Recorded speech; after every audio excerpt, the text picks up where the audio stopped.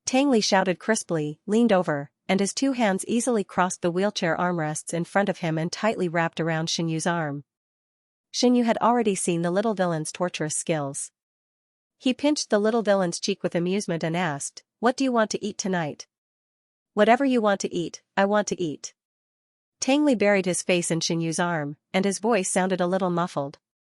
When he spoke, his hot breath penetrated the clothes and sprinkled on Xianyu's skin. Xianyu felt a little itchy and wanted to pull his arm out of the little villain's arms. He tried to move twice, but was held very firmly. "Then I'll ask Aunt Chen to make some dishes," Xianyu said, stretched out his other hand and stroked Tang Li's hair, shaking his head helplessly. "You're really clingy." Tang Li immediately retorted, "I'm only clingy to you. I'm afraid it won't be like this in the future." Xianyu wanted to say that Tang Li would get married and have children in the future. Even if he did not fall in love with the heroine of this story, he would fall in love with other girls. At that time, Tang Li would no longer be clingy to him like this. Maybe he would never be clingy to him again. Thinking of this, Xianyu actually felt a faint sense of loss in his heart. But before he could finish his sentence, he felt the little villain clinging to his arm even more tightly, and even tried to stretch out his arms to wrap them around his waist. "No, this will never happen," Tang Li said very seriously, "whether it is now or in the future, I will only stick to you." After saying this, the little villain tyrannically added, "You can only be stuck to by me." Xianyu chuckled and said, "That's an overbearing clause." Seeing that Xianyu didn't eat, the little villain acted like a rascal. He held Xianyu's hand and swung it back and forth. "I don't care. You have to promise me that you won't let anyone stick to you, especially that auntie introduced by Grandpa Shen." If it was before, Xianyu would have agreed perfunctorily in order to calm Tang Li down. But now, he suddenly had an idea and asked tentatively, "Isn't the girl named Lei Yuming very clingy to you? What's your relationship now?" Tang Li froze for a moment before replying stiffly, "We have nothing to do with each other." Xianyu was very suspicious. "Really?" Tang Li nodded, "Really." Xianyu still didn't quite believe Tang Li's words. He clamped Tang Li's chin and forced him to raise his head and look straight into his eyes. The little villain's eyes were like a cloud of black mist, lingering in the middle of his eyes. He stared at Xianyu's face without blinking, without the slightest intention of dodging. Seeing this, Xianyu silently breathed a sigh of relief. He felt that the little villain wouldn't lie to him. It wasn't until he took a shower and lay in bed that Xianyu remembered to open WeChat. Yang Zhenyi's dialogue box had been pushed to the bottom by a bunch of new dialogue boxes. Xianyu scrolled down for a long time before he found Yang Zhenyi's message. There were only 2 sentences. One meant that she knew. The other said that she could wait until Xianyu's health was better. Yang Zhenyi wasn't as difficult to deal with as Xianyu feared. Xianyu completely relaxed and didn't reply to Yang Zhenyi.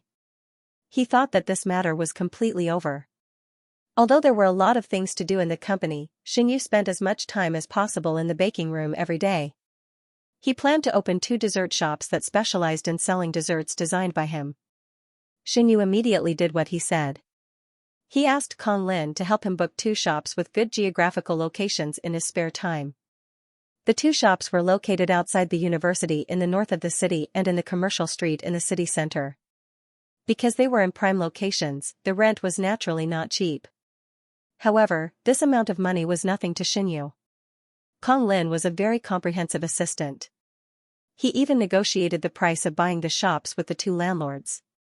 He thought that with Xianyu's character and financial resources, he would directly buy the shops without saying anything. Who knew that when Kong Lin told Xianyu about this matter, Xianyu waved his hand and said, "No hurry, let's rent it first." Kong Lin was surprised and whispered softly.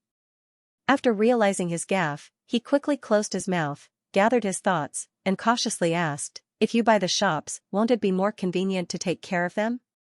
Xianyu was sitting at his desk, drawing on a piece of paper. He smiled and said, "I just want to open 2 dessert shops because I'm interested. I don't know if this plan will succeed. If the business of the shops is good, it won't be too late to buy the shops."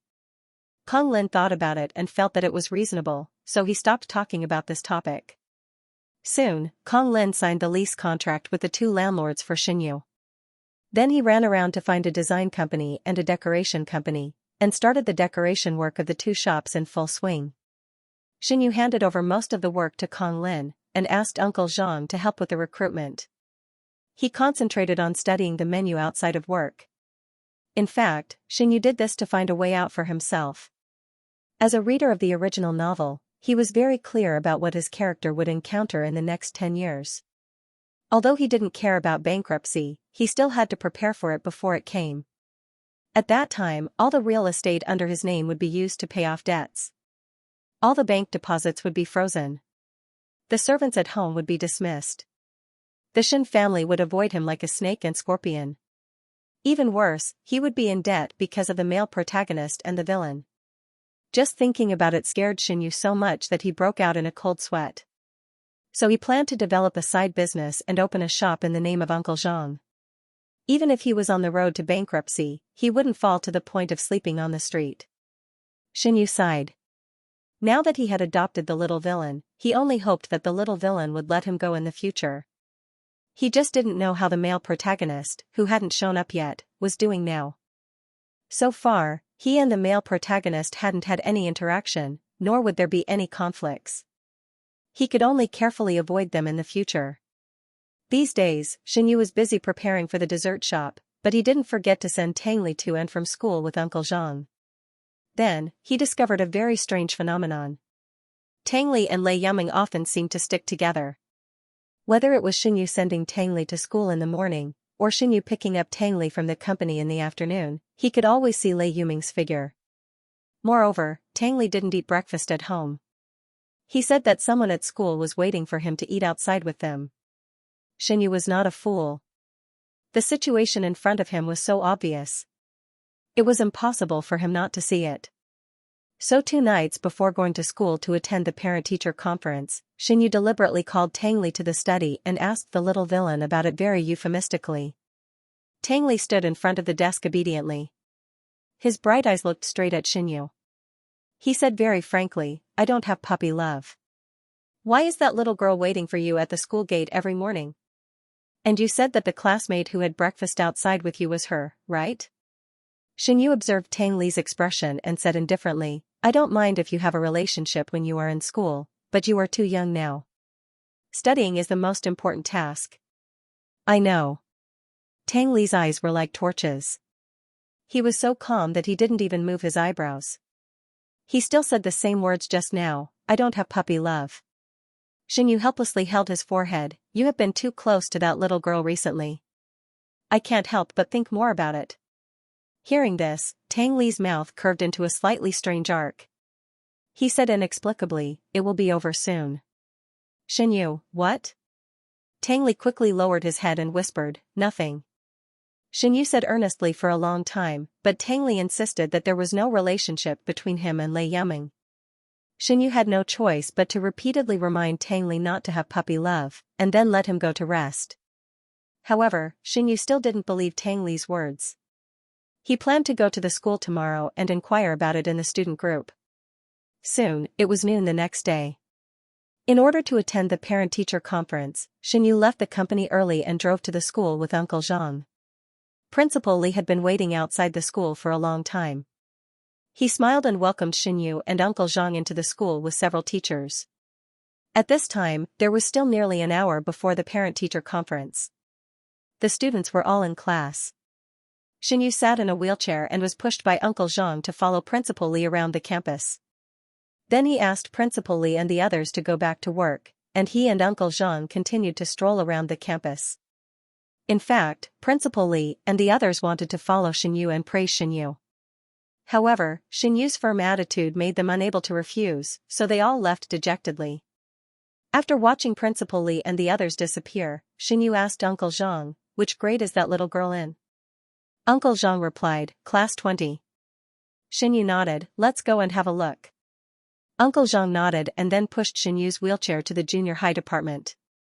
In order to familiarize himself with the structure of the school, Uncle Zhang deliberately came here twice yesterday. The junior high department was neither close nor far from where they were.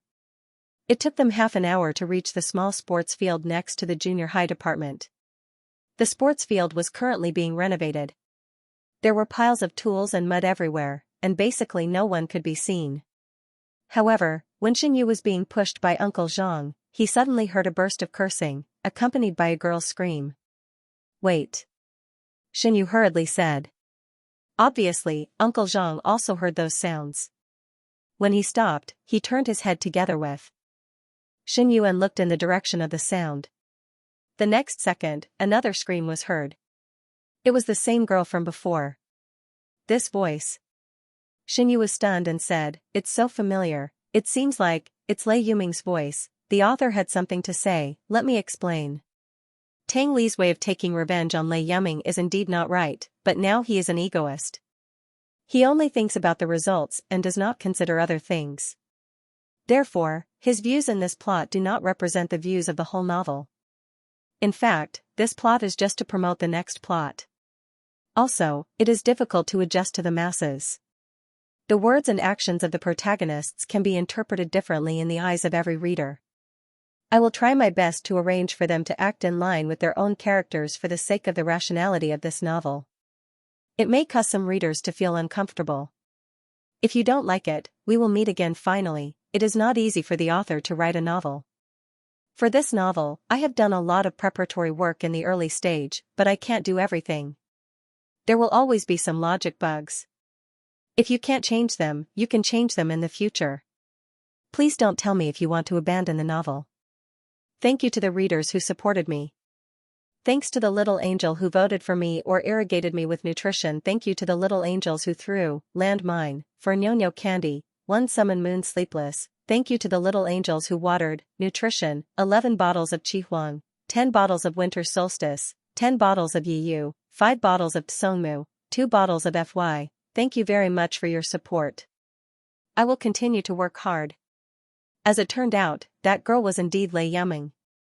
Not long after Xinyu spoke, he heard a girl shout out Lei Yuming's name, and then she cursed a lot. Although Xinyu couldn't hear everything clearly, he could feel that little girl might have been bullied in school. Xinyu frowned and looked up at Uncle Zhang. Obviously, Uncle Zhang also thought of this. His expression was slightly dignified, and he was waiting for Xinyu to speak. "Let's go and take a look," Xinyu said. "Okay." Uncle Zhang nodded, and then pushed Xinyu's wheelchair to look for the source of the sound. Not long after, they saw the figures of several girls in front of a bungalow next to the sports field. One of the girls with disheveled hair was half lying on the ground. Her posture was awkward, and she was cowering and hugging her head. Xinyu narrowed his eyes, and immediately recognized the girl's identity. Lei Yuming. Sure enough, she was bullied. The other girls surrounded Lei Yuming and looked at her condescendingly. One of the girls fiercely kicked Lei Yuming a few times, and then reached out to pull her hair. Lei Yuming screamed in pain, and was forced to raise her head to look at the group of girls. "How old are you? You still have the nerve to date a primary school student. Don't you feel ashamed?" The girl who pulled Lei Yuming's hair sneered. She obviously took the lead in this bullying. If she had a face, she wouldn't be like a shadow that can't be shaken off, always clinging to someone's butt. Another girl gloated, "This kind of wretch should be taught a lesson a few more times." As they spoke, they each kicked Lei Yuming fiercely. Lei Yuming let out a painful groan. Her face was pale, and a layer of cold sweat appeared on her forehead. She closed her eyes, and she was in so much pain that she could barely speak. "We broke up." The girl in the lead bent down and put on a fake smile in front of Lei Yuming. "How many times have I told you? That primary school student is mine. You can't touch him." Hearing this, the other girls immediately agreed. "That's right. How dare you pursue the person our man likes? Don't you know that man has been waiting for him to come to the junior high school? I advise you to break up. Don't ask for trouble. It's not good to be beaten twice a day." Amidst the chatter of the girls, Lei Yuming's eyes were still tightly shut. His body was frozen in the position where his hair was being pulled, and he didn't react at all to their words. Seeing this, the leader of the girls was instantly enraged. She raised her hand and slapped Lei Yuming. However, before her hand could fall, it was grabbed by a middle-aged man who had appeared behind her out of nowhere. The girl was frightened. She turned her head in a panic and her eyes met the middle-aged man's shoulder. She quickly raised her chin and looked up. The next second, an unfamiliar expressionless face suddenly entered her line of sight. Little girl. Uncle Zhang said in a deep voice, is this considered school violence? Did the teacher allow you to do this? Although Uncle Zhang was over 40 years old, he was tall and strong. He always maintained a serious expression, and at first glance, he looked quite scary. Anyway, this group of girls was completely frightened. For a moment, their faces were green and white. In the blink of an eye, they ran away without a trace. When the girl who was still being held by Uncle Zhang saw her friend run away, she was so anxious that she was about to cry. In an instant, she became a paper tiger that could be broken with a poke. Xianxia saw Lei Yuming sitting on the ground trembling. He shook his head and said to Uncle Zhang, let her go. Uncle Zhang grunted. As soon as he let go of her hand, the girl was like a frightened rabbit. She quickly jumped out of their line of sight. Xianxia asked Uncle Zhang to help Lei Yuming stand up.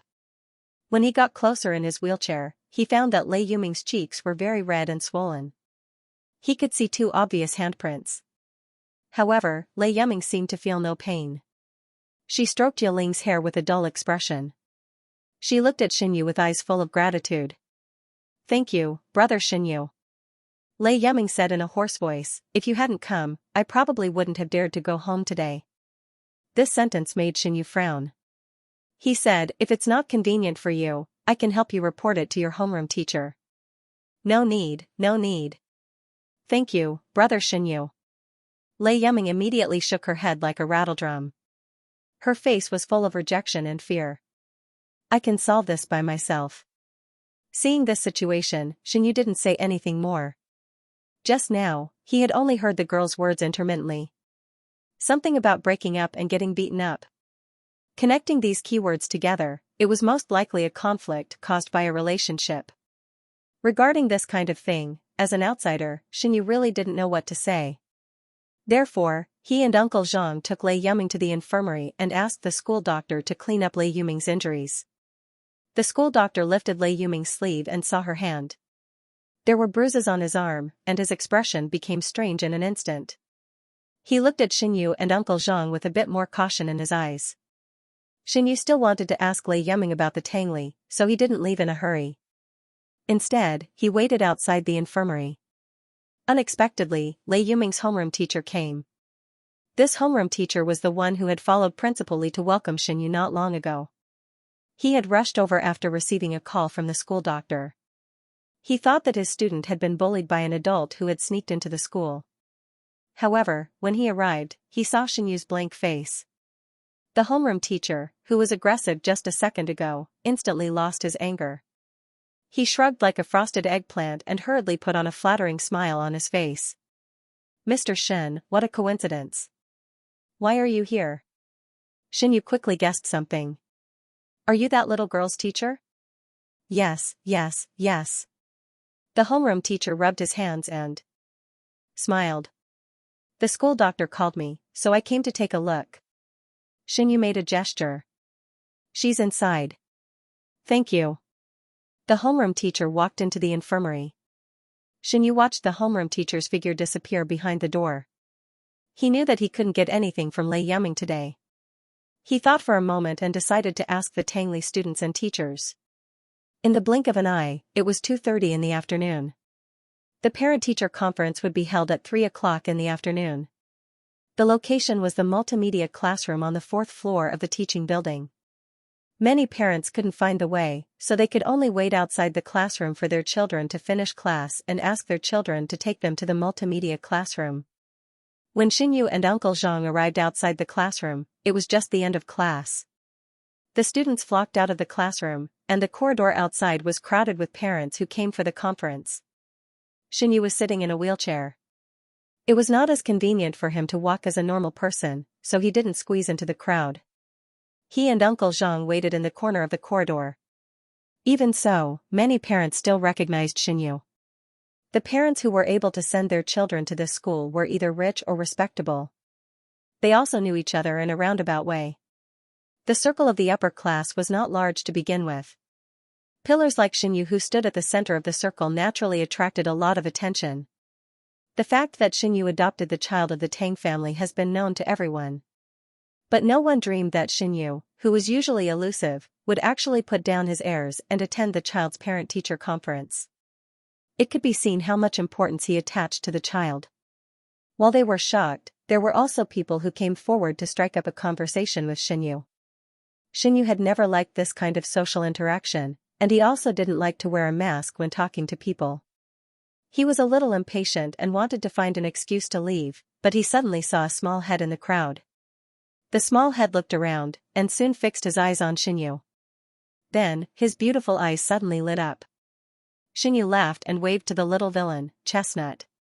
Tang Li squeezed through the crowd and ran to Xinyu. He was only wearing a fake two-piece suit inside the school uniform. His cheeks were a little rosy, and his short hair was slightly messy because Uncle Zhang took him out to cut it on the weekend. His eyes were really bright. It was as if he had seen the most precious treasure in the world. Tang Li grinned and said very childishly, "Brother Xinyu, you are finally here. Sorry to keep you waiting for a long time." Xinyu smiled and touched the little villain's hair. Although it was cut short, it still felt so good. Hearing this, Tang Li nodded seriously, "I have been waiting for you for a long time. I will take you to the multimedia classroom." Xinyu smiled and said, "Sorry to trouble you." So, Tang Li led Xinyu and Uncle Zhang out of the crowded corridor in front of everyone's eyes. The other parents wanted to follow, but they were afraid that Uncle Zhang's face was too gloomy. After hesitating for a long time, they could only watch Xinyu walk away and then let out a sigh. It seems that Mr. Shen really cares about that child. Isn't it? Last time, Mr. Shen specially went to court for that child, and it made a lot of noise. I thought that he was just doing it for the sake of Mr. Shen. Fortunately, my child has a good relationship with that child. My son and Tang Li are also good friends. Every day when he comes home, he yells about where to go to play with Tang Li. He admires him very much. I heard that Tang Li has good grades and is very popular with people. He is very popular with everyone. The author has something to say. Thank you to the little angels who voted for me. Thank you to the little angels who threw the landmine. Yifeng Ranran, Aruoxi 1. Thank you to the little angels who irrigated. Lala 30 bottles. TSK 10 bottles. Cloud Recesses 8 bottles. Yifeng Ranran, Lan Bulan, Hanji, Qing Nanqiu, and Life of Luxury 5 bottles. Xinyang and Yamada no Orochi 3 bottles. Dao Hana who likes fantasy 2 bottles. Fumo, don't come, I'm fine, and Zifei 1 bottle. Thank you very much for your support. I will continue to work hard. Xinyu, who had already walked far away, did not know what the parents were discussing behind him. This time, he came to the school to inquire about the relationship between Tang Li and Lei Yuming. On the other hand, he wanted to see the attitude of the teachers and students in this school towards Tang Li. If it was really like what Tang Li said, thinking of this, Xinyu's heart sank slightly, and even his originally indifferent expression gradually became cold. He did not send Tang Li to this school to let the little villain be bullied. However, soon, Xinyu found that something was wrong. When he and Uncle Zhang were led into the multimedia classroom by Tang Li, there were already many students and parents in the classroom. Not only did these students not reject Tang Li as Xinyu imagined, but they were also very enthusiastic about Tang Li. So much so that before they could sit down, they were surrounded by a group of lively students. Tang Li, is he the brother of the Shen family who took you in? Brother Shen is even better looking than you. Wow, it's the first time I've seen him in person. I've only seen Brother Shen's appearance in the photos of my dad's company before. Oh, no, there was also the interview of the lawsuit some time ago. Ha ha ha, Brother Shen, you were so cool when you attacked the paparazzi. My dad doesn't even dare to fart in front of the paparazzi, for fear that they will write about him. Brother Shen, everyone was talking about their own things, and their bright eyes were shining with the light of worship. Xinyu was getting a headache from all the noise, but he could not say a word. He could only nod helplessly from time to time and agree with them. At this moment, there was suddenly a loud bang from the side. Everyone, including Xinyu, was shocked and hurriedly turned their heads to look. They saw Tang Li standing in front of a chair that was kicked over with a sullen face. His gloomy eyes slowly swept over the students surrounding Xinyu. Who told you to come here? Tang Li's expression was gloomy. The faces of the students turned pale, and they immediately scattered like birds and beasts. In the blink of an eye, they all ran away, leaving only the slightly confused Xinyu and the speechless Uncle Zhang. Xinyu was indeed shocked by Tang Li's reaction just now. Thinking of Tang Li's villainous persona, he inexplicably felt a trace of fear in his heart. But when he blinked and looked at Tang Li again, the little villain had already recovered his initial bright smile, and his beautiful almond-shaped eyes curved into crescents. What a delightful child he seemed. It was as if the fierce look of Tang Li just now was just Xinyu's illusion. Xinyu subconsciously opened his mouth, but before he could say anything, he saw Tang Li walk forward and hold his wheelchair. "My seat is in the front, I'll take you there." The little villain's voice was clear and pure, which was in sharp contrast to his depressed and low voice just now. Xinyu stared blankly at Tang Li's smiling little face. In the end, he was reluctant to say anything reproachful, so he nodded and let Tang Li push his wheelchair to the front of the classroom. Not long after, the parents entered the multimedia classroom one after another and found their seats. At 3 o'clock sharp, the class bell rang. The homeroom teacher walked to the podium with the report cards and other materials that she had prepared in advance. She took a deep breath, and then she became even more nervous when she saw the big shots of various fields sitting below looking at her in unison. Xinyu was also very nervous. This was the first time he attended a child's parent-teacher conference. He expected to hear praise from the homeroom teacher for Tang Li, but he was also afraid that the homeroom teacher would criticize Tang Li in front of everyone. After all, the little villain's temper was not very good, and he had taken more than a year off from school. Who knew that after the parent-teacher conference began, Xinyu would be shocked? The student who got first place in last week's midterm exam was Tang Li? The student who was about to be sent by the school to participate in the national mathematics competition for primary school students was Tang Li? The student who got first place in the provincial piano competition 2 days ago was Tang Li? *CK, why didn't he know that the little villain was so good? So the parent-teacher conference turned into a meeting to flatter Tang Li. 4/5 of the time was spent listening to the homeroom teacher praise Tang Li, and the remaining 1/5 of the time was spent reading the report cards. What was even more amazing was that the other parents had no complaints about this, and they applauded continuously, praising Xinyu for teaching such a good child. After the meeting, Xinyu and Uncle Zhang, who did not have time to evacuate, were surrounded by the parents who were like wolves and tigers. On the surface, the parents asked Xinyu for advice on how to educate their children, but in fact, they wanted to get close to him, and it would be best if they could get his private contact information. Obviously, Xinyu was not stupid, so he naturally knew what those parents were thinking. After he dealt with the parents, he asked Uncle Zhang to push him out of the multimedia classroom quickly. At this time, the students who had been waiting outside had already returned to the classroom, packed their school bags, and were ready to leave the school with their parents. Xinyu and Uncle Zhang were waiting outside the classroom. Through the window, they could see Tang Li sitting in front of the desk, with his slender legs on both sides, his head down, and his face expressionless as he rummaged through the desk box. 2 little girls stood beside Tang Li's desk, holding hands, and blushing as they said something to Tang Li. Unfortunately, Tang Li did not even lift his eyelids, as if he did not see the 2 little girls. Xinyu saw the scene and sighed. At the same time, the big stone in his heart was slightly lifted. It seemed that the little villain really did not mean to fall in love at a young age, and he was thinking too much. Because in the original novel, the villain often used women's feelings for him to hurt innocent people, Xinyu was very afraid of the little villain in this aspect. But it was always good to be cautious. At this time, 2 boys walked out of the classroom, chatting and laughing. Xinyu hesitated for a moment, but still ordered Uncle Zhang to go over and call the 2 boys to an empty corridor. The 2 boys seemed to be very nervous, involuntarily clenching the straps of their school bags, and cautiously looking at Xinyu. Xinyu comforted them, "Don't worry, I just want to ask you about one thing. It's about Tang Li." As soon as these words came out, the 2 boys suddenly changed from nervous to flustered, turned their heads to look at each other, and swallowed at the same time. Xinyu did not notice the details of their eye contact. After they calmed down a little, he asked euphemistically, "I just want to know if Tang Li has been close to any girls recently." Before his voice fell, the short boy immediately shook his head, "No." Seeing his partner's quick reaction, The tall boy hurriedly shook his head and said, "No, no." Xinyu narrowed his eyes suspiciously. The short boy knew that Xinyu did not believe their words, so he stuttered and added, "But there are many girls who like Tang Li. We know that there are 2 girls in the junior high department. But you can rest assured that Tang Li has been concentrating on his studies and ignores those love-struck girls." The tall boy immediately echoed, "This is the truth, absolutely not the slightest bit false." Xinyu was amused by their serious expressions, thanked them, and let them leave. Then Xinyu was pushed back to the corridor by Uncle Zhang.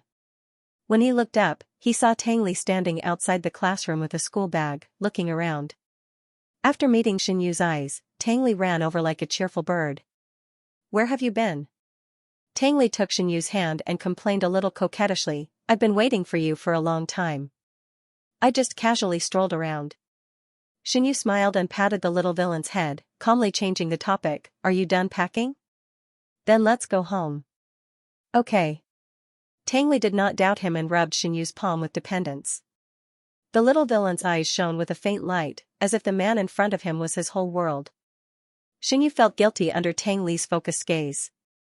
Thinking of his probing of the 2 boys just now, he suddenly felt guilty. Since the little villain had already denied the doubts in his heart, he should believe the little villain's words without hesitation. If even the parents did not believe the children's words, who would believe them? The author has something to say. Well, the next chapter will enter the charaba mode where lies are exposed. This article will be uploaded on April 5th, and the 10,000 word chapter will be updated at 00:01 on the morning of the 5th. It will not be updated tomorrow. At that time, the first 50 readers will receive small red envelopes, and the last 50 readers will receive random red envelopes. Finally, I'll push down my 2 prepayment pits. After transmigrating as a villain, I raised a full male protagonist silly campus novel. Xianxia transmigrated into a villain in the book, smashed the male protagonist's head, and was pestered by the male protagonist who had turned into a fool. After working like a cow or a horse, he found that the male protagonist was no longer a fool. Instead, he played Xianxia like a fool. How did he fall in love with a fool rich big boss, crazy wife-doting demon, top versus real fool, pure and harmless, bottom? Thanks to the little angel who voted for me or irrigated me with nutrition. Thank you to the little angels who threw the landmine, Yen Rua, Zhuozhua, Tang Feng 1. Thank you to the little angels who irrigated me, Zhuozhua, Tang Feng, 40 bottles, Jincheng Baizi, 10 bottles, Yen Rua, 6 bottles, Hua, Yu, why, I'm not being Pinocchio, 5 bottles, Dao Na, who likes fantasy, 2 bottles, Little Feng, don't come, I'm fine, 1 bottle. Thank you very much for your support, I will continue to work hard. After unraveling this knot in her heart, the huge stone that had been hanging in Xinyu's chest was finally lifted. He thought about it and decided not to tell Tang Li about Lei Yuming. In addition, he was busy preparing for the opening of the 2 dessert shops. Xinyu was so busy that he soon forgot about Lei Yuming. During this time, Grandpa Shen asked Xinyu about his progress with Yang Zhenni. Xinyu didn't want to lie to Grandpa Shen, so he told him the truth. He and Yang Zhenni were not suitable for each other. Moreover, he had just taken in Tang Li. Dating at this time was not good for the child's growth. It would make Tang Li feel insecure. Hearing this, Grandpa Shen was silent for a long time. Then he sighed helplessly. What you said makes sense, Grandpa Shen said. Old Master Shen said, but you can't possibly delay your marriage for a child, right? Xinyu smiled and said, my marriage is not entrusted to Miss Yang. Besides, I'm still so young. I don't have to worry about not finding a partner. Okay. Grandpa Shen paused and said, then you can come over for a meal. I haven't seen you for almost a month.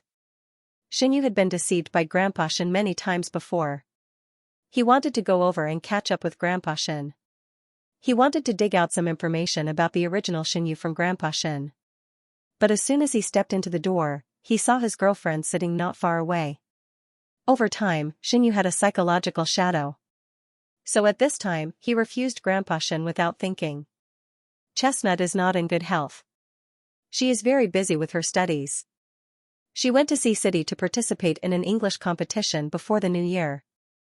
I'm afraid she doesn't have time. Grandpa Shen was stunned and said unhappily, then you come over alone. Xinyu said confidently, no way. As a parent, I must accompany the child. Old Master Shen was speechless. Grandfather Shen tried his best to persuade Xinyu for a long time, but seeing that Xinyu's attitude was firm and unmoved, he could only slowly stop the topic. Since Old Master Shen was able to get to where he was today, it showed that he was not a muddle-headed person. At least in some aspects, he was more sensitive than the muddle-headed Xinyu. That night, Tang Li suddenly had a stomachache and was hurriedly sent to the hospital by Xinyu. But the next day, he went to school energetically. When Old Master Shen received the news, he felt that something was wrong. In the past, he did not think much about it. Even when he knew that Tang Li had stabbed his uncle and sent him to the hospital, he only thought that Tang Li had become so irritable because he could not figure it out for a moment. For the sake of the Tang Jian, he persuaded Xinyu to take in Tang Li. His only purpose was that they had almost the same experience and could live together and heal each other. But now, Old Master Shen realized that perhaps Tang Li was not as simple as he thought. At this moment, he suddenly regretted sending Tang Li to Xinyu. Xinyu was not wary of Tang Li at all. He even really raised Tang Li as his own child. He only hoped that Tang Li would not go astray under the guidance of Xinyu. Old Master Shen shook his head. For some reason, his eyelids kept twitching. After Xinyu confessed his thoughts to Old Master Shen, he thought that his relationship with Yang Zhenni would end there. However, he did not know what Old Master Shen said to Yang Zhenni. Yang Zhenni, who had been quiet for a long time, came to Xinyu again. But this time, Yang Zhenni didn't invite her to an art exhibition or a meal like last time. Instead, she said that her friend had given her a painting, but she didn't know how to appreciate it, so she planned to present it to Xinyu as a gift. Xinyu refused immediately. Unfortunately, before he could say anything, Yang Zhenni seemed to have guessed what he was going to say. She quickly added, "I have sent the painting to your house. Remember to check it." Xinyu was stunned. "How do you know my address?" Yang Zhenni smiled slyly. "Even the number of properties under your name is an open secret in the circle." Xinyu, at 5 o'clock in the afternoon, Xinyu returned home from the company. He learned from Aunt Chen that he received a package from the security guard at noon. It looked like a painting. Xinyu asked Aunt Chen and the others to move the painting to the living room. He found that the painting was not only beautifully packaged, but it was also more than 2 meters in length and width. Even if he thought with his toes, he could guess that the price of this painting was not cheap. Xinyu had a headache. He sighed and held his forehead. He did not speak for a long time. Aunt Chen saw this and asked carefully, "Sir, do you want to put this package back or open it now?" "Send it back to the address where it was sent." Xinyu made a decision. The sooner the better. Aunt Chen blinked blankly. Obviously, she did not understand why Xinyu did this. But since Xinyu said so, she could only bow her head and say, "Okay, I will send it out right away."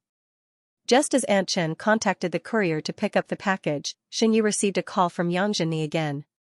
"Is it beautiful?" Yang Zhenni's words were full of smiles. She said cheerfully, "I guessed that you would like it." Xinyu was silent for 2 seconds. Then he said honestly, "I didn't open the package. I will send it back to you the same way later." This time, it was Yang Zhenni's turn to be silent. She did not seem to expect Xinyu to be so decisive. She suddenly raised her voice and broke down. "Are you really not interested in me at all? You even returned the gift I gave you in such a hurry." "Xinyu. I'm sorry." "Don't say sorry to me." Yang Zhenni was emotional. She sounded like she was about to cry. "You can say anything to me, but don't say sorry." "I don't want to hear those 3 words." Xinyu thought for a moment and said, "I'm sorry."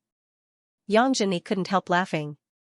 She didn't know if she was really amused by Xinyu's words, or if she was deliberately pretending to be cool because she was afraid of losing face. "Although you have always been so cold to me, I still like you." Xinyu was really speechless. He found that Yang Zhenni was not much better than the girls who came to the dessert shop to pester him before. Yang Zhenni saw that Xinyu was silent, but she didn't care. She said, "This is the first time in my life that I have taken the initiative to pursue the opposite sex. I don't want to die without a cause. Can you give me a chance? If after a period of time, you still have no feelings for me, then I promise I won't bother you again." Xinyu was speechless. This is irresponsible to you. Yang Zhenyi immediately said, I don't need you to be responsible. I just want a chance. Xinyu still said the same words, I'm sorry. After that, he didn't give Yang Zhenyi any time to speak and directly hung up the phone. Then he blocked Yang Zhenyi's mobile phone number and deleted her WeChat. The whole process was done in one breath. Xinyu breathed a sigh of relief. After putting away his mobile phone, he pressed the touchscreen button on the wheelchair armrest and prepared to go back to the living room. He didn't expect that as soon as he turned around, he would unexpectedly meet a straight line of sight. Tang Li, who was picked up by Uncle Zhang from school, suddenly appeared behind him. The little villain was still carrying a school bag on his shoulder. His body was straight, and there was no extra expression on his small face.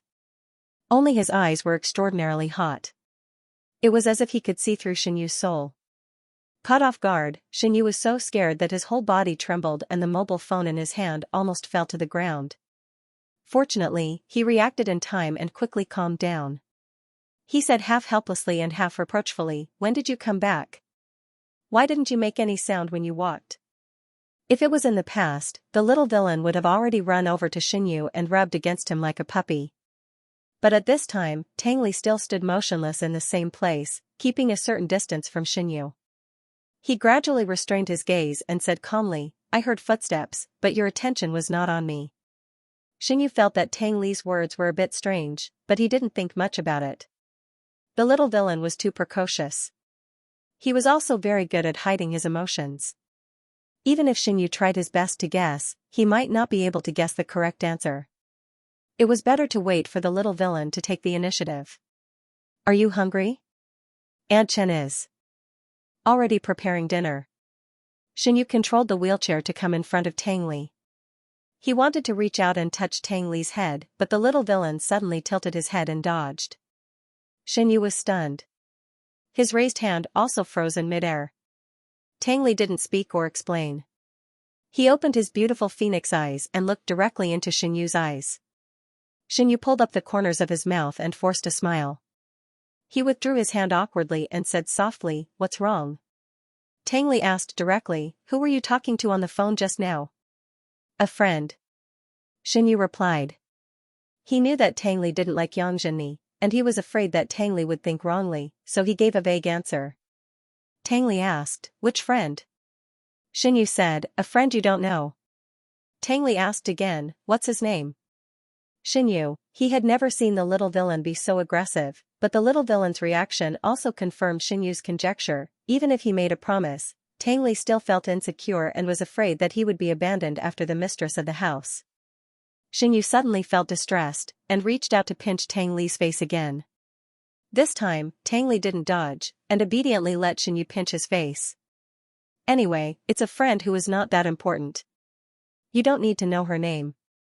Xinyu said, Maybe we won't see her again in the future. Tang Li nodded as if he understood Xinyu's words. He didn't know if he understood what Xinyu meant. On the other side. After the phone call was hung up, Yang Zhenyi stared at the phone for a long time until she was sure that Xinyu had deliberately hung up on her. Then she forced herself to dial Xinyu's number again. As a result, what she waited for was a busy signal. After Xinyu's straightforward refusal, Yang Zhenyi naturally wouldn't be narcissistic enough to think that Xinyu was also calling her. She was stunned for a moment, then she quickly hung up and continued to dial the number.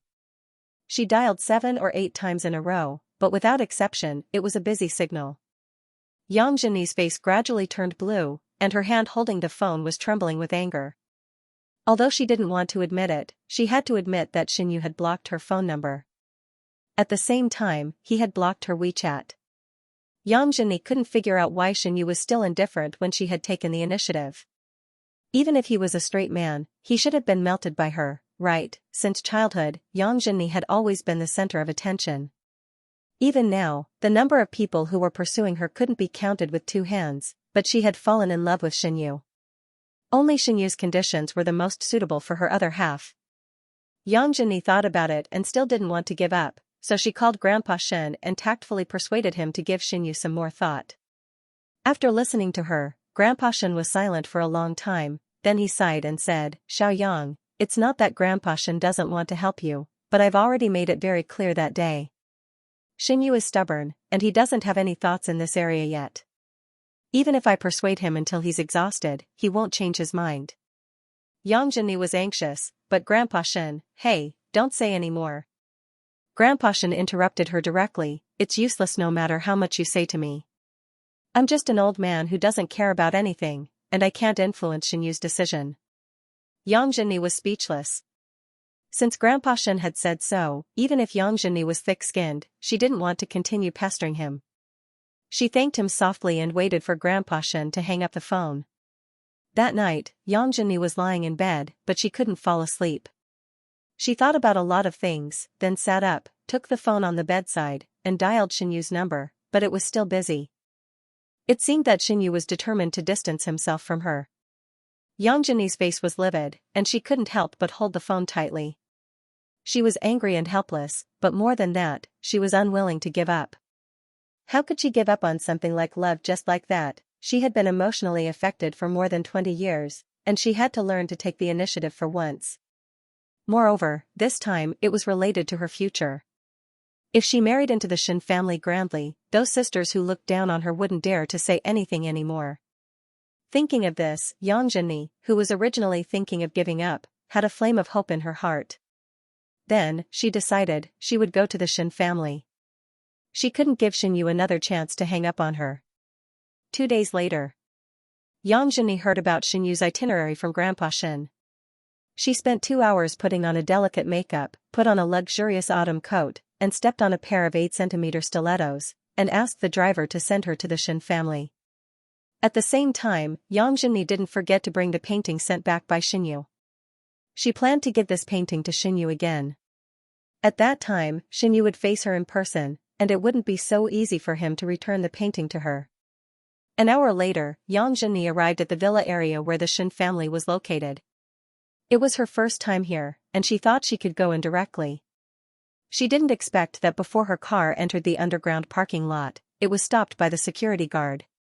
Yang Zhenyi slowly rolled down the window, with a gentle and polite smile on her beautiful face. Hello, I'm looking for Mr. Xinyu of the Shen family.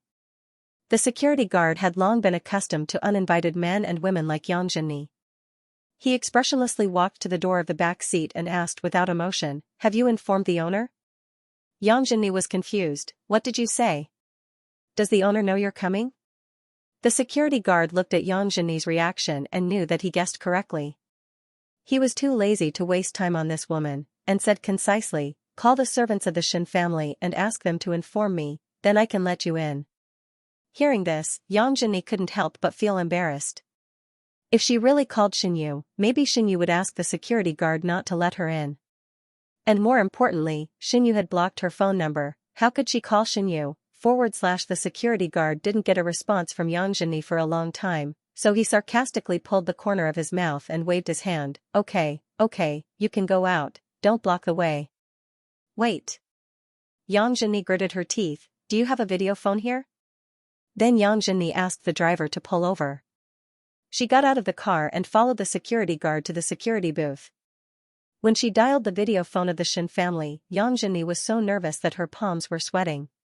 She took a deep breath and hurriedly tidied her hair in front of the black screen before the call was connected. What should she say to Xinyu later? She didn't know if Xinyu would be swayed if she mentioned old Master Shen. Yang Zhenyi was very conflicted.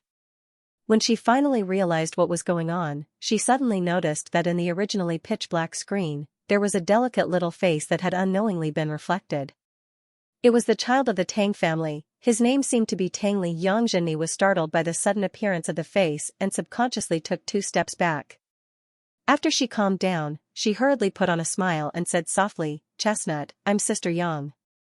Is Brother Xinyu home? Tang Li's expression didn't change at all. His almond-shaped eyes were half closed, and his gaze was like a hook, staring at Yang Zhenyi without blinking.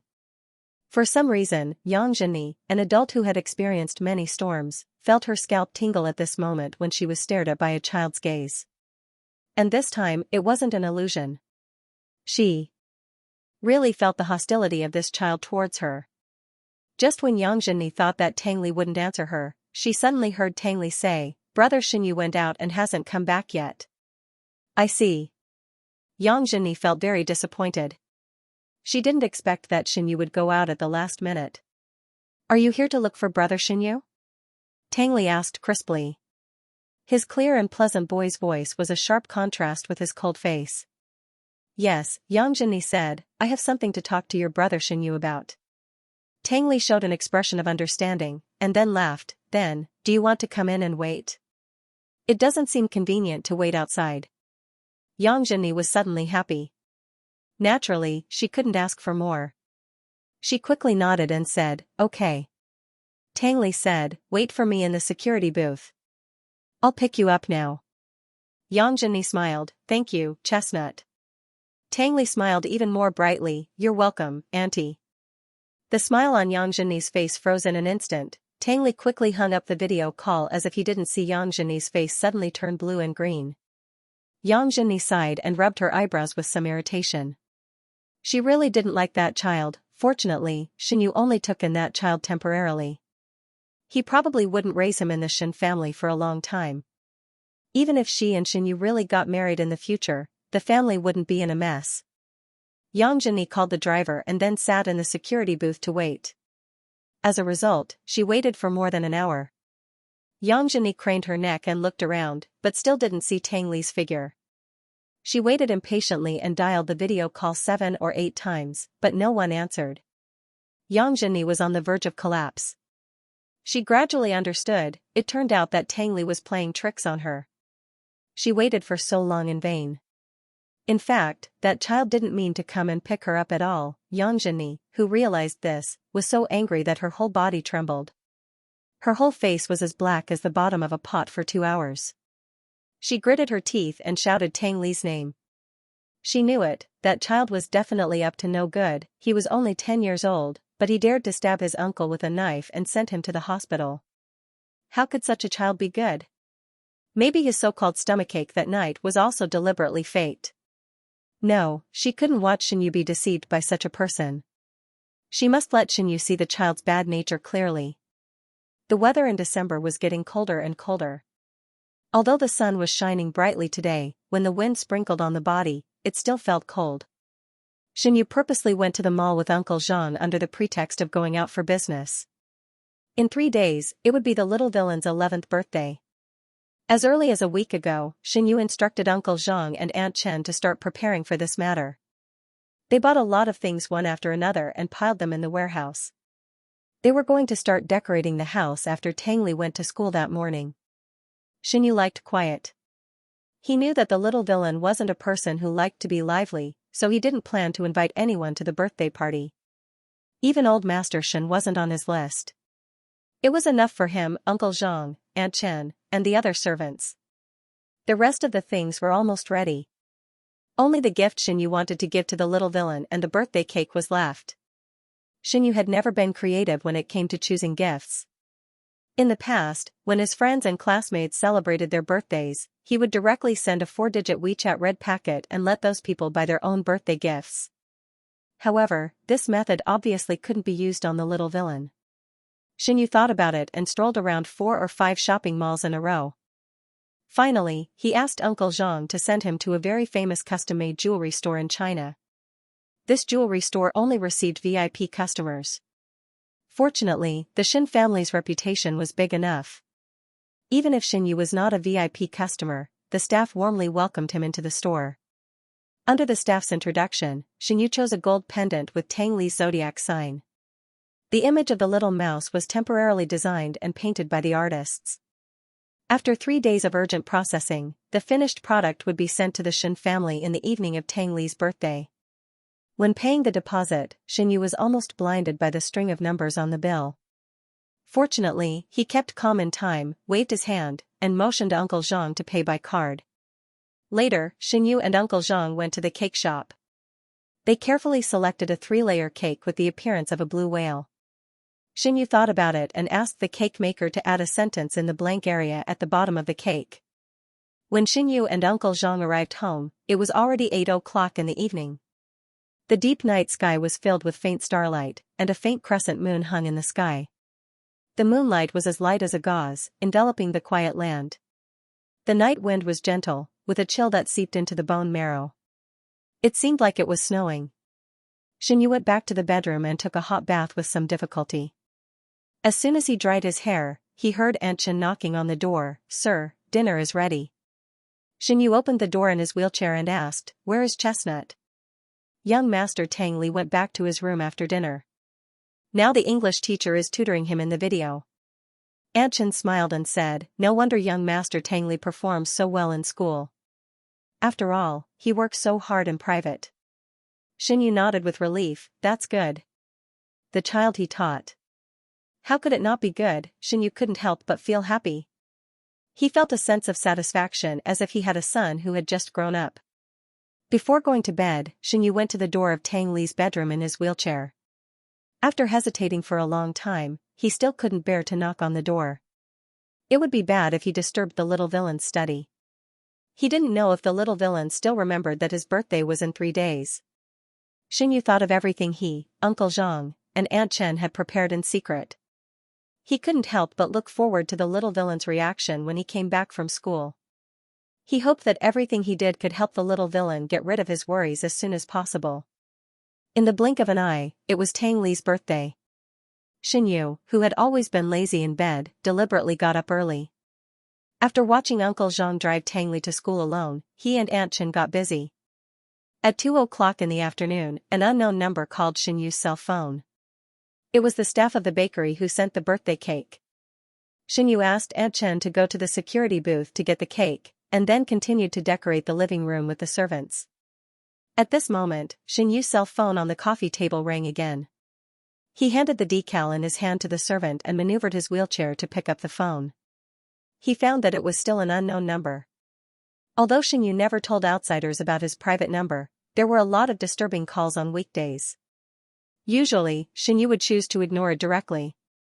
But at this time, he thought that the staff who delivered the cake had used another phone to call him. So he picked up the phone. "Hello." There was an unexpected silence on the other side for a long time before a slightly hoarse middle-aged male voice sounded. "Hello, is this Mr. Shen? I am Lei Yuming's father." Tang Li was a sensitive person. Although Xianyu deliberately hid it, he still guessed what Xianyu was doing today. Moreover, the door of the warehouse was never locked. He only needed to sneak into the warehouse when other people were not paying attention and look around, and he could see the things that Xianyu, Uncle Zhang, and Aunt Chen had prepared together. However, Tang Li still pretended that he did not know anything. He forcibly suppressed the joy that almost overflowed from his chest and followed Uncle Zhang to school as if nothing had happened. Tang Li was in a very good mood.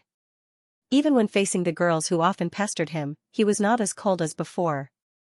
At noon, when Tang Li and 2 other classmates were eating in the cafeteria, they suddenly saw a male classmate running over in a panic. He panted as he propped himself up on the table, his eyes wide open as he said, "Oh no." Many people around them looked over at the same time. Tang Li lowered his head and focused on eating. He did not respond. However, the classmate sitting next to Tang Li said anxiously, "What's wrong? Tell us quickly." The male classmate patted himself to catch his breath, then turned his eyes to Tang Li and said anxiously, "Lei Yuming committed suicide in the bathroom by cutting her wrists. She was sent to the hospital by the teacher." Hearing this, the people around turned their eyes to Tang Li again. Tang Li, who had been eating, finally reacted. However, he did not show the slightest panic or worry. Instead, he frowned slightly and looked up to ask the male classmate, "When did this happen?" The male classmate replied, "Just this morning, before the first class." "Tang Li, is she okay?" The male classmate shook his head. "I don't know. I heard that the toilet lid was full of blood. When Lei Yuming was carried away by their teacher, the blood dripped all over her hands." Tang Li said lightly, "Oh." Then, he continued to eat. When the others saw Tang Li's indifferent attitude, they did not dare to continue this topic. The male classmate sighed and scratched his nose awkwardly. He turned around and left quietly. Although Tang Li did not care about this matter, this important news flew to every corner of the primary school and junior high school in the afternoon as if it had wings. Even the senior high school, which was far away, heard the news. Before school ended, the version that reached Tang Li's ears was more complete.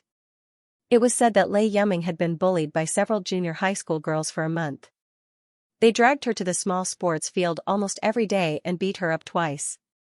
At first, the girls just kicked her a few times, then it progressed to slapping her face and burning her arms with cigarette butts.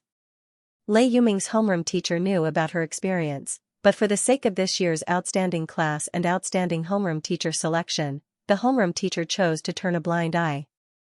Lei Yuming, who had been bullied, did not dare to ask for help from the outside world. She could only endure it silently until this morning. Lei Yuming, who could not bear it anymore, decided to commit suicide in the school bathroom by cutting her wrists. As for the reason Lei Yuming was bullied, there were also different opinions. Only Tang Li's classmates knew the whole story. They thought that Tang Li would be affected by this or be called to the office by the homeroom teacher to be held accountable. Who knew that after the bell rang, Tang Li would act as if nothing had happened. He calmly packed his school bag, got up, and walked out of the classroom. The classmate who walked with Tang Li hesitated for a long time and asked carefully, "Are you going to the hospital to see Lei Yuming?" Tang Li looked straight ahead and asked strangely, "Why would I go see her?" The classmate said, "She was bullied by those girls after she started dating you." Tang Li turned his head and looked at the classmate. His black eyes were fixed on the classmate's eyes without the slightest emotion. He pulled the corner of his mouth and said, "What does it have to do with me? Did I let those people bully her? Or did I let her commit suicide?" The classmate was frightened by Tang Li's stare. He opened his mouth but could not spit out a word. Tang Li looked at the classmate's face that was gradually showing fear. Suddenly, he narrowed his eyes and smiled.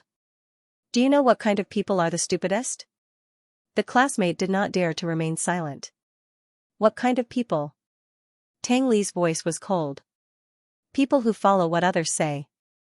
The classmate subconsciously stepped back and swallowed. He watched Tang Li turn around and walk away. Only then did he breathe a sigh of relief with a face full of cold sweat. Tang Li trotted out of the school gate and soon found Uncle Zhang's car in the crowd of cars. When he thought of Xinyu waiting for him at home, Tang Li suddenly felt that his depressed mood just now was swept away. He was like a cheerful bird and got into the car. "Uncle Zhang," Tang Li shouted in a clear voice. However, Uncle Zhang did not respond respectfully as before. Instead, he looked at Tang Li through the rearview mirror with a very complicated expression and murmured in a low voice. Tang Li immediately noticed that something was wrong. He pretended to be confused and blinked. He asked in a low voice, "Uncle Zhang, what's wrong?" "Nothing." Uncle Zhang withdrew his gaze and slowly started the car. "We'll talk about it when we get back. The author has something to say. Thank you for your support. The first 50 people to receive a small red packet, and the next 50 people to receive a random red packet. Thanks to the little angel who voted for me or irrigated me with nutrition. Thank you to the little angels who threw the grenade, Zhuozhua Tang Feng 1. Thank you to the little angels who threw the landmine, Drunken Maple 1. Thank you to the little angels who irrigated Cloud Recesses 10 bottles, Yumumu 3 bottles. Thank you very much for your support. I will continue to work hard." Tang Li was perturbed all the way. When he returned to the Shen family's house and stepped into the living room, the first thing he saw was the colorful balloons stuck to the floor-to-ceiling window, spelling out the words "Happy Birthday" crookedly. The living room was decorated very childishly, and there was a teddy bear as tall as Tang Li on the sofa. A 3-layer birthday cake with a blue hue was placed quietly on the coffee table. On the top layer of the cake, a cute whale jumped out of the blue surface. When Tang Li approached, he saw a row of words written on the bottom layer of the cake. "My little chestnut, your brother will always love you." Tang Li was stunned for a moment, and suddenly his eyes were filled with joy. His eyes and nose were even a little sore, as if a hot liquid was overflowing from his eyes. This was undoubtedly the best birthday present he had ever received. Tang Li raised his head and looked at Xinyu, who was sitting in front of the sofa with his back to him from the beginning to the end, and called out softly, "Brother Xinyu." He didn't know if he was too sensitive, but he always felt that the atmosphere in the living room was a little too quiet. The servants, including Uncle Zhang and Aunt Chen, lowered their heads and stood quietly in the corner of the living room, not daring to look in their direction. Xinyu obviously heard his call, but he refused to turn around to face him. "Brother Xinyu." Tang Li called out in a boy's voice. He tentatively took 2 steps forward and asked, "What's wrong with you?" Before his voice died away, he was interrupted by Xinyu without looking back. don't come over. Tang Li's footsteps suddenly stopped. He thought for a moment and quickly returned to his previous position. He smiled uneasily and said, Brother Xinyu, did I make you unhappy? The answer to Tang Li was a faint sneer. At first, you were Xinyu, and you didn't change. Now that you have a guilty conscience, you know to call me brother? Tang Li's body stiffened. He seemed to have realized something at this moment. His face gradually turned green, and even the smile on his lips became extremely forced. What's wrong? Tang Li said, I don't know what you're talking about. Xinyu did not speak. He controlled the wheelchair to turn around slowly. The expression on his face could be described as melancholy. The corners of his mouth were tight, and his cold eyes were wandering around Tang Li's face. Tang Li felt very uncomfortable being stared at. He flattened his lips slightly, and his sparkling eyes were filled with a pitiful look.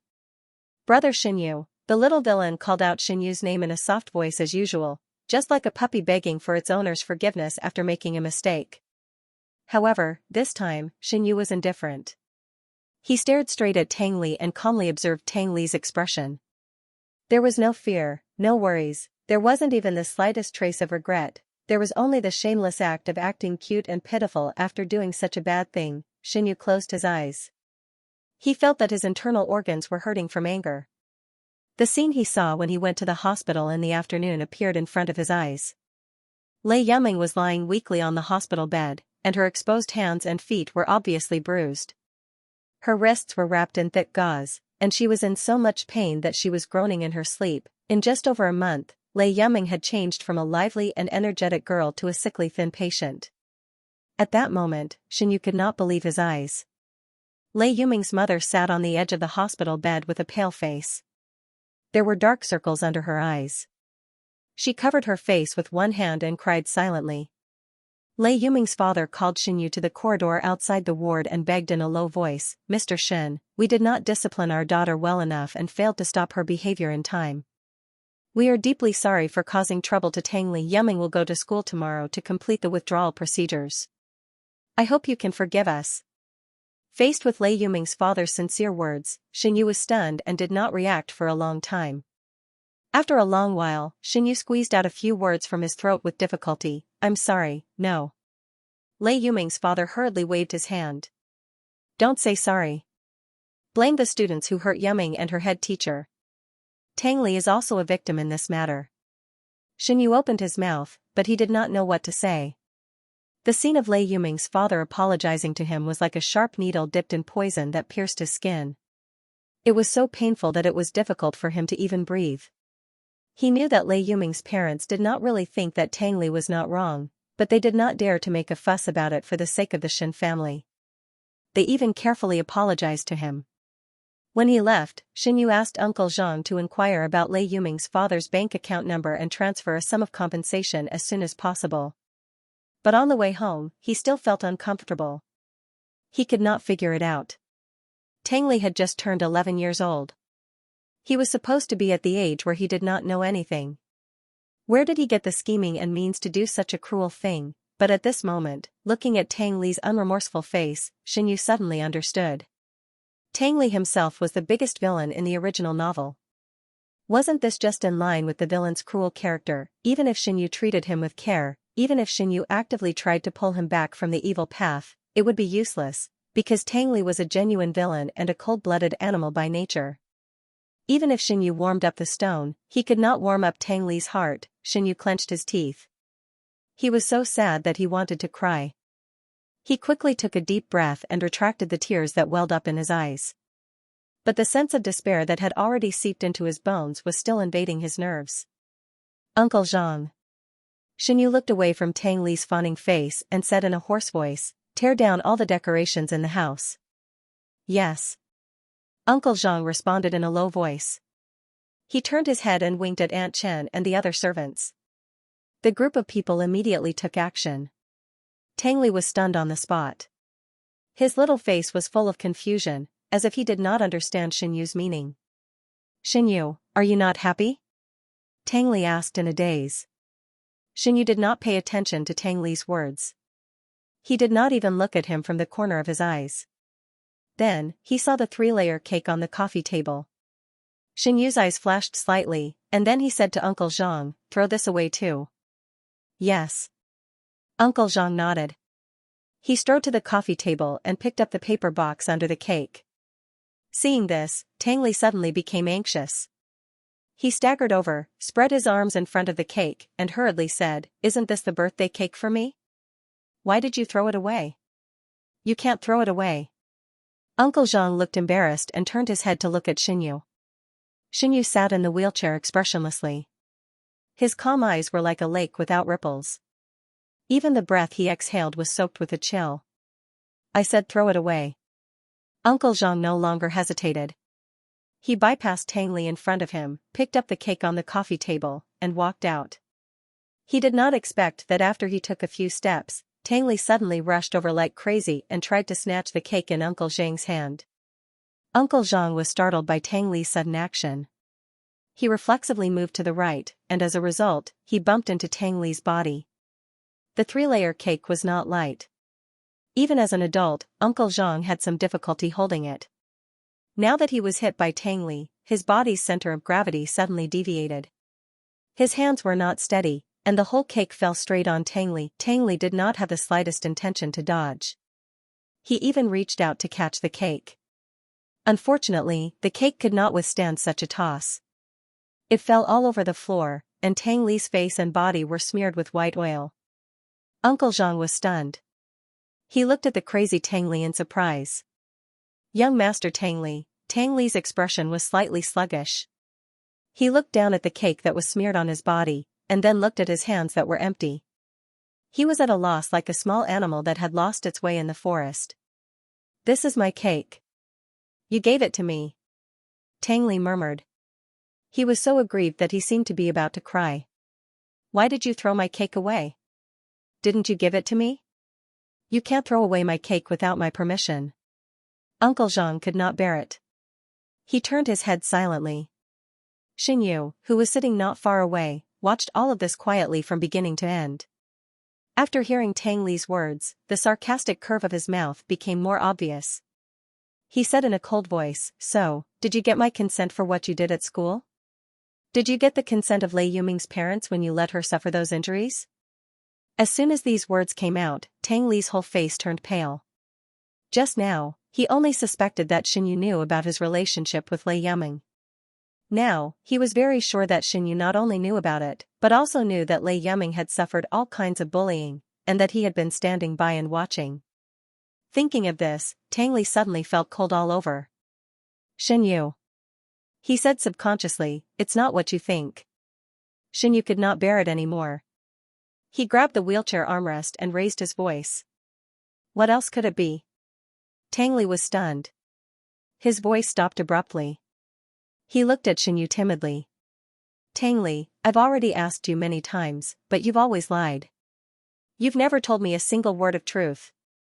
Xianyu's eyes were full of unconcealable disappointment. "I always thought that you were just in a puppy love relationship. I didn't expect that you would do something even more beyond my imagination. You actually used those people to bully a girl." "Xianyu, it's not like that." Tangli's face, which had always been cold, showed such a panicked expression for the first time. He shook his head like a rattledrum and walked over to hold Xianyu's hand. "Don't touch me," Xianyu said coldly. "If she hadn't pestered me and used you to threaten me, I wouldn't have done this." Tangli's face and body were stained with cake. He looked extremely embarrassed. He explained in a trembling voice, "Everything that Lei Yuming suffered was her own fault." Xianyu laughed angrily. "Just because she pestered you, you allowed others to push her to the point of committing suicide in school?" Tangli said, "I wasn't the one who bullied her, and I wasn't the one who made her commit suicide." Xianyu, who didn't care about the matter, felt his head jump as he listened. He held his forehead with his hand and said angrily, "What's the difference between you and those people? It's just that the blood didn't splash on your hand. That's why you can say such indifferent words. Don't forget, you are the one who indirectly caused Lei Yuming to commit suicide. How can you be so cruel? How can you watch a girl get bullied because of you? How can you act like an outsider and act as if nothing had happened?" For a moment, countless question marks and exclamation marks filled Xianyu's mind. He was emotionally unstable. He leaned against the wheelchair and panted slightly. His burning eyes seemed to see through Tang Li's body. He sighed in a low voice and said, "I thought I could change you and pull you back from that path. It wasn't until now that I realized that those characters have penetrated into your bones. You were born to be this kind of person. You are you. I can't change you." After a pause, he said, "Tang Li, do you have feelings?" Xianyu didn't get an answer from Tang Li. He didn't know if Tang Li understood his inexplicable words. Xianyu looked away. He suddenly didn't have the energy to observe Tang Li's reaction. After Aunt Chen and the others cleaned up the living room, he waved his hand and asked the servants to leave first. Then, he asked Uncle Zhang, "Is there a property near the school for me?" Uncle Zhang lowered his head and answered knowingly, "There are two. One is in Kasha Garden, which is only about 10 minutes away from Xinghua International School. The other one is in Lugang Community, which is more than 200 square meters. It takes half an hour to drive to the school. The advantage is that the security is better and the transportation is more convenient. You decide." Xianyu closed his eyes and rubbed his eyebrows tiredly. "Send Tang Li there later. From now on, let him live there and come back once a month." Before Uncle Zhang could answer, Tang Li broke down and asked, "Why?" Xianyu opened his eyes and looked at Tang Li, who was shocked. "I can't teach you." Soon, he added, "But since I promised you that I would raise you until you grow up, I will keep my promise. You don't have to worry." Tang Li stared straight at Xianyu. His eyes were strange, as if he was looking at someone he had never met before. Gradually, Tang Li's dark eyes were covered with a layer of fog. The sadness lingering at the bottom of his eyes seemed to solidify. Tang Li moved and said in an incredulous tone, "Just because of Lei Yaming?" Xianyu replied, "It has nothing to do with her." "Then what does it have to do with? Or do you think I'm an eyesore for a long time, and now you have a reasonable excuse to drive me out?" Xianyu noticed that Tang Li was about to go berserk. He looked up and met Tang Li's red eyes. He had a bad feeling and said with a frown, "It's nothing." As soon as she finished speaking, Xianyu saw a few sparkling and translucent teardrops rolling down from Tang Li's eyes. Immediately after, those tears were like broken beads, rushing to be the first to burst out of his eyes. Tang Li didn't feel anything. His eyes were frighteningly red, and a few obvious blue veins appeared on his forehead. He seemed to be trying hard to suppress his emotions and said calmly, "If I don't do that, Lei Yaming will still pester me. She will stay outside my classroom day after day, just like Yang Zhenni pesters you." Xianyu was stunned and said in a deep voice, "Although I don't like Yang Zhenni, I won't do anything to hurt her." Tang Li's reply hit the nail on the head, "So you gave her a chance to continue pestering you?" Xianyu was suddenly rendered speechless. Her incredulous gaze lingered on Tang Li for a while. He couldn't believe it, this sentence was actually said by an 11-year-old child. While Xianyu was stunned, Tang Li continued, "You didn't refuse her ruthlessly at all. You let her think that even if she pesters you like a dog, you can't do anything about it. In her eyes, your behavior is a rejection. If she takes the initiative, it's only a matter of time before she becomes Mrs. Shin." Xianyu's face was livid. He slapped the armrest of the wheelchair and said, "At least she didn't commit suicide because of me." Tang Li said with red eyes, "You're such a good person." Hearing this, Xianyu was so angry that he couldn't even breathe steadily. In an instant, anger rose in his heart. He said in his mind, "Yes, I'm not a good person. Why would I take in a problematic teenager like you?" When his voice fell, the whole place was silent. Tang Li didn't say anything again. Instead, he turned into a statue and directly entered a state of stillness. Xianyu gradually came back to his senses. Only then did he realize that what he said just now was too much. He suddenly calmed down and said, "Chestnut, Tang Li didn't give him a chance to explain. He turned around and left. Soon, Tang Li's back disappeared from Xianyu's sight. Uncle Zhang glanced at Xianyu and quietly followed him out without saying anything. The early winter night came very early. It wasn't even 8 o'clock in the evening, but the sky outside the floor-to-ceiling window was already covered by the dark night. Looking at it, it was like a solid and huge curtain, completely blocking all the light. It's snowing tonight, Aunt Chen said as she looked out of the window. Xianyu was sitting next to the sofa and playing with his mobile phone. When he heard this, he looked up at the dark night sky outside the window and said, "It's only December. Is it snowing so early? It also snowed at this time last year." Aunt Chen turned her head and said uncertainly, "I saw the weather forecast say that even if it doesn't snow tonight, it will probably snow tomorrow or the day after." Xianyu said, "Oh." He lowered his head and continued to look at his mobile phone, but he couldn't focus on the screen. Aunt Chen, who was next to him, saw Xianyu's absent-minded reaction. She sighed and didn't know how to comfort Xianyu. Although Aunt Chen and other servants were dismissed by Xianyu when Xianyu and Tang Li quarreled in the evening, she clearly saw from the front yard that Tang Li walked hurriedly to the door, and butler Zhang followed behind without saying a word. It seemed that this time it was very serious. After all, he wasn't her biological son, so it was easy for problems to arise. Aunt Chen hesitated for a long time and advised, "Sir, it's late. Go upstairs and rest early." "Okay." Xianyu nodded, then put away his mobile phone and operated his wheelchair to take the elevator upstairs. Soon, he thought of something and told Aunt Chen, "If Uncle Zhang comes back, ask him to come to my bedroom to find me. I won't sleep for the time being." Aunt Chen replied, "Okay, sir." Perhaps it was because he had a lot on his mind, Xianyu leaned against the headboard of the bed after taking a shower, feeling bored. He really didn't feel sleepy at all. He thought for a long time, then picked up the mobile phone that had been put on the bedside and dialed Uncle Zhang's number worriedly. When he made the second call, it was picked up. Uncle Zhang's deliberately lowered voice came from the phone, "Sir, I'm outside with young Master Tang Li. Nothing will happen. Please rest assured." Xianyu asked, "Where are you?" "Outside Lei Yuming's house," Uncle Zhang said. Lei Yuming was discharged from the hospital this afternoon and went home. Young Master Tang Li has been waiting downstairs at the moment. Xianyu was very puzzled. "What is he doing?" Uncle Zhang answered truthfully, "I don't know." The author had something to say. Writing about quarrels is exhausting. Thank you to the little angels who voted for me and gave me nutrition. Thank you to the little angels who threw rocket launcher, one steak franchisee. Thank you to the little angels who threw landmine, Shuozhua Tang Feng, with its own BGM, V1. Thank you to the little angels who gave nutrition, 5 bottles of Asakazu, 3 bottles of GKY, 2 bottles of Sky. Sakata-san, Daohana who likes fantasy, 1 bottle of 1987, I changed my nickname, HHHHH, Kaoru, you and you. Thank you very much for your support. I will continue to work hard. Xianyu always felt that Tang Li's mood was not quite right, especially when Tang Li's eyes were filled with sadness when he left, which made him feel more and more uneasy. He did lose his temper with Tang Li because of Lei Yuming. If Tang Li vented all his resentment on Lei Yuming, the consequences would be unimaginable.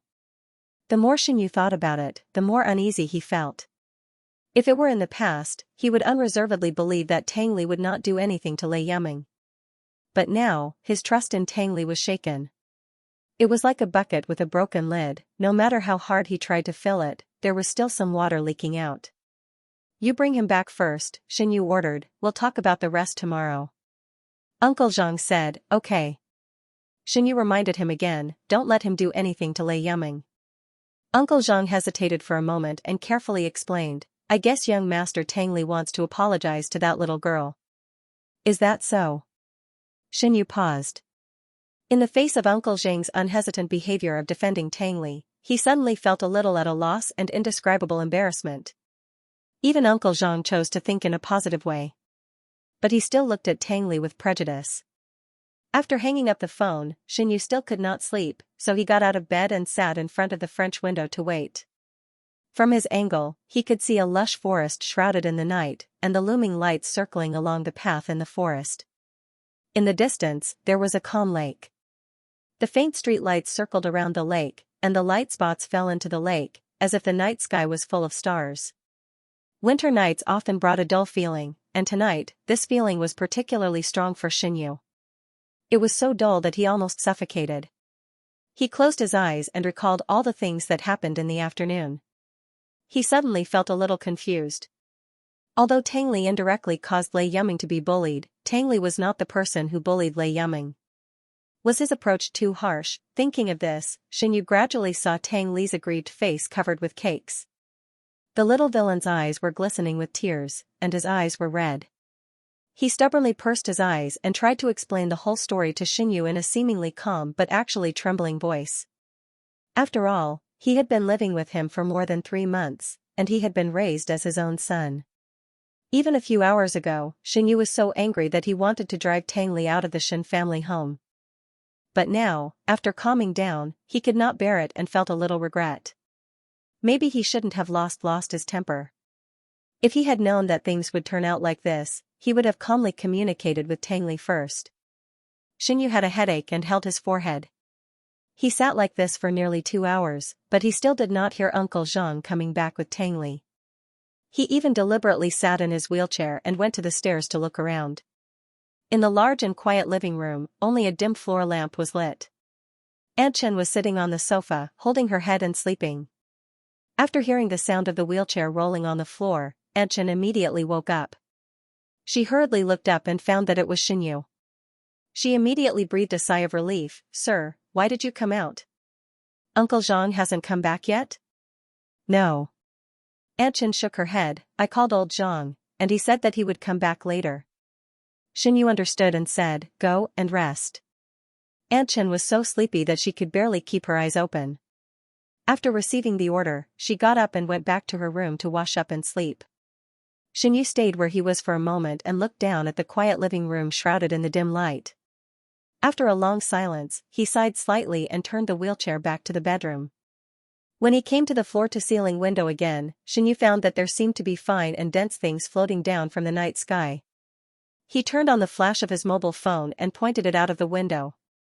When he took a closer look, he found that those things were actually snowflakes. Aunt Chen was right. It was indeed snowing tonight. He didn't know when Uncle Zhang and Tang Li, who were still outside, would come back. Xinyu was a little worried when he didn't see them for a long time. After thinking about it, he dialed Uncle Zhang's number again. This time Uncle Zhang quickly picked up the phone. Before Xinyu said anything, Uncle Zhang had already taken the lead and said, "Sir, you go to sleep first. Young Master Tang Li and I may come back later." Xinyu said, "It's snowing." "Yes." Uncle Zhang sighed in a low voice. The first snow really didn't come in time. Xinyu felt that Uncle Zhang had been avoiding the topic, so he said directly, "Don't stay outside. Come back quickly. If Chestnut is still angry with me, help me comfort him." "Sir." Uncle Zhang said awkwardly, "I've been persuading him for a long time, but young Master Tang Li just refused to go back. He said that he knew he was wrong and asked for the girl's forgiveness." Xinyu couldn't help laughing. He felt helpless and distressed. The anger in his chest had disappeared. "There's no hurry to apologize. You can tell him that if he really wants to apologize to Lei Yuming, I can take him to see Lei Yuming's family." Hearing this, Uncle Zhang was silent for a few seconds before he said, "Why don't I give the phone to young Master Tang Li? You can talk to him yourself." Xinyu replied, "Okay." Soon, Uncle Zhang's voice turned from clear to vague. He seemed to be talking to Tang Li next to him. At this moment, Xinyu actually felt a little nervous. He couldn't help but hold the phone tightly. Just as he was racking his brains to think about how to start the conversation, he suddenly found that the other side was too quiet. There was no sound at all. Xinyu instantly noticed something. He took the phone away and looked at it. The call was hung up. "Xinyu, F***CK, I can't tell at ordinary times, but the little villain's temper is really bad." Xinyu's face was full of surprise. His hand holding the phone froze in the air for a full minute before he slowly put it down. For a moment, he felt angry and amused. Forget it. Tang Li had already expressed her resistance to him so clearly, so why should he put his hot face on her cold butt?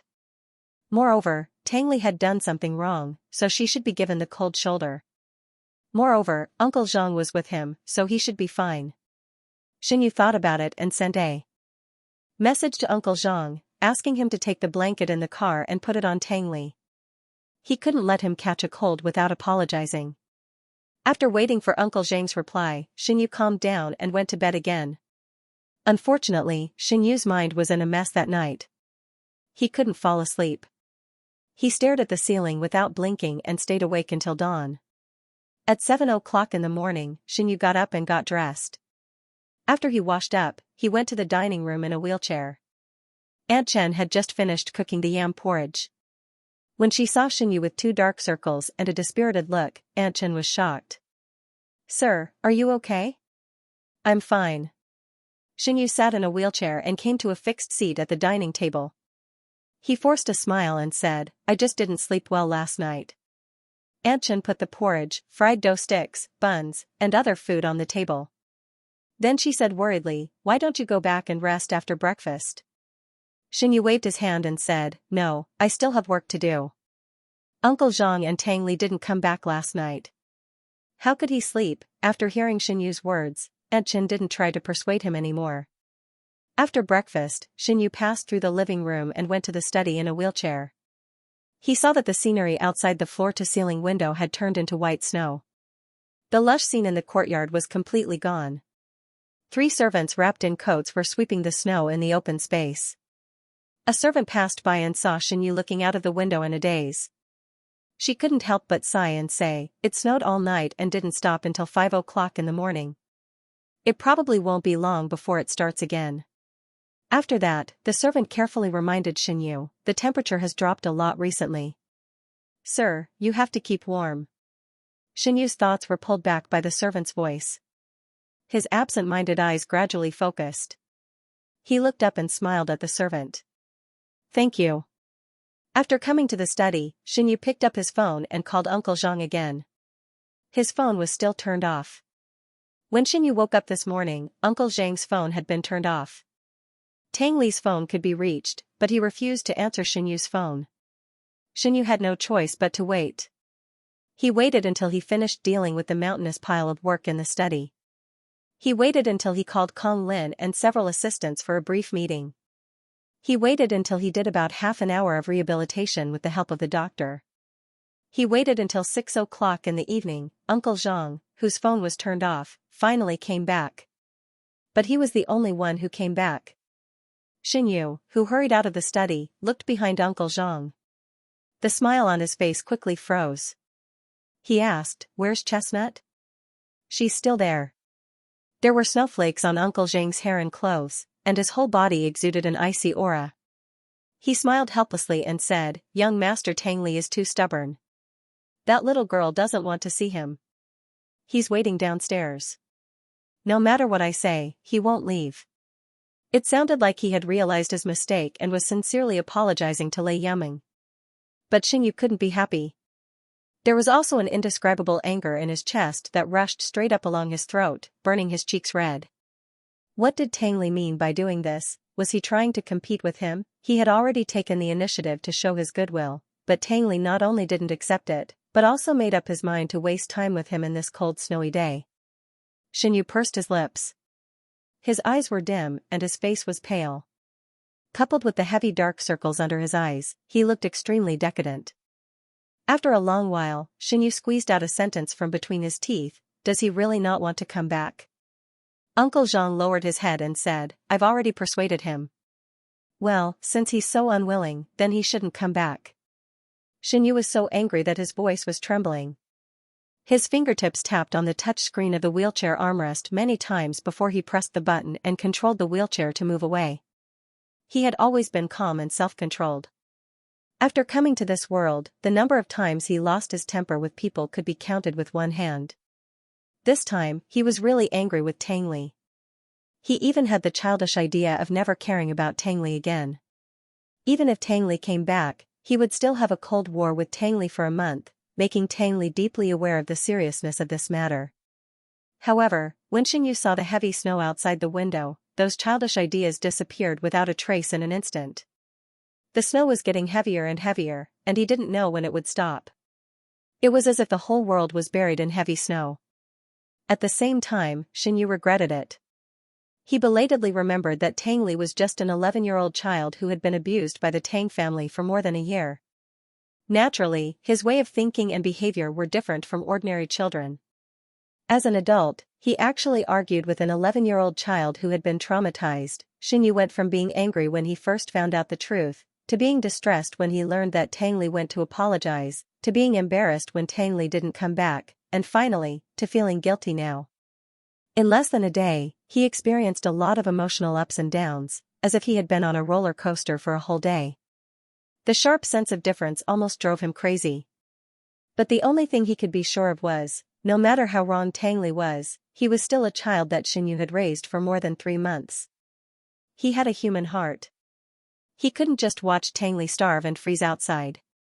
After figuring this out, Xianxia suddenly felt a lot more relaxed. He called Uncle Zhang and said, "It's so late. Let's go and pick up Chestnut." Counting carefully, Tang Li had waited downstairs of Lei Yuming's house for a whole night and a whole day. Later, it started to snow. The cold snowflakes fell on his hair and clothes, turned into ice, and penetrated his hair and clothes. The cold almost penetrated into his bones through the ice. Tang Li was very cold, so cold that his teeth were chattering. He was still wearing his school uniform, and the slightly thin woolen coat couldn't block the cold wind at all. In the snowy winter, even the air seemed to be cold and prickly. Although Tang Li had been restraining his body from trembling, his pale face seemed to be integrated with the snow-white background, and he looked miserable and pitiful. Butler Zhang stayed here with Tang Li for a whole night and a whole day, and he also persuaded him earnestly for a whole night and a whole day. Unfortunately, Tang Li didn't listen to a single word, and he stubbornly refused to go back with Butler Zhang.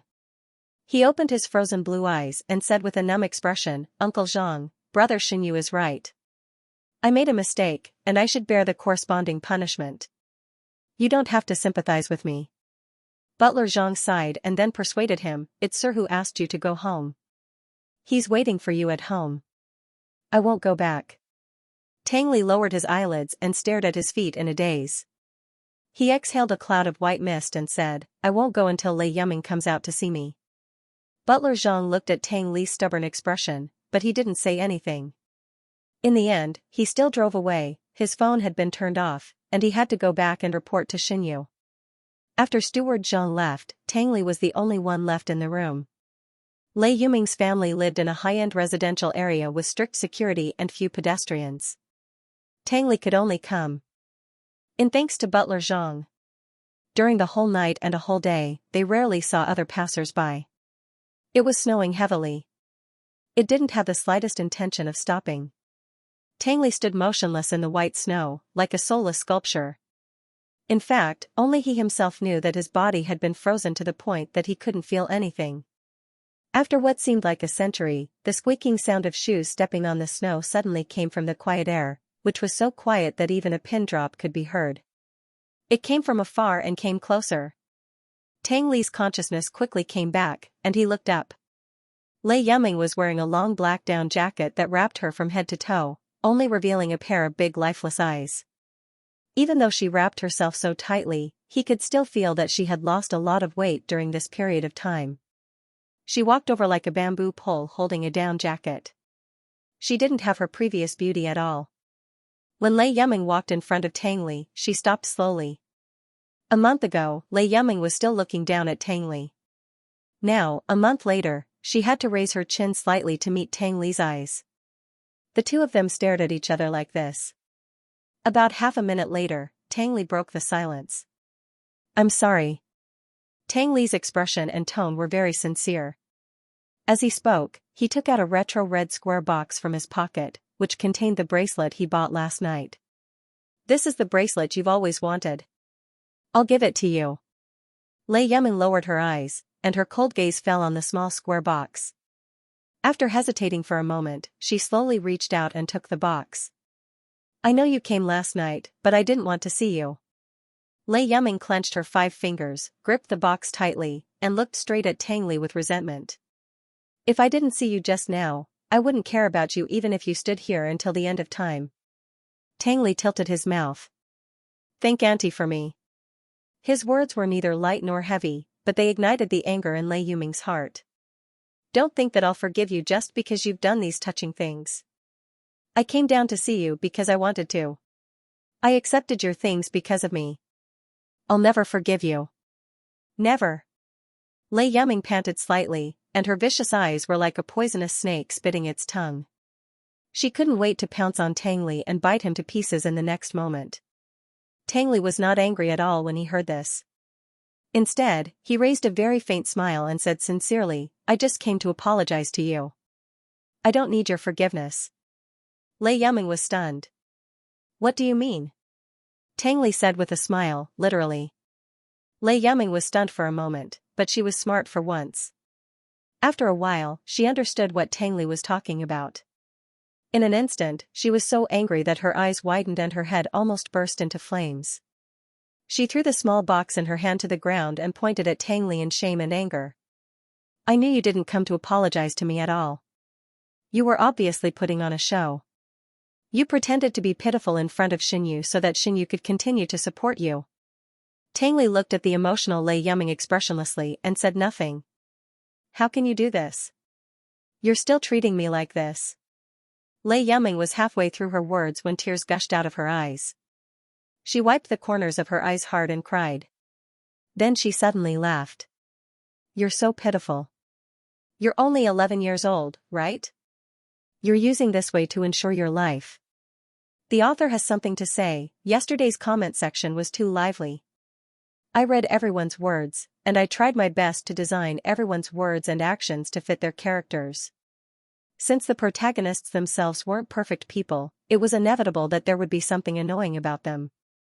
But in order to avoid being accused of having bad values, I made Xinyu's reaction a bit more intense. Look at my strong desire to live, read my strong desire to live, everything is going according to the outline. This is just a small contradiction. Hee. Let's also check out my friend's pre-receipt. If you're interested, you can search for the pen name collection, The Vicious Widow Who Transmigrated into a Rich Family, Transmigration Book, by rich girl Cat Chongqing. She transmigrated into a novel about a son of a rich family and became the male supporting character of a vicious widow. This widow attracted bees and butterflies and was excessively licentious. He hooked up with everyone from his brother-in-law to his nephew. In the end, his brother-in-law broke his leg and drove him out of the house. He was reduced to homeless and died tragically on the streets. After Chongqing transmigrated, she looked at her unparalleled beauty and decided to become a chaste widow. However, it was not easy to be a chaste widow. In the book, the original owner of the body tried to seduce all kinds of big shots, but failed. They all tried to seduce her and tempt her to remarry. A certain CEO, Qing, as long as you're willing to marry me, I'm willing to give you all my assets. Chongqing, no, you're not as good looking as me. A certain wolf dog, Qing, marry me. I'll make you happy, Chongqing, no, you're too poor to support me. A certain movie king, Qing, marry me. I'll make you a big star. I'll buy an army to praise you, Chongqing, this. I'll think about it. In the end, even the brother-in-law couldn't help but tear down his memorial arch. He gritted his teeth and threatened, you're not allowed to marry me. If you dare to marry me, I'll break your legs. The main subject. Once praised, the beautiful and immortal subject is attacked by X's fragrance. Lei Yiming cried and laughed for a long time. Tang Li stood motionless in front of her. His eyes were as calm as a lake, as if he was looking at a lifeless object. Soon, Lei Yiming gradually stopped talking. She stared at Tang Li for a long time before she said in a hoarse voice, I know you and I are the same kind of person. In order to stay in the Xin family, you are still pestering Xinyu. One day, you will fall into the same trap as me. Tang Li's eyes moved slightly. He pursed his lips and still didn't say anything. I'm waiting to see you fall into the trap. Lei Yiming said fiercely. Her burning gaze seemed to penetrate Tang Li's soul. Maybe it won't be long before Xinyu sees through your true colors. When that time comes, you will still have to kneel on the ground like a pitiful stray dog and beg him not to kick you out. At this point, Lei Yiming suddenly paused. In the next second, she seemed to have thought of something and smiled brightly. I believe that day won't be too far away. Tang Li's face was expressionless. It seemed that he was not affected by Lei Yiming's vicious words at all. There was silence for a long time. Tang Li asked coldly, Are you done? Lei Yiming. I'm done. Oh. Tang Li lowered his eyes. He was too lazy to look at Lei Yiming again. Then you can go back. Although Lei Yiming always knew that Tang Li was precocious and had a cold personality, she didn't expect that Tang Li didn't have any extra reaction after hearing her words. It was as if she had just sneezed. You are really a cold-blooded animal. Lei Yiming took 2 steps back. The squeaking sound of her snow boots rubbing against the snow was particularly ear-piercing in the quiet night. She said shyly and angrily, Tang Li, you don't deserve to be a human. Hearing this, Tang Li, who was looking at the ground with an indifferent expression, suddenly raised his eyes. A look of disbelief quickly flashed through his eyes. He suddenly said, you deserve to be a human? Lei Yiming was stunned. Tang Li sneered. His voice was so cold that it almost merged with the air in the snowy night.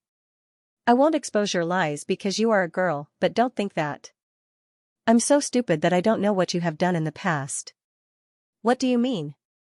Lei Yiming panicked for a moment, but she quickly calmed down. She frowned and said, I don't understand what you're saying. Tang Li stared coldly at Lei Yiming, who didn't have time to hide the change in her expression. He said mockingly, how many of you and those girls are innocent? They just slapped you a few times. Don't forget that you hired someone to push one of them into the river last winter. Lei Yiming's face instantly turned pale. No, that incident happened almost a year ago. At that time, she had paid a hoodlum to push that girl into the river. Tang Li had only transferred to this school 4 months ago. How did he know about that incident? Tang Li smiled. His smile was brighter than Lei Yiming's, but it was also colder. If you don't want people to know, don't do it in the first place. Lei Yiming froze. She stared blankly at Tang Li for a long time. She stuttered and said cautiously, What do you want to do? When I agreed to date you, I just wanted you and that girl to fight each other. If you focused on dealing with her, you wouldn't waste your time on me. But I underestimated your ability. You guys are really good. You guys are so good at dealing with school violence. In the end, I still have to take the blame. Tang Li's face and clothes were stained with cake oil. His hair was a little messy, and his body was shivering in the night wind. He looked very embarrassed. However, he had a sarcastic smile on his face that was completely inconsistent with his age. He half closed his eyes and looked down at Lei Yiming, whose face was as pale as a sheet. Even without me, you guys would have developed to this point. Your so-called suicide wasn't a real suicide, but a deliberate act to take revenge on those girls, right? I heard that they're still squatting in the detention center. Your father extorted a lot of money from their parents and the school. This time, Lei Yiming was completely stunned. She didn't even dream of it. Tang Li even knew about these things, but how did he know? Other than her and her parents, there was no 4th person who knew about this. Tang Li saw Lei Yiming's reaction. He seemed to have guessed what she was thinking. He smiled slightly and said, I guessed. Lei Yiming, Tang Li said, your goal has been achieved. They're suffering a punishment that's crueler than what you originally planned. So, let me go. I'm just an 11-year-old primary school student. Lei Yiming almost vomited blood when she heard this. F***ck, F***ck your primary school student, how can a primary school student guess so many things? She had to admit that at this moment, Lei Yiming's fear of Tang Li had unknowingly increased. She originally thought that Tang Li was just a little more mature than his peers. However, now it seemed that it wasn't as simple as being precocious. After being stunned for a long time, Lei Yiming asked in a low voice, why didn't you tell Xianxia about this? If Xianxia knew the truth, he might not be willing to let Tang Li freeze in the snowy night. Tang Li sneered and said, it's none of your business. Lei Yiming, go back. Tang Li said, if you continue to be an eyesore, I can't guarantee that I won't change my mind.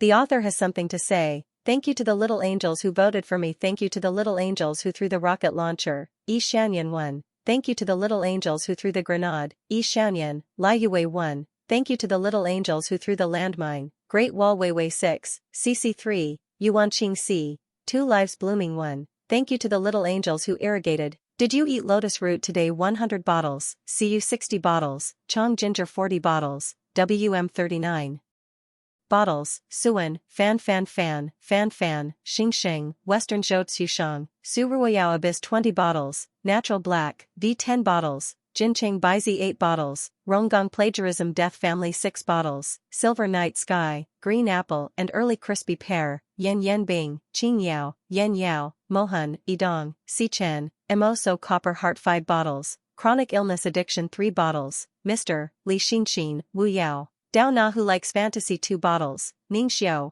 HHHHH, 320485882, Whose Baby Vine, Lufa, half.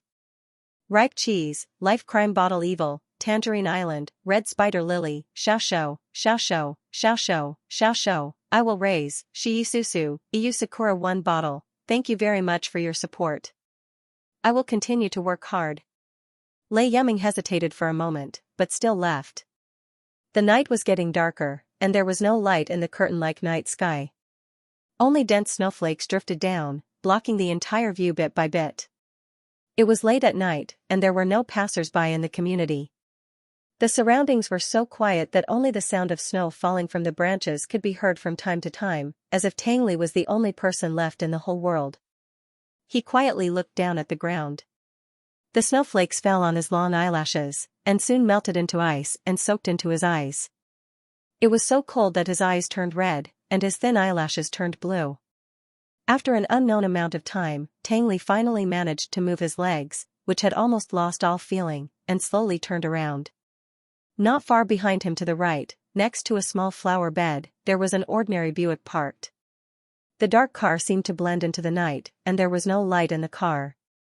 If one didn't look carefully, it would be difficult to find that there was a car parked there. But Tang Li's eyes didn't stay on the car for long. He was stunned for a moment, and then quickly turned his eyes away. If he guessed correctly, Xinyu was in that car. No, according to his understanding of Xinyu, Xinyu must be in that car. And if Uncle Zhang came alone, he wouldn't secretly park the car in the dark and watch. Tang Li crossed his arms, feeling that his brain was a little slow because of the cold air. However, when Xinyu's gentle smile appeared in front of his eyes, he suddenly felt not cold at all. It seemed that his heart was full of warmth. In a trance, he remembered the question Lei Yeming asked not long ago, why didn't he tell Xinyu about this matter? In fact, there was no complicated reason. He just felt that it was troublesome. Just like when he agreed to play the childish game of dating with Lei Yeming, he felt that Lei Yeming was too troublesome, so he asked the teacher or the group of girls to find something for her to do. However, Tang Li did not expect things to develop to this point. At first, he did feel guilty and fearful, but after he found out about the grudge between Lei Yeming and those girls from his deskmate before he left school, all he wanted to do was to end this matter as soon as possible. As for his speculation about the authenticity of Lei Yuming's suicide, it was purely based on the gossip he heard from his deskmate. She hadn't expected Lei Yeming to admit it so easily. Actually, he didn't mind being the scapegoat for Lei Yeming, but he was annoyed that this matter would never end. What's more, in Xinyu's eyes, he was just a somewhat irritable, somewhat unreasonable, and somewhat eccentric child. He would rather Xinyu mistakenly think that he was a cold-blooded person than let Xinyu know that he had so many thoughts. The snowy night was especially cold. Xinyu's body was wrapped in a thick coat. Before he left, Uncle Zhang deliberately put a blanket on his legs, but he still felt the bone-chilling cold rushing into his clothes while sitting in the car. Xinyu suddenly shivered, shrunk his neck, and buried most of his face in his collar, only revealing a pair of beautiful peach blossom eyes. Uncle Zhang sat in the driver's seat, turned his head, and helplessly looked at Xinyu's shivering appearance, so he advised, "Sir, you should close the window. It's too cold outside, and the car's heater is on. It's easy to get sick in the cold." "It's okay," Xinyu replied absent-mindedly. He leaned against the wheelchair, supported his chin with one hand, and stared at a certain spot in front of him. The thin figure was moving forward with difficulty in the snow. Xinyu felt distressed, as if his internal organs were tightly strangled by an extremely thin rope. It was so painful that he almost couldn't breathe. At this moment, he couldn't wait to run out of the car. Even if Tang Li didn't want to, he could forcibly drag Tang Li over. However, thinking of Tang Li's attitude towards him before, Xinyu hesitated again. What if the little villain hated him more because of this? What should he do? Xinyu sighed and turned to tell Uncle Zhang, "Call Kong Lin and ask him when he can come over. Ask him to wait outside the main entrance of the community." By the way, take little Chestnut to the hospital for a checkup. After staying in the ice and snow for a day and a night, he didn't know if Tang Li's small body would have any problems. Oh, right, during this time, Tang Li probably didn't even have a drink, right? Thinking of this, Xianxia suddenly felt a pain in his heart, as if it was being squeezed. He hated Tang Li's behavior so much yesterday afternoon, and now he regretted treating Tang Li in the same bad way. No matter how bad the little villain was, he was just a teenager, and needed adults to guide him in the right way. You couldn't expect a bent iron rod to suddenly become straight. Perhaps educating him in a soothing tone was more useful than severely scolding. When Xianxia finished thinking about this, Uncle Zhang had already called Kong Lin. He said, "Kong Lin will be here in a few minutes. Let's go out first." Before Uncle Zhang finished speaking, he was interrupted by Xianxu's action. Just now, Tang Li, who was walking in the snow, suddenly fell straight forward for some reason, and then there was no more movement. Xianxu, who had been staring outside, was instantly frightened when he saw this. He didn't even have time to think about it. He instinctively opened the car door and rushed out in his wheelchair. Fortunately, Uncle Zhang reacted quickly and grabbed Xianxu's arm. "You wait in the car. I'll go and take a look." After Uncle Zhang finished speaking, he got out of the car and ran over. Not long after, Uncle Zhang rushed back with the unconscious Tang Li in his arms. He put Tang Li in the back seat and hurried back to the driver's seat to start the car. Xianxu covered Tang Li with the blanket on his lap. He held Tang Li's hand, and the cold touch seemed to soak into his skin and then spread to his bones. Hiss. Xianxu was so cold that he sucked in a breath of cold air, but he was not willing to let go of Tang Li's hand. Tang Li, who was wrapped in the blanket, seemed to have gained some awareness. He moved closer to Xianxu and rubbed his face against Xianxu's palm. Xianxu didn't know if he was conscious or not. The little villain's long eyelashes trembled slightly, and his face was pale and purple. He looked very pitiful. Chestnut. Xianxu carefully stroked Tang Li's cold cheek, and his voice trembled with distress. "It's okay. We'll take you to the hospital." Xianxu thought that Tang Li was unconscious. Unexpectedly, after he finished speaking, Tang Li slowly opened his eyes, and his hazy vision gradually focused on Xianxu's face. His almond-shaped eyes were half closed, and his dark eyes were covered with a layer of mist. "Xianxu." Tang Li's voice was extremely hoarse. "I'm here." Xianxu hurriedly leaned over and tried to rub Tang Li's cheeks. He asked nervously, "Are you still cold?" Then, Xianxu hurriedly turned to Uncle Zhang, who was driving, and said, "Turn the heater to the maximum." Uncle Zhang said, "Sir, it's already turned to the maximum." Xianxu was anxious and helpless. He had to urge Uncle Zhang to drive faster, and then turned back to twist the blanket for Tang Li. Unexpectedly, Tang Li followed his movements and hugged his arm tightly. "I'm so cold," Tang Li said in a hoarse voice, almost pleading. "Xianxu, can you hug me?" Xianxu lowered her head and met Tang Li's misty eyes. She didn't conceal the anticipation in her eyes at all, and she looked like a pitiful puppy. "Hug me."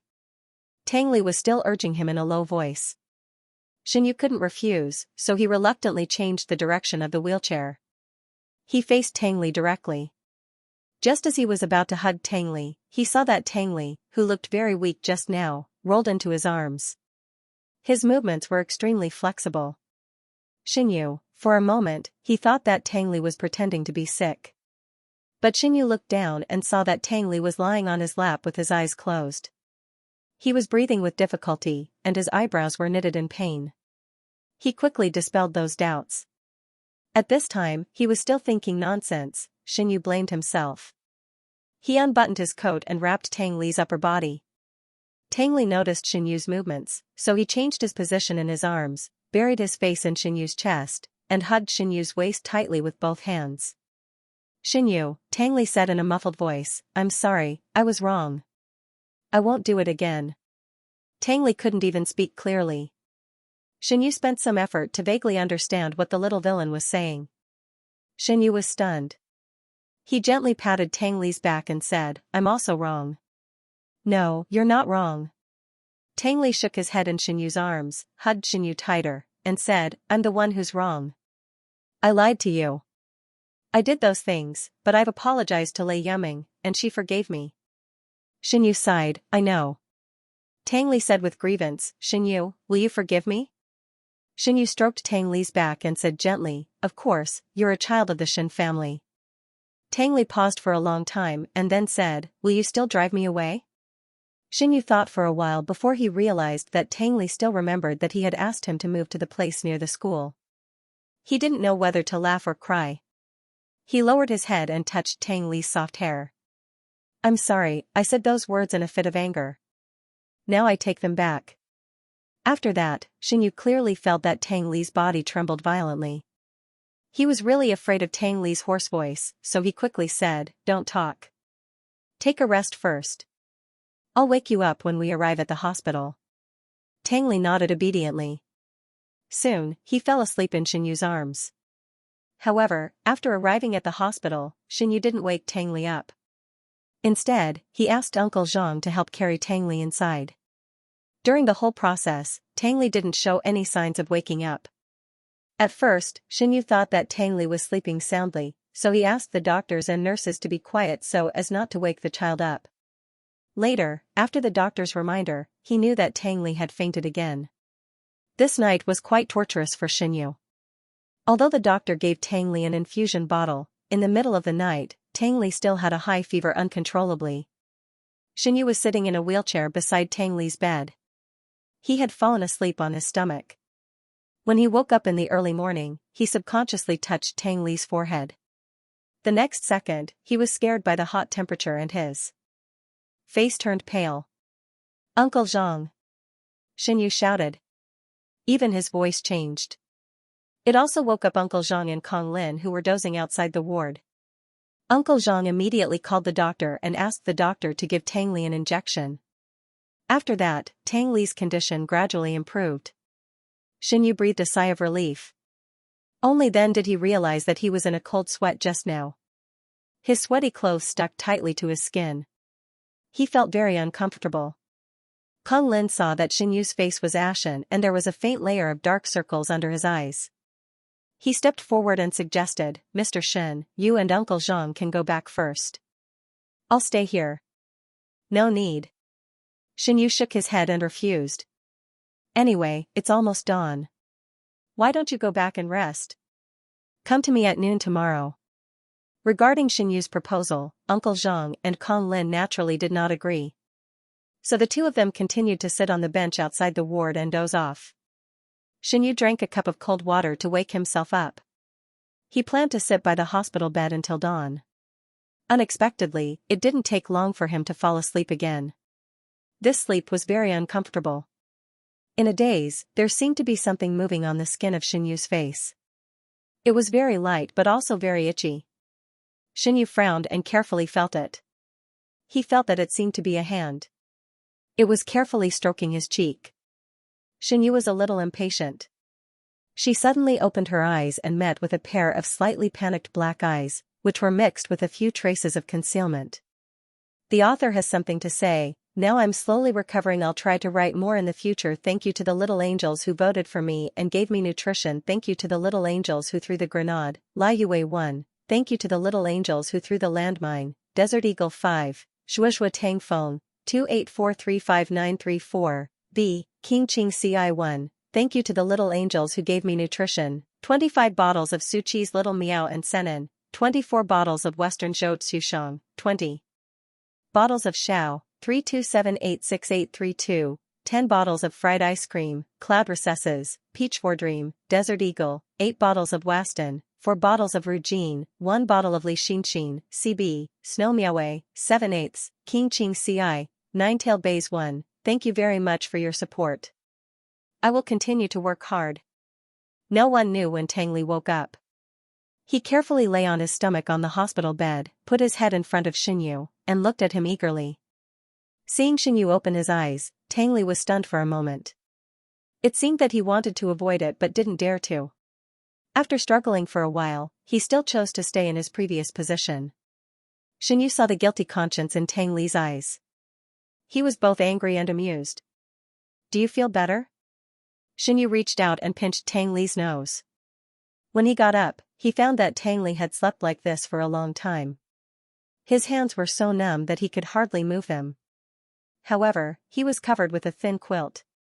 It was warm and cozy, so he didn't feel so uncomfortable. Then he looked at the bare bed and Tangli, who was sitting upright with a straight face.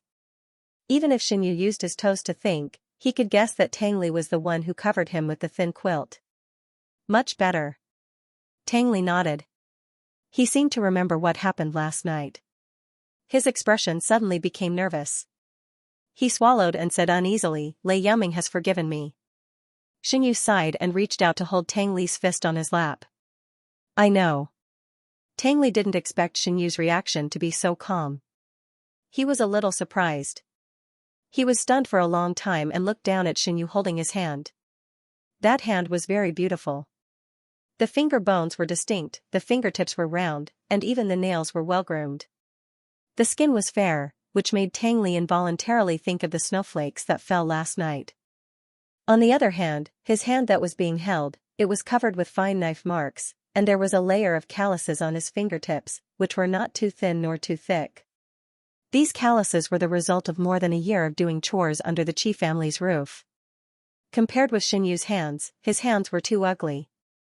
In the past, Tangli had never felt inferior about his appearance or any part of his body. However, at this moment, he suddenly had an impulse to pull his hand out of Xinyu's hand and hide it behind his back. However, he could not bear to do so in the end. He didn't want to miss any chance to have intimate contact with Xinyu. Xinyu noticed Tangli's gaze, so he covered his other hand. His fingers were very long, so he easily wrapped Tangli's fist in his palm. Chestnut, I'm sorry. I shouldn't have lost my temper with you the afternoon before yesterday. Xinyu paused for a moment and then said in a low voice, but I also hope that you won't hide anything from me in the future. You're still young, and if you don't know what you're doing, it'll easily lead to bad consequences. Tangli hung his head dejectedly and didn't say a word. Xinyu pursed his lips and gently patted the back of Tangli's hand twice. Why aren't you talking? Tangli, I'm sorry, but there won't be a next time. Xinyu, look at me. Tangli raised his head. His hair grew very fast. Uncle Zhang had taken him to get a haircut not long ago. At this moment, his hair covered his eyes, so it looked fluffy. He looked like a puppy that had its hair standing on end.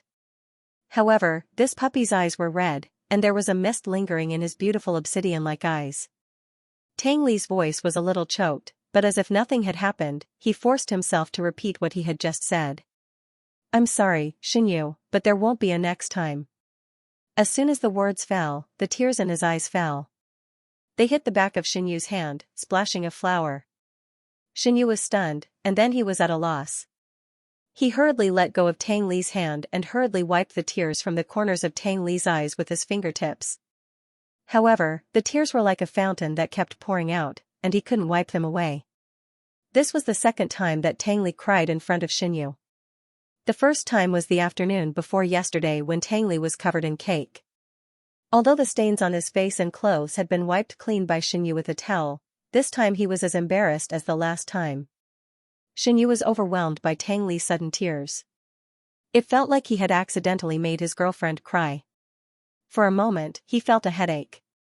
He wished he could go back in time and give himself a slap. Don't cry, Chestnut. Xinyu put the thin quilt back on the bed, held Tangli's face in his hands, and gently wiped the tears under his eyes with his two thumbs. I didn't mean to blame you for what I said. I just wanted you to know my thoughts. Since we have become a family, I will try my best to accept your past and your character. However, if there are any bad aspects, let's correct them together, okay? Tangli's whole face was red from crying, but he gritted his teeth and refused to make a sound. Xinyu said again, in fact, if you can't solve the problem that Lei Yuming is pestering you, you can tell me, and I will solve it in another way. Speaking of this, Xinyu was also very self-reproachful. It was his first time being a parent, so it was inevitable that there were many things he didn't understand. Before, he naturally saw Lei Yuming pestering Tangli, but he didn't want to predict Tangli's school life too much. He was worried that Tangli would develop the habit of relying too much on his parents, but he didn't expect the situation to develop in the direction of bullying. Xinyu sighed, tidied Tangli's hair, and said gently, don't hide anything from me in the future. Otherwise, I will be useless as a parent. Tang Li lowered his gaze, covered his tear-stained eyes with his eyelids, and nodded with a red face. Xinyu smiled and stroked Tang Li's soft hair. My chestnut is so obedient. Tang Li subconsciously rubbed his face against Xinyu's hand, but Xinyu's palm was full of tears. Xinyu came out of the bathroom after washing up and saw Tang Li sitting on the hospital bed with a table and fragrant food in front of him. He was eating very happily. Tang Li noticed Xinyu approaching from the corner of his eyes. He immediately stopped swallowing and turned to look at Xinyu with a bowl of yam porridge in his hand. He looked like a hamster who was caught stealing food. That pair of round almond-shaped eyes really looked like a small animal. Xinyu couldn't help but laugh. He couldn't suppress the smile on his face. He maneuvered the wheelchair to the bedside and raised his chin slightly. Eat quickly, don't starve. Tang Li's cheeks, which had finally returned to normal, turned red again. He froze and didn't move. After a while, he said awkwardly, "You eat with me." Uncle Zhang saw this and hurriedly handed over the brunch he bought for Xinyu. "Sir, this is yours." "Thank you," Xinyu said with a smile. As early as when Xinyu was washing up, Uncle Zhang called the doctor to check on Tang Li. The fever was gone, but Tang Li's body was too weak and he didn't eat or drink for 2 days. The doctor suggested that he stay in the hospital for a while longer. He stayed in the hospital for observation for a while. Xinyu didn't object. Anyway, he had already applied for leave from school. It didn't matter if he applied for a few more days. It was also a good way to avoid Lei Yuming's suicide and withdrawal from school. So for the next week, Xinyu stayed in the hospital to accompany Tang Li.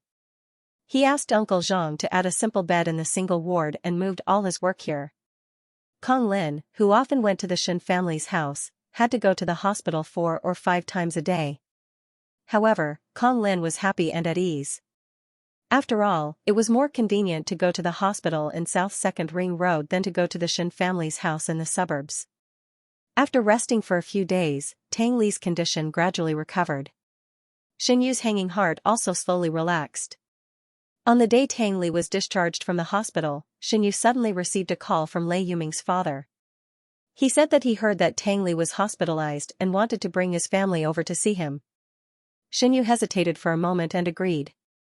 At 2:00 in the afternoon, Lei Yuming's family of 3 appeared outside the ward on time with a fruit basket. Lei Yuming's father and mother looked more haggard than the last time they met. They kept apologizing to Xinyu in a low voice. It snowed so heavily 2 days ago. My child and I were busy with the lawsuit. We really didn't know that Tang Li came over, Lei Yuming's father said. If the community security guard hadn't told them that the Shen family's housekeeper had come to visit, they wouldn't have known about it at all. They also didn't know that Lei Yuming deliberately drove Tang Li away before they went home. For this matter, Lei Yuming's father used a clothes hanger to give Lei Yuming a good beating for the first time. Xinyu glanced at Lei Yuming, who was standing in the corner with a sullen face. He suddenly felt tired and didn't bother to interrupt Lei Yuming's father and mother's apology. After quietly waiting for them to finish, Xinyu asked Uncle Zhang to accept the fruit basket and used the discharge procedures to send Lei Yuming's family of 3 out. Unexpectedly, not long after they left, there was a knock on the door again. Uncle Zhang went to open the door and saw Lei Yuming standing outside. "Brother Xinyu, I have something to tell you." Lei Yuming looked straight at Xinyu and waved at him. "Can you come out for a while?" Xinyu didn't move. He smiled and said, "Just say it here." "That won't do." Lei Yuming decisively refused and waved his hand without any intention of stopping. "Brother Xinyu, please come out. I'll only talk for a minute. It's really something important." Xinyu was helpless. He subconsciously turned his head to look at Tang Li. He saw that Tang Li was staring at Lei Yuming outside the door expressionlessly. There were dark lines surging in the bottom of his dark eyes, but he couldn't tell what kind of emotions were mixed in them. "I'm going out for a while. I'll be back soon." Xinyu shook Tang Li's hand. Tang Li gritted his teeth and didn't say anything. Xinyu sat in a wheelchair and followed Lei Yuming to the stairs. He watched Lei Yuming look around for fear that other people would pass by. He remembered the way this little girl used to pester Tang Li. For a moment, he felt even more irritable. Previously, he felt sympathy and heartache, but now he only felt annoyed. People's hearts were long. After getting angry, he would definitely be a little biased towards the little villain. Say it, Xinyu interrupted Lei Yuming's action of looking around and said coldly, "What's the matter?" Lei Yuming heard this, turned around and walked to Xinyu. She observed Xinyu's almost indifferent expression, and it didn't take her much effort to guess what kind of attitude Xinyu had towards her at this moment. She remembered the scene of being beaten by her father with a clothes hanger a few days ago, and the pain of lying in bed and not being able to move for the past few days. She suddenly became angry. Sure enough, she overestimated Tang Li. She thought that after Tang Li asked her to go home in the snowy night, he really put aside their previous grievances. She didn't expect that Tang Li actually called the security booth in her community and asked the security guard to tell her parents that he and Uncle Zhang came over. She was beaten so badly that she almost fainted. Until now, Lei Yuming felt a faint pain in her arms and buttocks that were beaten. She took a deep breath and said to Xinyu, "Brother Xinyu, Tang Li is not as you think." Before the word simple could come out of Lei Yuming's mouth, she suddenly heard a sentence that came out of nowhere. "Lei Yuming, what are you saying about me?" The cold and indifferent sentence made Lei Yuming feel like she was struck by lightning, and her voice stopped abruptly. She hurriedly turned her head and looked behind her. When she saw Tang Li's calm face, Lei Yuming wished that she could faint on the spot. The author has something to say. I feel that there is still some time before I grow up.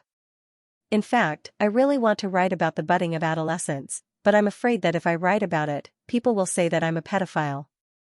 Finally, I'll recommend a friend's sweet article, Internet Fraud Will Sooner or Later by Huanyun. When the dog streamer Yenin was talking about his elementary school days playing online games and cheating people to find 8 husbands, he would never have thought that one of the people involved would coincidentally be in his broadcast room. However, as the saying goes, the heavens have eyes, and sometimes things are just so coincidental. At this time, a certain voice actor God Qin Wuxiu who happened to pass by the broadcast room said, "Eh?" Suddenly alert, at first it sounded familiar, then it matched, finally it matched. "Qin Wuxiu, brother, you can do it. I didn't expect that after so many years, the perpetrator who cheated my pure feelings could still be found. Then this account, let's slowly settle it." Then one day, a trending topic suddenly appeared out of nowhere, Heart Dog Master Mr. Qin. It climbed to the top at the speed of a rocket. Those who didn't know the inside story clicked on it and saw the first one, WX, yes, my surname is Qin. We're together. Dragon Bird Master GG Super Sweet Healing Article, if it's not sweet, you can beat me to death. Silly Girl Top X Dog Skin Clear and Strange Bottom thanks to the little angel who voted for me or irrigated me with nutrition. Thank you to the little angels who threw grenade, God knows where. V1, thank you to the little angels who threw landmine. Star Sinks Luyao, Gigi, Stephen Bear 1, thank you to the little angels who watered nutrition. Wake Up Summer 40 bottles, Suruoyao Abyss, Harada Shiko 20 bottles, Maple 19 bottles, G5 bottles, Cat Stealing Fish Next Door, Black and White Cat, Little Rice Cake 1 bottle. Thank you very much for your support, I will continue to work hard. It was as if Tang Li did not see Lei Yuming's face that had suddenly turned ashen. She took a step forward and calmly walked over, her pitch-black eyes staring straight at Lei Yuming. He went straight to Lei Yuming and grinned. His voice was full of curiosity. "What do you want to say to my brother? Can I listen?" Lei Yuming was shocked. What the F***ck, she had looked around several times just now, and there was no one in the corridor. Where did Tang Li come from? In order to avoid Tang Li's eavesdropping, she deliberately chose a relatively hidden position. She didn't expect that Tang Li didn't mean to eavesdrop at all and directly came to ask her. After being stunned for a while, Lei Yuming gradually came back to her senses and replied in a stiff tone, "Nothing. Since you don't want to say anything, don't waste my time." Tang Li narrowed his eyes. The smile on his face never disappeared, but it didn't reach his eyes. "Your father is still waiting for you." Lei Yuming was only a few feet away from Tang Li. She stared at Tang Li's smiling face in a daze, and the discomfort in her heart grew stronger. At this moment, she suddenly noticed that Tang Li seemed to have grown taller. In the snowy night a week ago, she would be at the same level as Tang Li. But now, she had to raise her head slightly to meet Tang Li's cold eyes. She knew the true face of Tang Li. She knew how many sharp needles were hidden under Tang Li's smile at this moment. Although she was so eager to get rid of Tang Li's mask, she didn't dare to tell the truth to Xinyu in front of Tang Li. She didn't know how much Tang Li would retaliate against her if she did. "What's wrong?" Tang Li asked softly, the smile on his face unchanged. "Senior, you don't look well. Are you feeling unwell?" Lei Yuming gritted his teeth and hesitated. Seeing this, Xinyu said to Tang Li, "Chestnut, ask Uncle Zhang to call the doctor over to take a look at her." Tang Li answered obediently, "Okay." Don't shout." Lei Yuming reacted in time and quickly reached out to block Tang Li's way. She looked at Xinyu angrily and unwillingly. Finally, she compromised and sighed. "I'm fine. My dad is still waiting for me. I'll leave first." Xinyu looked at Lei Yuming in confusion. "Goodbye, brother Xinyu." Lei Yuming waved to Xinyu and said in her heart, "Never see you again." Then she turned around and ran away without a trace. Xinyu looked helpless. He turned his head and saw Tang Li standing motionlessly not far from him. She was still wearing the hospital's blue and white striped hospital gown. Her originally expressionless face was now slightly aggrieved. He couldn't help laughing.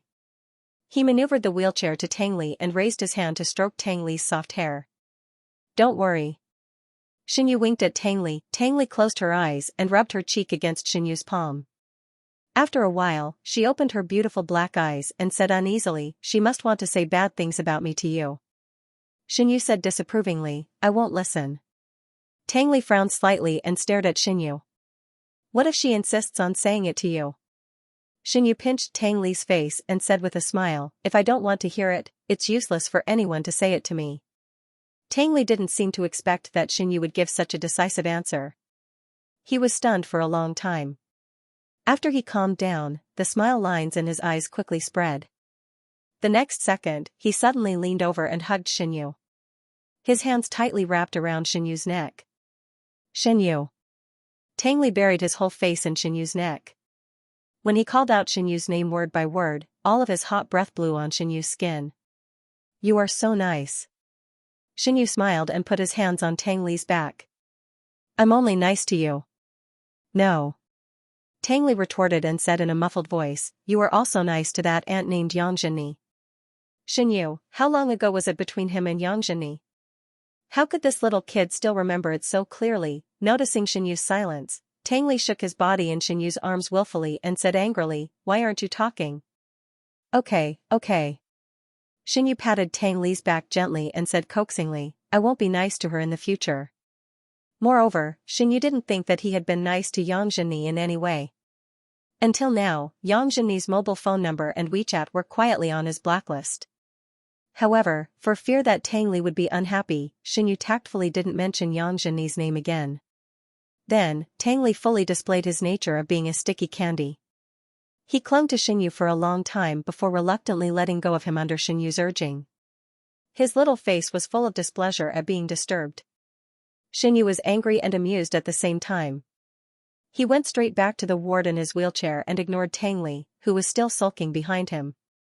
However, within a few seconds, there was a sound of footsteps behind him. "Xinyu, wait for me." Tang Li had long legs. He rushed to Xinyu's side in a few steps. He put his arm on Xinyu's wheelchair handle. When he saw that Xinyu didn't respond, he quietly grabbed Xinyu's wrist. Xinyu glanced at Tang Li's nervous little face. He wanted to laugh, but he tried hard to hold it back. Then, he held Tang Li's hand. "Is this okay?" Tang Li stared blankly for a moment. Soon, a big smile spread across his face. He nodded almost imperceptibly and pursed his lips without saying a word. However, a conspicuous blush climbed up his cheeks and the tips of his ears. When they returned to the ward, Kong Lin had already arrived. He ran up and down to complete the discharge procedures. Uncle Zhang had also tidied up the things in the ward. Seeing that Xinyu came back with Tang Li, Uncle Zhang, who was still a little worried, seemed relieved. He stepped forward and said, "The Lei family came back just now. It seems that they got separated from the little girl. They waited here for a while before the little girl came back." Xinyu asked, "Where are they?" Uncle Zhang replied, "They've already left." Xinyu nodded, let's go too. Although Xinyu had been deliberately hiding it, unfortunately, there was no such thing as an airtight wall in the world.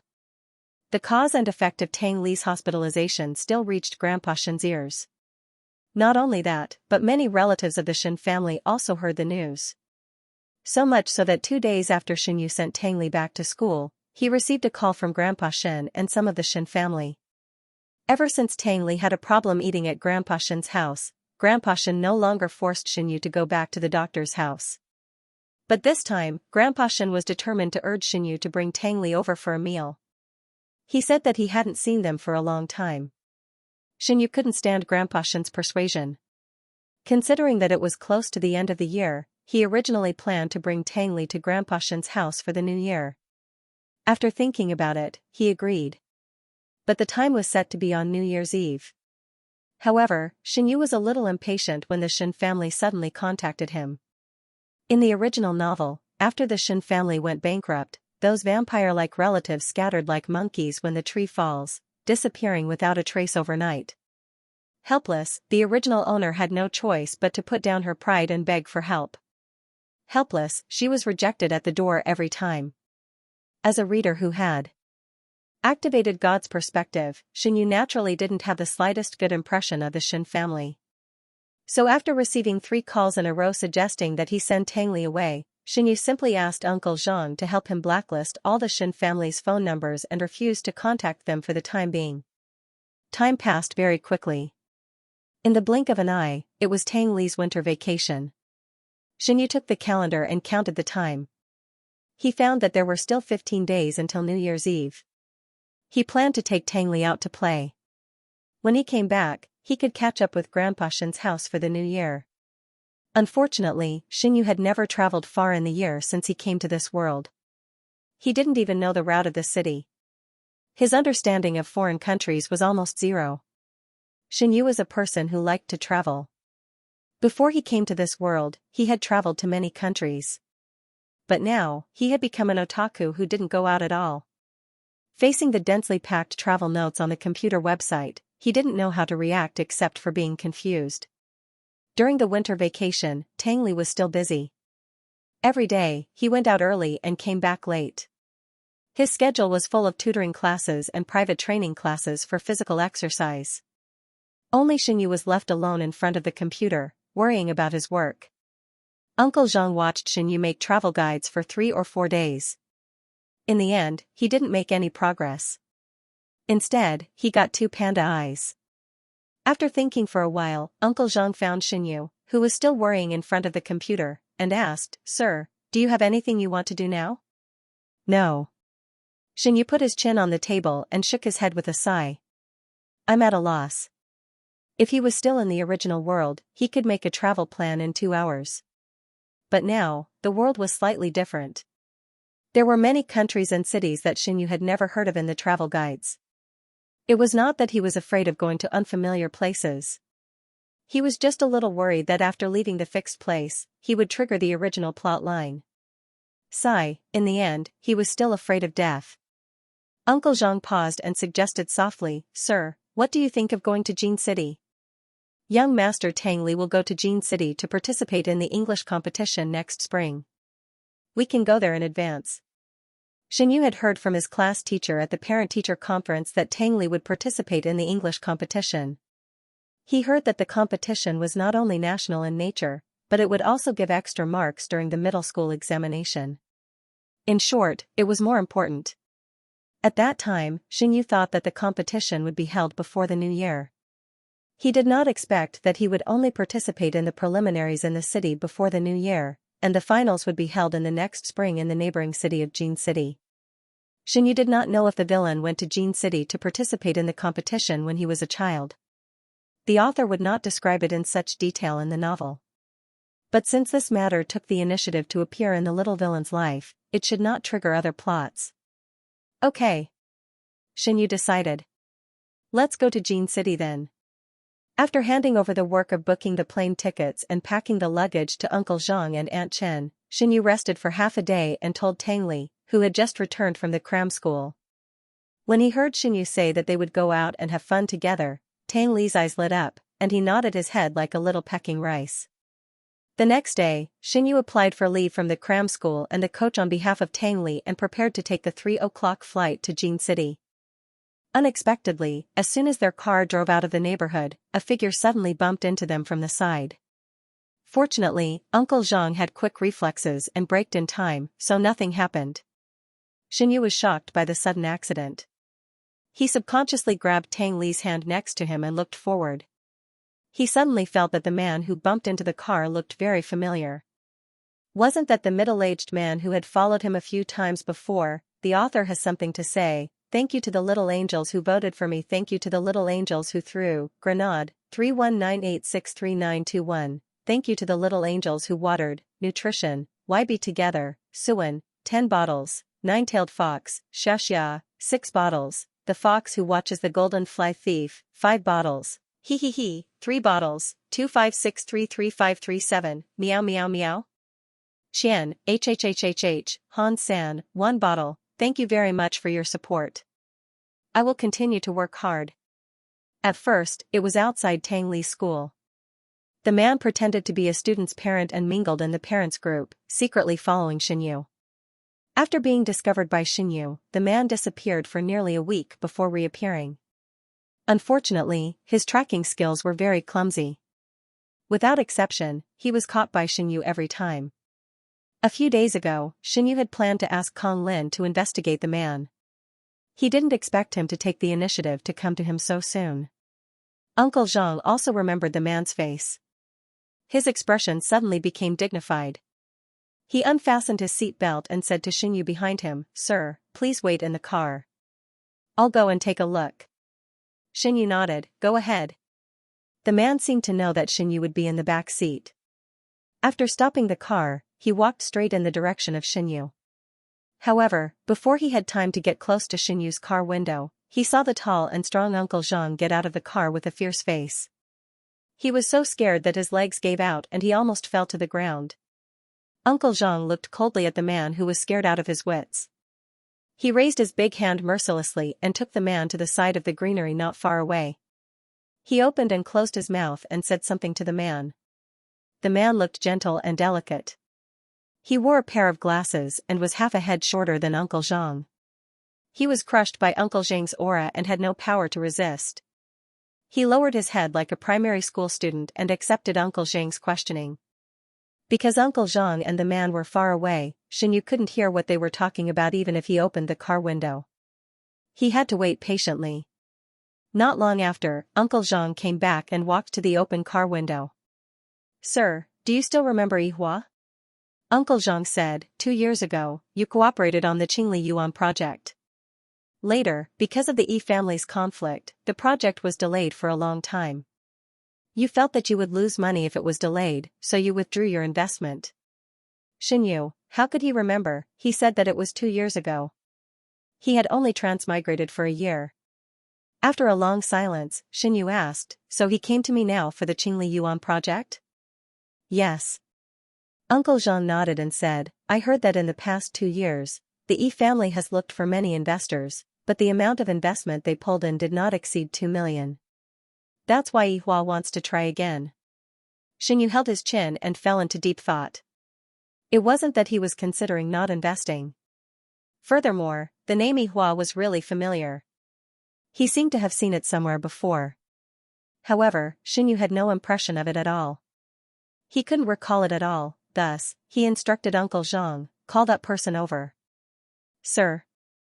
Uncle Zhang hesitated for a moment and reminded him tactfully, 2 years ago, the Yi family invested almost all their financial resources and manpower into the Qingli Circle project. Now that the project is stranded, the Yi family is also facing the danger of bankruptcy.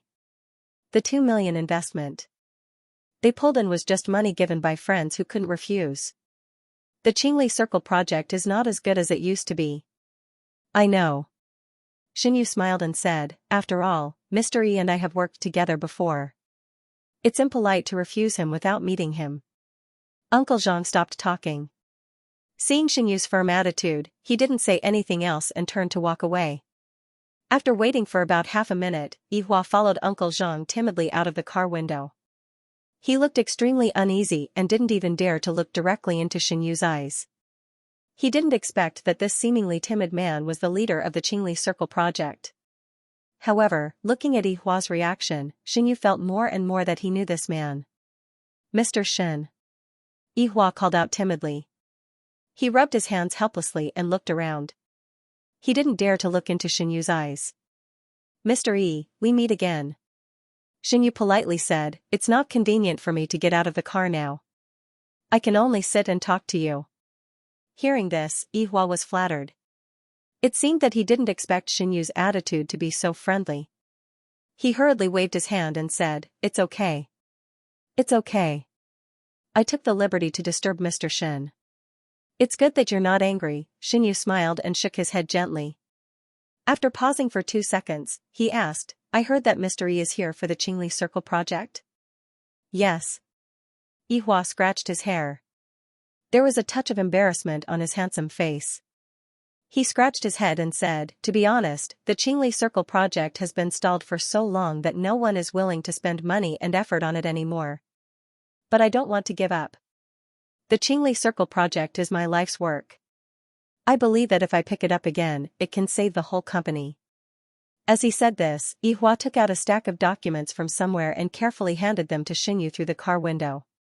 "Mr. Shen, this is the project information that I've rushed out. If you're interested, can you take a look at it now?" Facing Yihua's expectant gaze, Xianyu didn't refuse. He reached out and took the thick stack of documents. But he didn't open it. Instead, he put it on his lap. "We still have something to do," Xianyu said. "We have to catch the flight in 2 hours." The hope in Yihua's eyes disappeared in an instant. It was as if a basin of cold water had extinguished the flame. The smile on his face froze for a full 10 seconds before he finally reacted. "Yes, it's okay. You go ahead.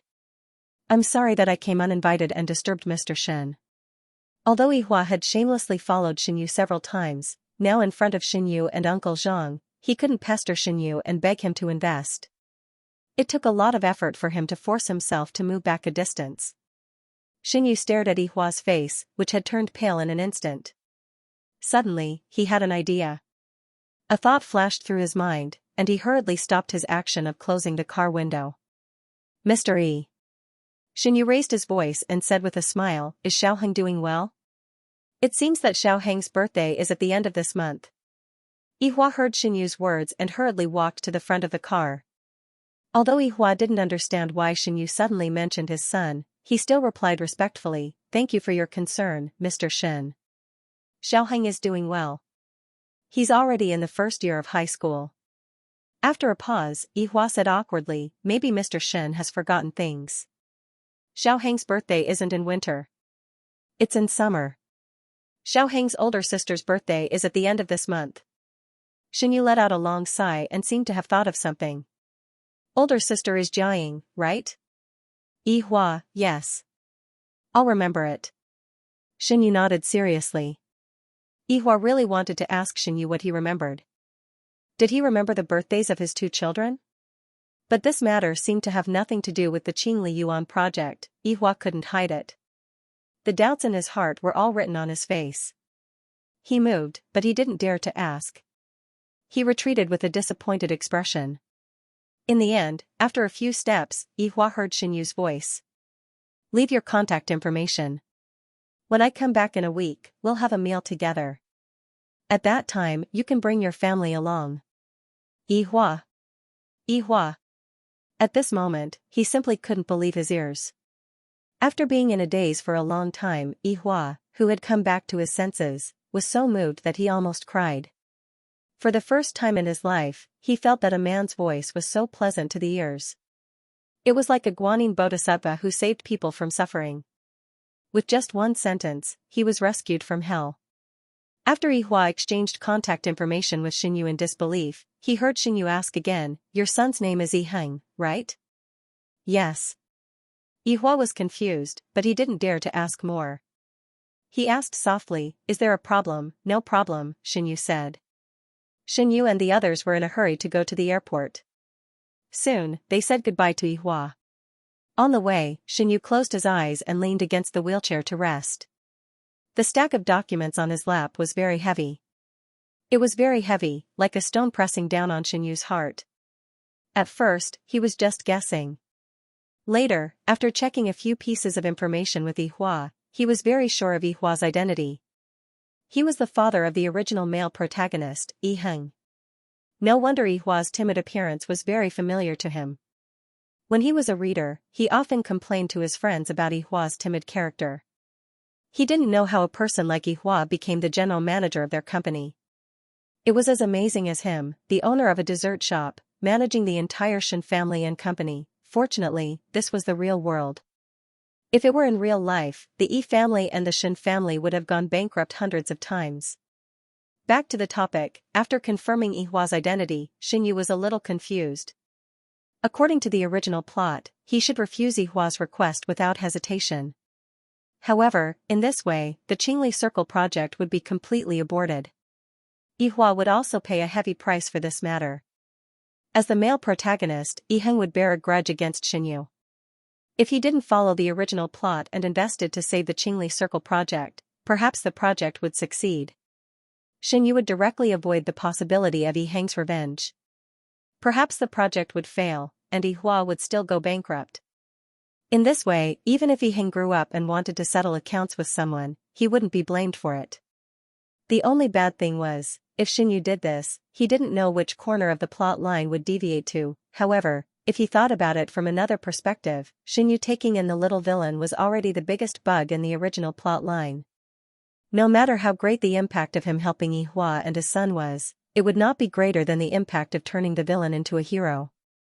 After a period of careful consideration, Xianyu decided to call Kong Lin. Jincheng was in the neighboring city, but it hadn't snowed for 4 or 5 years. It was much warmer than the city they lived in. After getting off the plane, Xianyu asked Tang Li to change his thick down jacket into a light coat. In terms of daily life, Tang Li was very obedient to Xianyu. He obediently raised his hands and stood still, allowing Xianyu to put the coat on him. His round almond-shaped eyes stared straight at Xianyu. After Xianyu tidied up Tang Li's clothes, he looked up and met Tang Li's dark eyes. He couldn't help but smile. He stroked his hair and said, "Why are you looking at me like that?" Tang Li smiled as well. His beautiful little face seemed to be glowing. "You're so good-looking. The author has something to say. I'm recommending my gay friend's novel. If you like it, just search for it. The Author's Way to Survive by Morning Pigeon." Takashi Jijinan was a passionate author. He insisted that a novel that never stopped updating had no soul, until one day, he transmigrated into his own book, his gay friend's book, and the Great God's book as the villain. From then on, Jijinan would never know how he would die tomorrow. Zhui was a passionate reader. He firmly believed that his support would become the strength of every author until he became a fan of an author who never updated. One day, a system came to him and said that he could transmigrate into the book and be the protagonist. Since then, Zhui had the feeling of killing the villain's author with her own hands. "Zhui, what kind of death do you want today?" Jijinan, "Something gentle, thank you." Zhui, "Sorry, the author who never updated is not worthy." Many years later, Jijinan was asked by the host at a book signing event about that period of time when he didn't update. Jijinan said, "Now I regret it, very much." This article is also called The Transformation Plan for Deceiving Authors. What if the protagonist is my anti-fan? Today, I'm also fighting for my life. Black belly, cold body, upright attack, sand eagle, witty operation. 1v1 He Plus Guide. Double warning, Sand Eagle High. Sweet warning. Topics in the book include rich families, school, entertainment industry, and esports. Only you can't think of, there's nothing I, Jijinan, can't do. Parallel between book and reality. Even though Xianyu had long been accustomed to Tang Li's straightforward praise, he still felt a little embarrassed when he met Tang Li's sparkling black eyes. He covered Tang Li's eyes with his hand. "Don't look," he said in a commanding tone. Tang Li agreed very quickly, "Okay, then I won't look." However, when Xianyu put down his hand, he found that Tang Li was still staring at him with his round eyes. After noticing the reproach in Xianyu's eyes, the smile in Tang Li's eyes became even more pronounced. He held Xianyu's hand and shook it coquettishly. He said in a clear and pleasant boy's voice, "I don't know why, but even if I can see you every day, it seems that I can't get enough of you. Xinyu, these cheesy words of love really came out of his mouth. Before Xinyu could react, Uncle Zhang next to him burst out laughing. Young Master Tang Li's mouth is getting sweeter and sweeter. Xinyu shook the goosebumps on his body. It's so sweet that my teeth are about to fall out. Tang Li didn't care about Xinyu's ridicule. He continued to stick to Xinyu like a sticky candy. He wanted to stick his whole body to Xinyu. In the process of leaving the airport, Xinyu inadvertently saw several paparazzi hiding in the crowd and taking photos of him. Perhaps they were afraid of Uncle Zhang and the two bodyguards behind them, but they didn't dare to approach for a long time. Outside the airport, the branch leader who had received the news was already waiting in the parking lot. After talking to Uncle Zhang on the phone, the leader hurriedly ran over to lead the way for Xinyu. When he glanced at Tang Li, who was next to Xinyu, a very subtle emotion flashed across the leader's face. It was said that Xinyu intended to cultivate the orphan of the Tang family into the heir of the Shen family. It seemed that this news couldn't be fake. Otherwise, why would Xinyu bring that child with him when he came to Jin City for an inspection? The thoughts in the leader's head spun 1,000 times. After he figured it out, he subconsciously squeezed out a kind smile at Tang Li and tried to worm his way into being friends with him. Young master, is it winter vacation now? Tang Li glanced at the leader coldly and said nothing. Seeing this, Xinyu pinched Tang Li's hand unhappily. Obviously, Xinyu didn't use much strength, but Tang Li's face was full of grievances. Her eyebrows were almost knitted into a knot. She looked at the leader with her dark eyes and said, For some reason, the leader felt a chill run down his spine when he was stared at by Tang Li. Although he knew that his idea was a little ridiculous that an adult would be afraid of a child, when he thought about the news about that child, the leader did not dare to hit on Tang Li again. Xinyu had been observing Tang Li's reaction.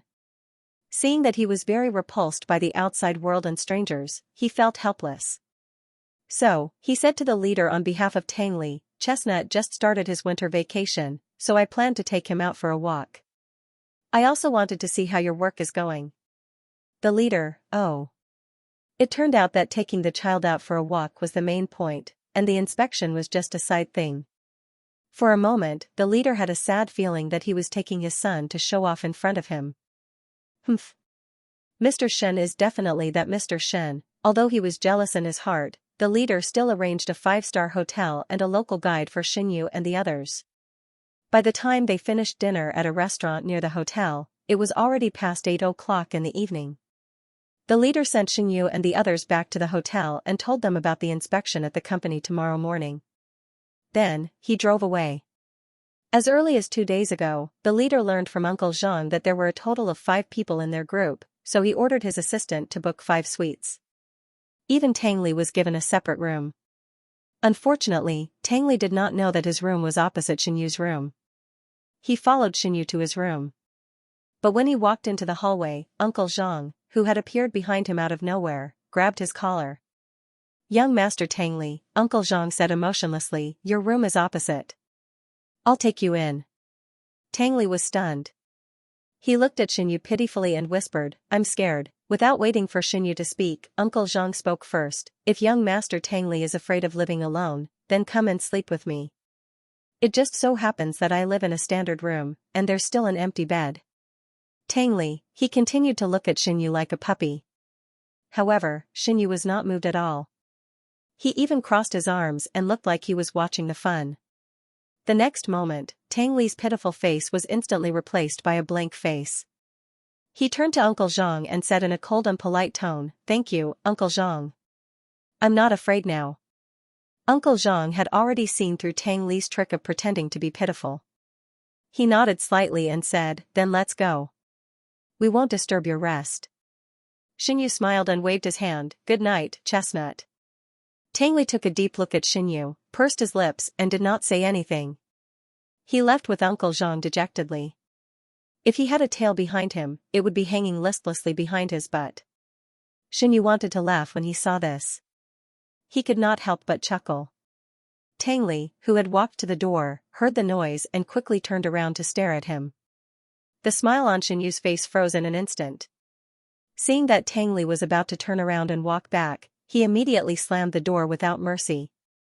The next day, Xinyu and Uncle Zhang went to the hotel restaurant for breakfast together. They saw that Tang Li and two bodyguards were already sitting at the table. Tang Li had changed into a new set of clothes. He wore a dark gray woolen coat and slim jeans with a pure black turtleneck sweater inside. This set of clothes was put together by Xinyu before they left. He specially asked Aunt Chen to put it in the suitcase. Unexpectedly, Tang Li looked better in it than Xinyu had imagined. Xinyu's eyes lit up. He looked at Tang Li a few more times. It wasn't until Tang Li's little face gradually turned red from his direct gaze that she raised her hand to block Xinyu's gaze in anger. She said stiffly, "Don't look anymore." Xinyu said with a smile, "Because you look good." Tang Li and Xinyu directly ignored Tang Li's resistance. He smiled and repeated what Tang Li had said at the airport yesterday, "I don't know why, but even if I see you every day, I feel like I can't get enough of you." When Tang Li put down his hand in frustration, Xinyu was surprised to find that the little villain's face suddenly turned as red as a monkey's butt. Even the tips of his ears were abnormally red. He lowered his head and did not dare to look directly into Xinyu's eyes. Little brat. Xinyu thought to himself. He was angry and amused at the same time. Obviously, he was a child who was so thin-skinned that he couldn't even hide his face. But he still wanted to smear oil on his butt and pretend to be a big bad wolf. After being teased by Xinyu, Tang Li did not talk to Xinyu again during the meal. It seemed that he wanted to bury his whole face in the bowl. Xinyu had a small stomach. He only ate a few times before he put down his chopsticks. Then he held his chin and looked at Tang Li in boredom. He had been with the little villain for half a year. He still remembered that last summer, when Tang Li was brought to the Shen family by Aunt Chen, he was thin, small, and short. He looked only about 6 or 7 years old. His arms were so thin that it seemed that they could be broken with a twist. But now, in the blink of an eye, he had grown several centimeters taller. When Xinyu sat in the wheelchair, he had to raise his head to meet Tang Li's eyes. And Tang Li was not as thin and weak as before. He was no longer a little boy that Xinyu could grab easily. Thinking of this, Xinyu suddenly felt a little sad. After breakfast, the group of people took the elevator to the hotel lobby. The leader who came to pick them up was already waiting in the lounge area of the lobby. The leader specially brought 2 assistants and 3 cars, so the group of people went to the Shen family's branch company in a grandiose manner. Although the branch company in Jincheng was directly managed by Xinyu, the business of this branch company was very different from the head office. Moreover, there was a Shen family member in charge. Therefore, both the original owner and Xinyu rarely asked about the situation of this branch company. The Shen family member who managed this branch company was called Shenrong. He was the grandson of old Master Shen's second brother. After he returned from studying abroad, he was assigned to Jincheng by the elders of the family. However, although it was said that Shenrong was working hard for the Shen family, in fact, he was the local tyrant in Xinjiang. He drew a line between himself and the Shen family. Thinking that he was about to meet the legendary Shenrong, Xinyu's mood could only be described as terrible.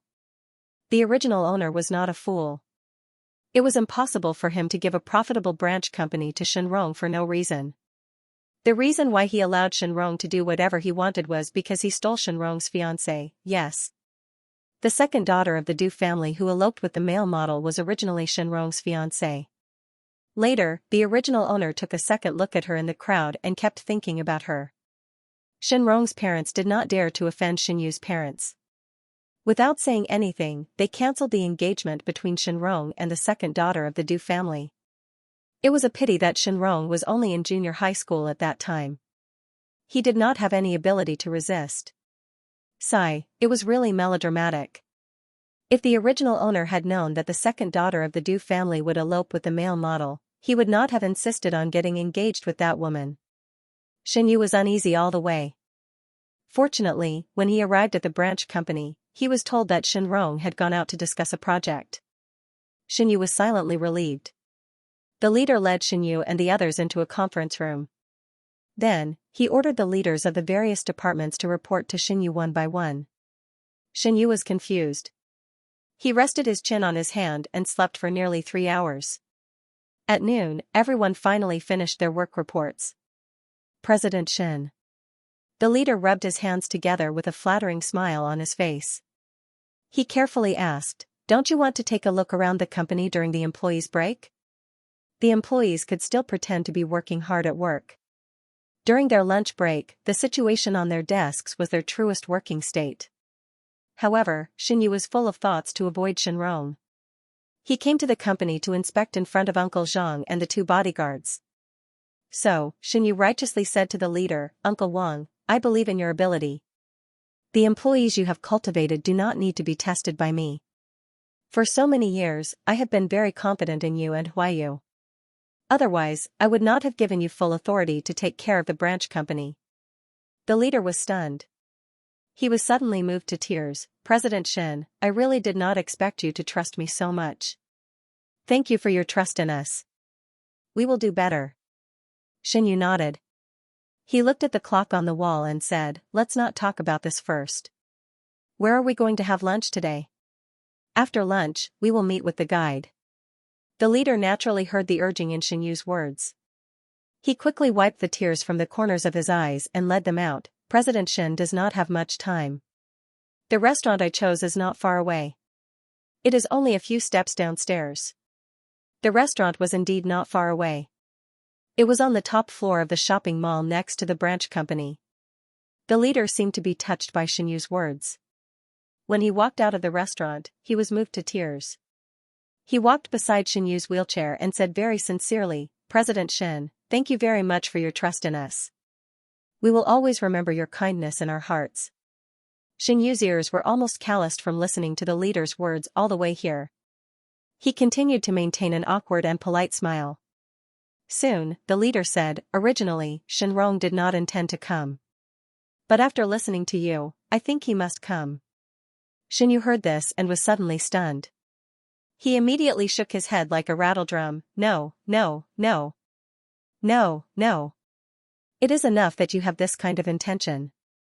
There is no need to call Shenrong back from so far away." The leader smiled gratefully. "President Shen, you are so considerate of us. Just because of your words, Shenrong must come." Shenyu's face was full of despair. I am not, you think too much," the leader said again. "President Shen, you don't have to worry about Shenrong. He arrived earlier than us. Now he is sitting in the private room waiting for us." Shenyu, the author has something to say. "Thank you to the little angels who voted for me. Thank you to the little angels who threw the landmine, for Zhang Yixing's women will never admit defeat. 1 Jiu Tian Xian Envy of V, Yu Yu, Zhuozhua Tang Feng, and Jing Thank you to the little angels who watered the food. Mushua 6 bottles, Fox 5 bottles, Lu PP and Ling Ling Yu 1 bottle. Thank you very much for your support. I will continue to work hard." When Shenyu came to the private room under the warm greeting of the leader, Shenrong was already impatient. Shenrong was wearing a formal black suit, sitting in the innermost seat, with one hand on the dining chair next to him and the other hand holding a mobile phone. After hearing the sound of the door opening, he raised his eyes and looked over coldly. For some reason, although Shenrong had no expression on his face, Shenyu felt that his eyes were like knives, stabbing straight in his direction. Shenyu. This. Shenrong, it seems that he is not easy to deal with. Although Shenyu did not know how the original owner would treat Shenrong, according to the original owner's arrogant and indifferent temperament, it would not be wrong to keep a poker face from beginning to end. So Shenyu looked back at Shenrong expressionlessly. Uncle Zhang, who was pushing the wheelchair, seemed to have seen through Shenyu's thoughts. He calmly stopped and stood at the door, no longer moving forward. The leader who walked into the private room quickly saw through the clues, and hurriedly winked at Shenrong. Shenrong and Shenyu stared at each other for a long time, then under the silent urging of the leader, they reluctantly stood up and slowly walked in front of Shenyu, looking down at Shenyu condescendingly. Just when Shenyu thought Shenrong would directly leave him, he saw Shenrong squeeze out a strange smile. "Please, brother you." Shenrong leaned over and made a gesture. Shenyu smiled politely and let Uncle Zhang push him into the private room. This private room was not only large, but also luxuriously decorated, with rockery and antique murals. Even the air was filled with a faint sense of simplicity. However, the table in the private room was not big, and there were only 4 seats in front of the rectangular mahogany table. So the leader volunteered to let the waiter bring a chair and sit alone on the narrower side of the mahogany table. Xinyu pulled Tangli to sit on the side, and Uncle Zhang consciously sat next to Shenrong. The two bodyguards who followed Xinyu were arranged to the private room next door by the leader. From the moment they sat down, Shenrong's meaningful eyes did not move away from Tangli, but Tangli's attention was all on Xinyu, and he did not even look at Shenrong. Shenrong stared at Tangli's eyes for a long time, but he did not make eye contact with Tangli. After a long time, Shen looked at Xinyu. "Brother Yu, are you serious this time?" Xinyu was putting food into Tangli's bowl. After hearing this sentence, he paused and looked up at Shenrong's smiling face. He frowned in confusion. "What do you mean?" Shenrong's eyes squinted in the direction of Tangli, and he continued to look at him with an unfriendly expression. "I heard that you plan to train this child to be the heir of the Shen family." After that, Tangli suddenly looked up at Shenrong. There was no fluctuation on his face, and no emotion could be seen in his dark eyes. However, Xinyu and Tangli had been together for a long time, and in an instant, he felt the low pressure emitted by Tangli. Shenrong did not avoid Tangli's gaze. He looked back with a fake smile, and suddenly patted his head and said, "Hey. Look at my memory, when has brother Yu not been serious?" He was also very serious when he was developing a relationship with Xiaoting. As soon as he said this, the atmosphere at the table suddenly froze. The Xiaoting that Shenrong mentioned was the second daughter of the Du family, Du Pingting. This guy was still holding a grudge. Xinyu and Tangli's expressions were not very good. Uncle Zhang stared at Shenrong expressionlessly, and the leader sitting alone on the side scratched his head in confusion. His blank gaze wandered between Xinyu and Shenrong. However, at this time, Shenrong did not give up and said, "Am I wrong? Brother Yu." As soon as he finished speaking, Tangli, who had been motionless, suddenly stood up from the dining chair.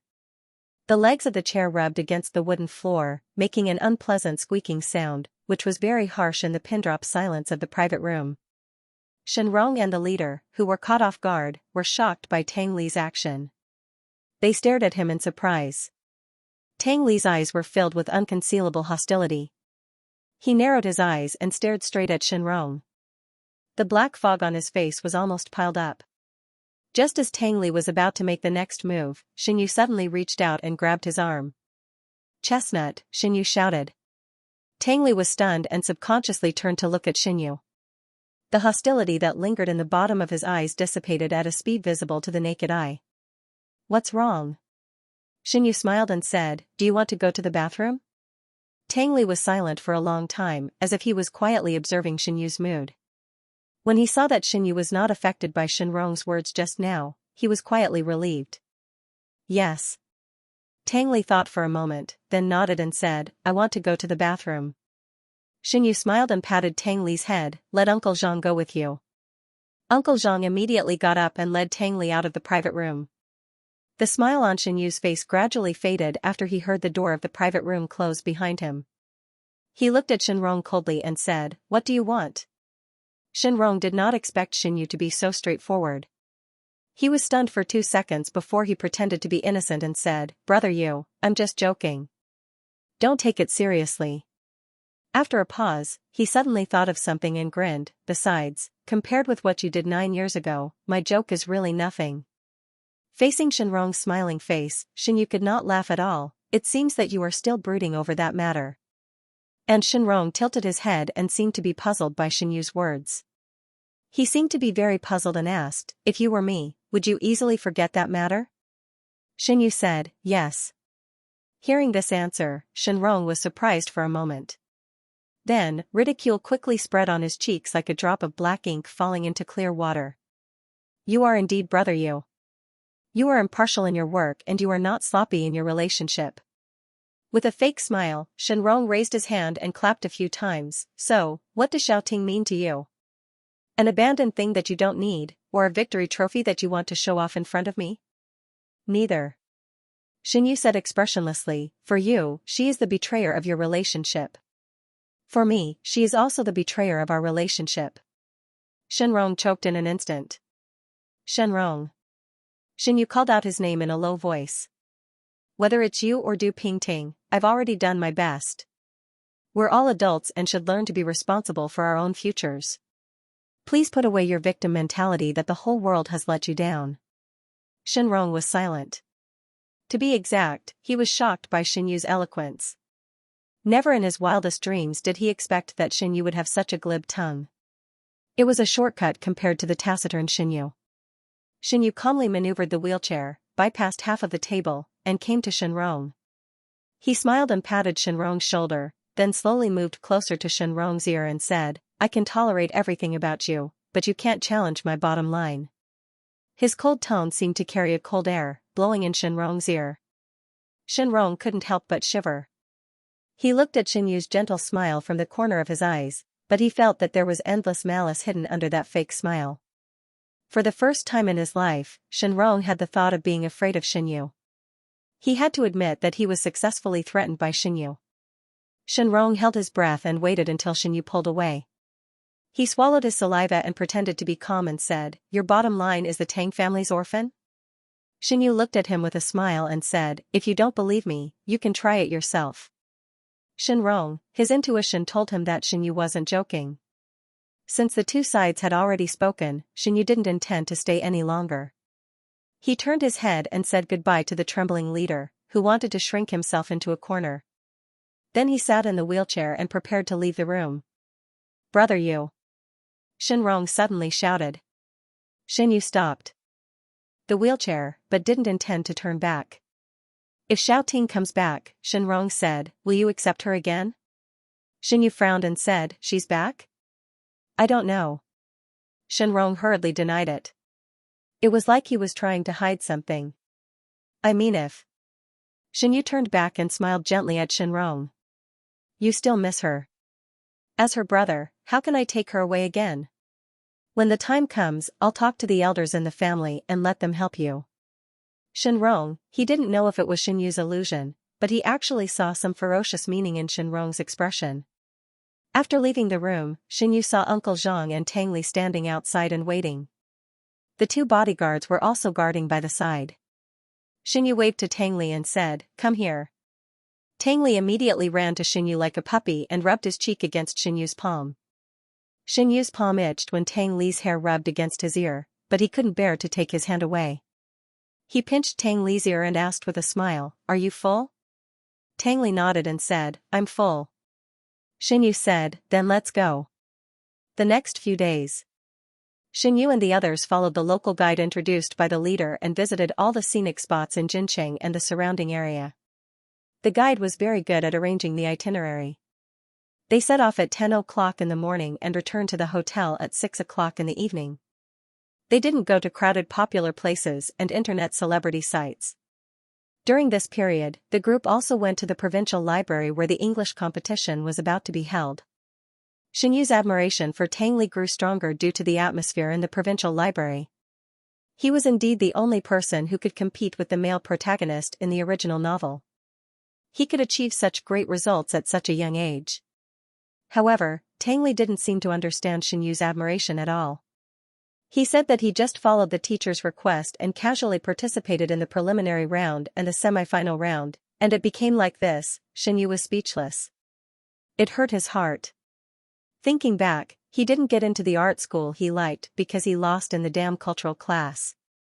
The author has something to say, sigh. Xianyu didn't want to provoke Shenrong at first, but when he saw that Shenrong had his eyes on Tang Li, he decided to go against Shenrong. Later on, he was still worried and scared, but he didn't write about it. He was worried that readers would find Xianyu's change in mentality strange, so he explained it in advance. Thanks to the little angel who voted for me or irrigated me with nutrition. Thank you to the little angels who threw the landmine. This user has become an immortal one. Thank you to the little angels who watered the food. 5 bottles of Fox and 1 Xianxia from the Golden Cat Thief. Thank you very much for your support. I will continue to work hard. The day before they left Jincheng, the guide took Xianyu, Tang Li, and the others to a temple at the foot of a nearby mountain. This temple was called Baoguang Temple. It was not large, but it was very famous in the country. People who only came to Jincheng for tourism would basically go to Baoguang Temple to pray. It was a workday when they came to the temple, so there were not many people. Although Jincheng was very warm in this winter, there was a thin layer of snow on the ground around Baoguang Temple, and the front yard of the temple was also covered with snow. Xianyu and the others followed the guide into the temple and saw pedestrians in twos and threes, as well as monks sweeping the snow on the roadside. There was a melancholy sandalwood fragrance in the air, like a big hand caressing people's hearts invisibly. Just by smelling the fragrance, Xianyu inexplicably felt that his somewhat anxious mood along the way had calmed down a lot. You can get the incense for free in the front.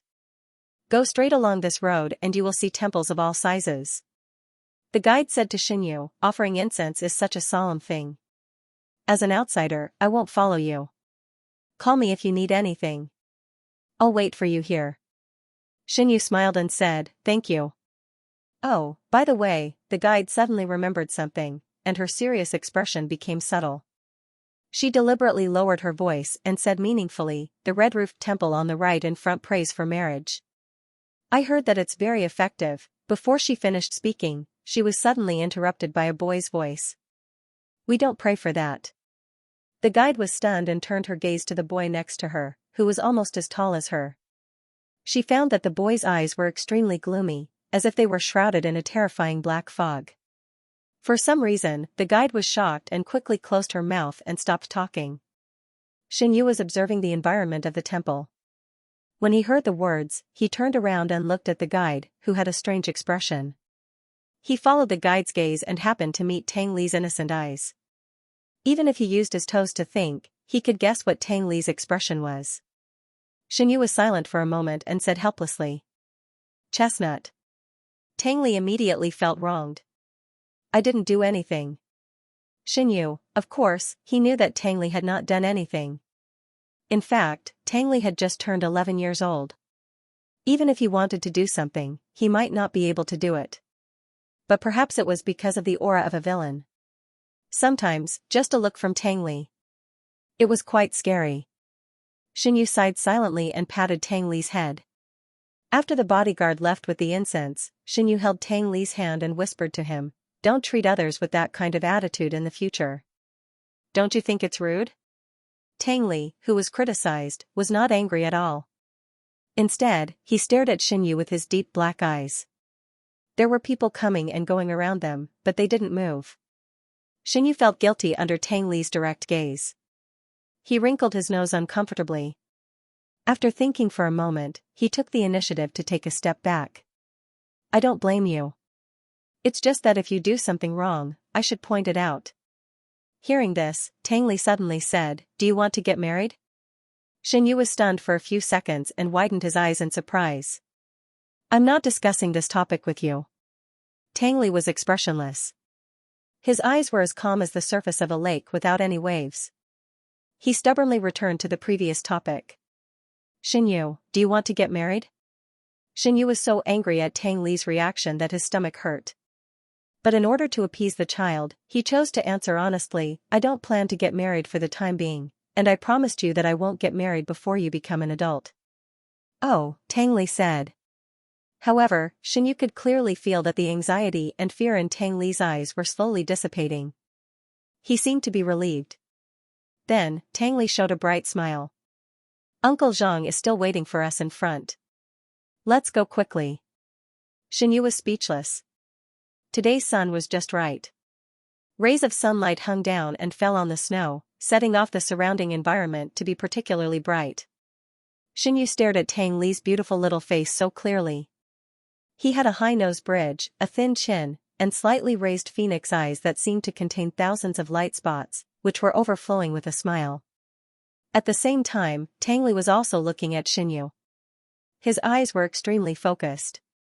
It was as if in this world, his sight could only accommodate the person in front of him, and he could only see the person in front of him. For a moment, the familiar strange feeling climbed into Xianyu's heart again. He was stunned for a moment, and then awkwardly turned his face away. Let's go. After Xianyu finished speaking, he steered the wheelchair to Uncle Zhang's position in front of them as if he was running away. Fortunately, some of Xianyu's emotions came and went quickly. It didn't take long for him to return to normal. He happily burned incense and knelt down with Tang Li. Of course, it was Tang Li and Uncle Zhang's business to kneel down and pray. When they passed by the red-roofed temple mentioned by the guide, Tang Li suddenly pushed Xianyu's wheelchair forward, as if he wanted to stay as far away from the temple as possible. Uncle Zhang and the two bodyguards both saw through Tang Li's thoughts and followed him without saying a word. It was not until they were far away that Tang Li let go of Xianyu's wheelchair. Xianyu took a deep breath. Tang Li, I'm sorry. Tang Li was not vague in his apology. He looked at Xianyu pitifully and said, Brother Xianyu, I was wrong. Xianyu, Tang Li took the initiative to admit his mistake, but he actually didn't know what to say. After holding it in for a long time, Xianyu's face was a little red. He slowly exhaled the turbid air in his heart and said dejectedly, forget it. Tang Li smiled until his eyes were curved. He went forward and hugged Xianyu's arm. He rubbed his face on Xianyu's body like a spoiled little pet. His voice was also soft. Brother Xianyu, you're so nice. Xianyu didn't know what to do with Tang Li. He stretched out his hand and rubbed Tang Li's loose hair even harder. Tang Li didn't struggle. He squinted his eyes and seemed to enjoy Xianyu's caress very much. After the adult and the child in front of them walked away, Uncle Zhang, who had a stiff expression, finally relaxed. He turned his head and looked at the two bodyguards who also had a complicated expression on their faces. The three of them looked at each other for a long time and sighed together. According to the current situation, their family's Mr. Shen might be completely controlled by that child. They didn't know if it would have some impact on the Shen family if it continued to develop like this. Uncle Zhang thought of the rumors about the Shen family outside, as well as those who said that Tang Li was about to become the heir of the Shen family. He suddenly felt a little dignified. There was a wishing wall in the backyard of the temple. Wooden boards with words written on them were densely packed on the top. Xianyu wasn't very interested in these things. He was mainly too lazy to write on the wooden signs. However, since he was already here, Xianyu still ordered Uncle Zhang to get 2 wooden signs. He handed one of the wooden signs and a marker pen to Tang Li. Tang Li looked curiously at the wooden sign in Xianyu's hand and asked, Xianyu, what are you writing? Xianyu thought for a moment and said, your family is healthy and safe. You also grow up happily. Unfortunately, this wooden sign was only as big as his palm, and the words written with the marker pen were very long. Xianyu couldn't write such a long sentence on the wooden sign. Therefore, Xianyu cleverly changed to a more important wish, that the company wouldn't go bankrupt. Uncle Zhang, who was standing behind Xianyu, saw the words on the wooden sign. The corner of his mouth twitched twice. He felt helpless and amused. Xianyu asked Uncle Zhang to hang his wooden sign high on the wishing wall. Then, he tilted his head to look at Tang Li's wooden sign. Tang Li was next to Xianyu. He lowered his head, held the wooden sign in one hand, and held a marker pen in the other hand. He carefully wrote on the wooden sign. It had to be said that Tang Li's handwriting was very beautiful. Although it was not convenient for him to hold a marker pen, he still wrote in one go. It could be seen that he had learned it when he was a child. However, Xianyu, who was sitting in a wheelchair, was not as tall as Tang Li, who was standing. He stretched his neck, but could only see 1 or 2 words written by Tang Li on the edge of the wooden sign. Xianyu looked around for a long time, but he didn't see anything. Finally, he said gloomily, Chestnut, what did you write? He thought that a child like Tang Li would be embarrassed to show his written wish to others. However, Tang Li turned his wrist and generously handed the wooden sign to Xianyu. It was clearly written on it, we won't get married. Xianyu was stunned for a long time. He became even more depressed and said, how can I live with my brother for the rest of my life? Tang Li tilted his head, looked at Xianyu quietly, and didn't speak. Xianyu was attracted by Tang Li's confused look. He raised his hand and scratched the tip of Tang Li's nose with his index finger. He said with a smile, aren't you afraid of being gossiped about in the future? Tang Li didn't think so, haven't I been gossiped about? Xianyu suddenly choked. At Tang Li's insistence, the wooden sign with the strange wish was hung next to Xianyu's by Uncle Zhang. At first glance, Xianyu and Tang Li's wishes were very funny. At noon, they had some vegetarian food in the temple. The guide and the abbot of the temple were very familiar with each other. With Uncle Zhang's lobbying and donations, Master Hui Jing, who rarely appeared in public throughout the year, actually took the initiative to ask to see Xianyu. The meeting time was set at 2 o'clock in the afternoon. Xianyu saw that it was still early, so he went to the backyard alone while Tang Li, Uncle Zhang, and others were resting. In fact, he wanted to take down the 2 wooden signs with his and Tang Li's wishes written on them. Maybe it was because he had a guilty conscience. He was afraid that the more he cared about something, the more it would come. And Tang Li's wish, it was really strange. Sometimes, Xianxia was also frightened by Tang Li's crazy monopolization. In the afternoon, there was no one at the wishing wall. Even the monk who distributed the wooden signs here was nowhere to be found. Xianxia looked in front of the wishing wall for a long time, but he still couldn't find a way to take down the 2 wooden signs. At this moment, a handsome young monk slowly walked to Xianxia. He put his palms together and said, "Good Samaritan." Then he gently asked Xianxia if he needed any help. Xianxia was a little embarrassed. He pointed to his and Tang Li's wooden signs and said that he wanted to take down the 2 wooden signs. The monk looked up at the wooden signs.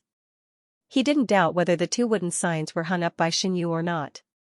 He helped him take them down without saying anything. Xianxia put away the wooden signs and said with a smile, "Thank you. You are welcome."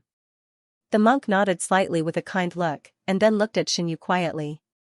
For some reason, although the monk's eyes were very calm and sincere, Xianxia suddenly felt panic at this moment. He didn't even have the courage to look back at the monk's eyes. Xianxia's forehead overflowed with a layer of cold sweat. He hurriedly said goodbye to the monk and turned his wheelchair to leave. But the monk said, "Can I have a word with you, benefactor? The author has something to say. My input method is, borrow a movie?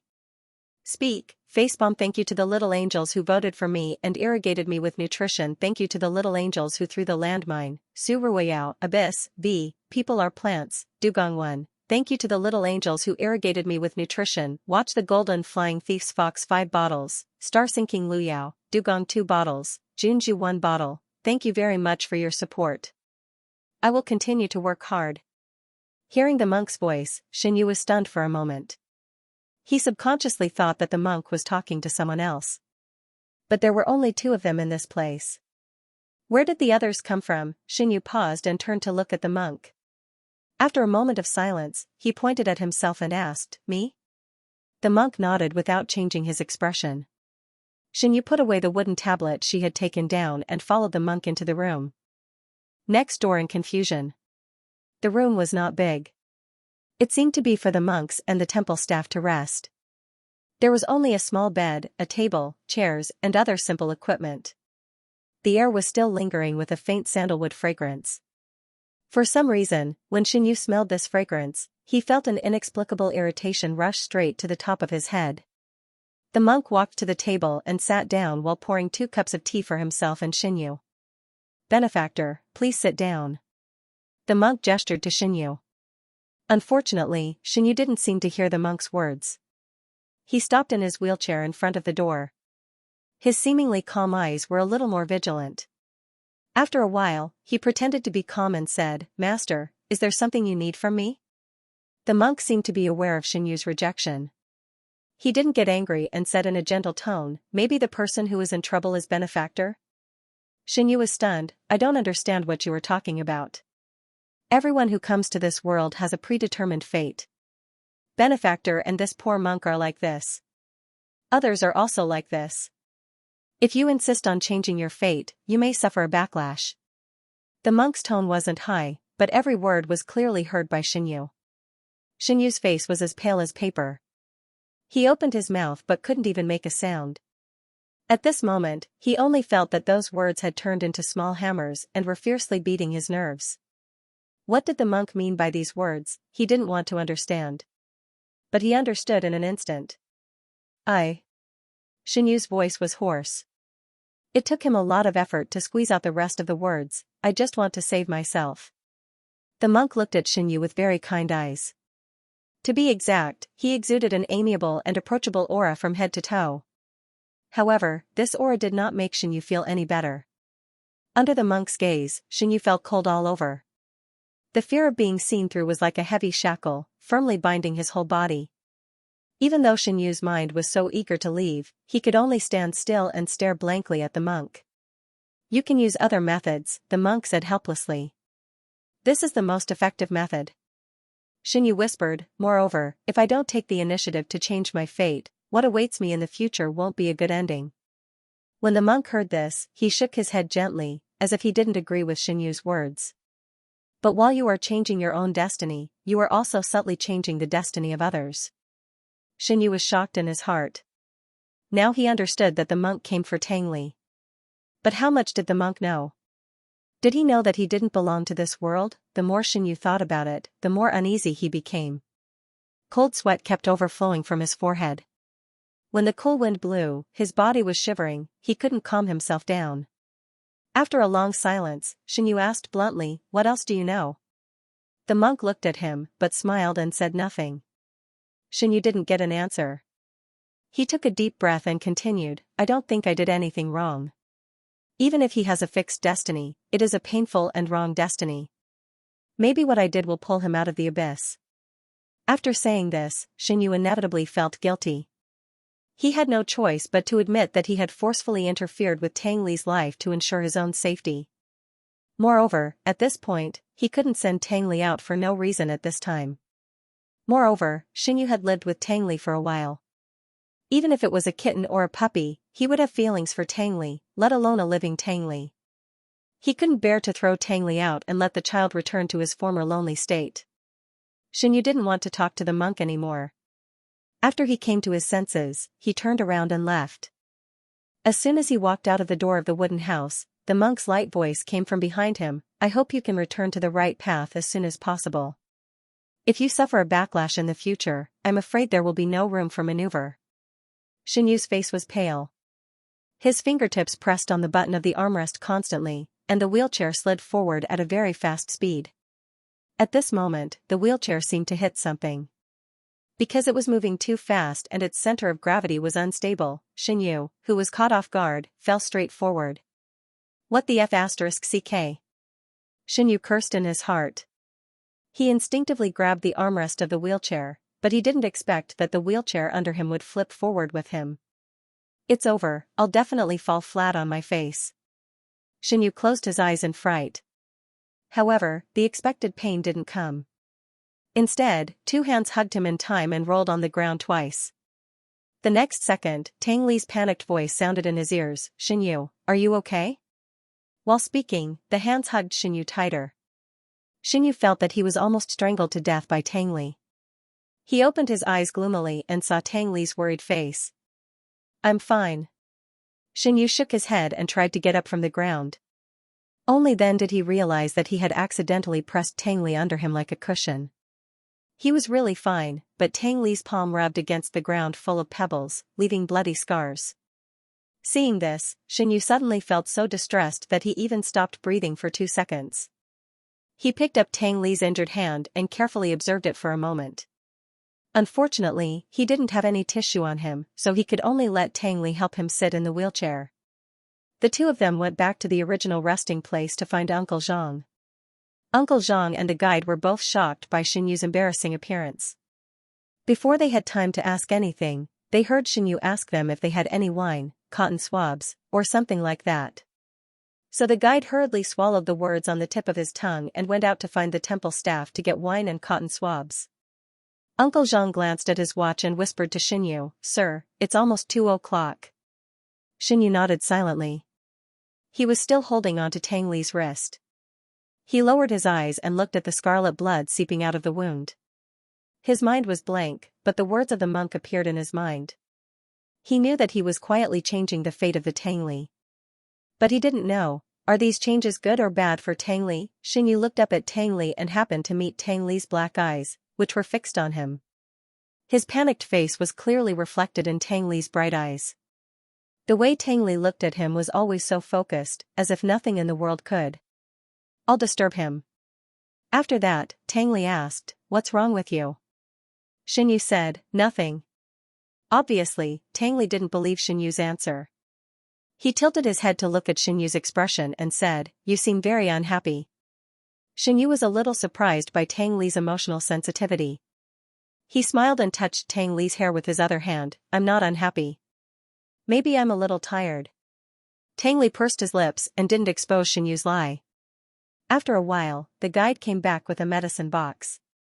She quickly bandaged Tangli's hands. When the guide returned the medicine box, a familiar figure followed behind her. It was Master Huijing, who had talked to Xinyu not long ago. Xinyu, just by looking at Master Huijing's kind face, he felt like he was suffocating. However, the guide didn't see Xinyu's suddenly stiff expression. She invited Master Huijing into the room and greeted him warmly. "Mr. Shen, this is the abbot I mentioned to you, Master Huijing." After that, the guide turned to Huijing and said, "Master, this is Mr. Xinyu from the capital." Xinyu had a headache. He wanted to take Tang Li and leave on the spot. However, for the sake of their friendship, he still greeted Huijing after struggling for a while. Fortunately, Huijing didn't say those strange words in front of other people. His reaction was as if he had met Xinyu for the first time. After greeting him, he asked everyone in the room to sit down at the table. It was said that Huijing was very famous outside the circle. There were even foreigners who came from thousands of miles away to ask to meet him. Only Xinyu, an outsider, hadn't heard of Huijing's reputation. However, Huijing could see through Xinyu's true colors at first glance. Huijing was indeed very capable. Xinyu didn't listen to a single word of the following conversation. It wasn't until an hour later that Huijing got up and Xinyu was finally relieved. Before leaving, Huijing took out a business card from somewhere and handed it to Xinyu. "Mr. Shen, it's fate that we met. You and I are fated to meet. If you have any problems in the future, you can contact me." Xinyu took the business card in surprise. "Thank you." Huijing smiled gently and turned to leave the room with the guide. After going down the mountain and returning to the hotel, Xinyu remembered to take out the business card Huijing gave him and take a look. The background was beige, and Huijing's name and a string of mobile phone numbers were written on it. Xinyu pondered for a long time. Then he stuffed the business card and the 2 wooden tablets taken from the wishing wall into the bottom pocket of his suitcase. The next day, at 10:30 in the morning, Xinyu and others were already waiting in the VIP lounge. There was still more than half an hour before boarding. Xinyu was playing with his mobile phone in boredom. Suddenly, the screen of his mobile phone flashed and a number came in. It was Shenrong. Xinyu picked up the phone. Before he could speak, Shenrong's angry voice suddenly came from the phone. "What do you mean by arranging Kong Lin to come here? Our company has an independent operating model. You will only ruin things if you act rashly." Xinyu was amused by Shenrong's matter-of-fact attitude. He didn't want to be entangled with Shenrong too much on this matter. He said coldly, "Do I need your permission to transfer people?" Shenrong choked for a moment. After a long time, he said, "The people in the head office don't understand the business of the branch company, so they directly send people here to meet." Xinyu interrupted Shenrong, "Then slowly understand." Shenrong, both sides were silent for nearly half a minute. Just when Xinyu thought Shenrong would end the call, he suddenly heard Shenrong gnashing his teeth and saying, "Brother, are you deliberately going against me? You know that our company has been operating independently. Many of our work are not connected to your head office at all. I've left you alone for a long time. Do you really think that you are an independent entity?" Xinyu paused for a few seconds and suddenly laughed. "If you don't agree with my decision, then I suggest you go out and work independently. As for the elders, I can speak for you." "You." Shenrong was so angry that he couldn't even speak. "I'm very good," Xinyu said. "I've been remembered by you for almost 10 years. How dare I let you down?" Shenrong gasped for breath and then hung up the phone directly. Xinyu put away the phone without changing his expression. When he turned around, he saw Tang Li sitting next to him looking at him without blinking. "What's there to look at?" Xinyu smiled helplessly and reached out to cover Tang Li's eyes. Tang Li didn't move. He just blinked his eyes. His long eyelashes, which were as dense as a small fan, swept Xinyu's palm. It was so itchy that Xinyu quickly withdrew his hand. Xinyu felt uncomfortable being stared at by Tang Li. He turned his head away and said, "Don't look at me." He didn't know what expression Tang Li had at this moment, but he heard the child let out an almost inaudible sigh. "I want to grow up quickly." Xinyu turned his head back and looked strangely at Tang Li, whose eyes were a little sad. "Why do you think so?" "I'm tired of being a child." Tang Li shrugged. In fact, he wanted to say that only when he grew up could he share Xinyu's worries and not always see Xinyu's worried face. He was still a child, so he couldn't do anything. Even in the face of the provocation of the man named Shenrong, he couldn't protect Xinyu well. It was the first time that Tang Li had such a strong sense of frustration. It was also the first time that he was so repulsed by his teenage years. Xinyu didn't know what Tang Li was thinking. He smiled softly, patted Tang Li's shoulder, and comforted him softly, "You'll grow up soon. Haven't we known each other for half a year?" Time passed quickly.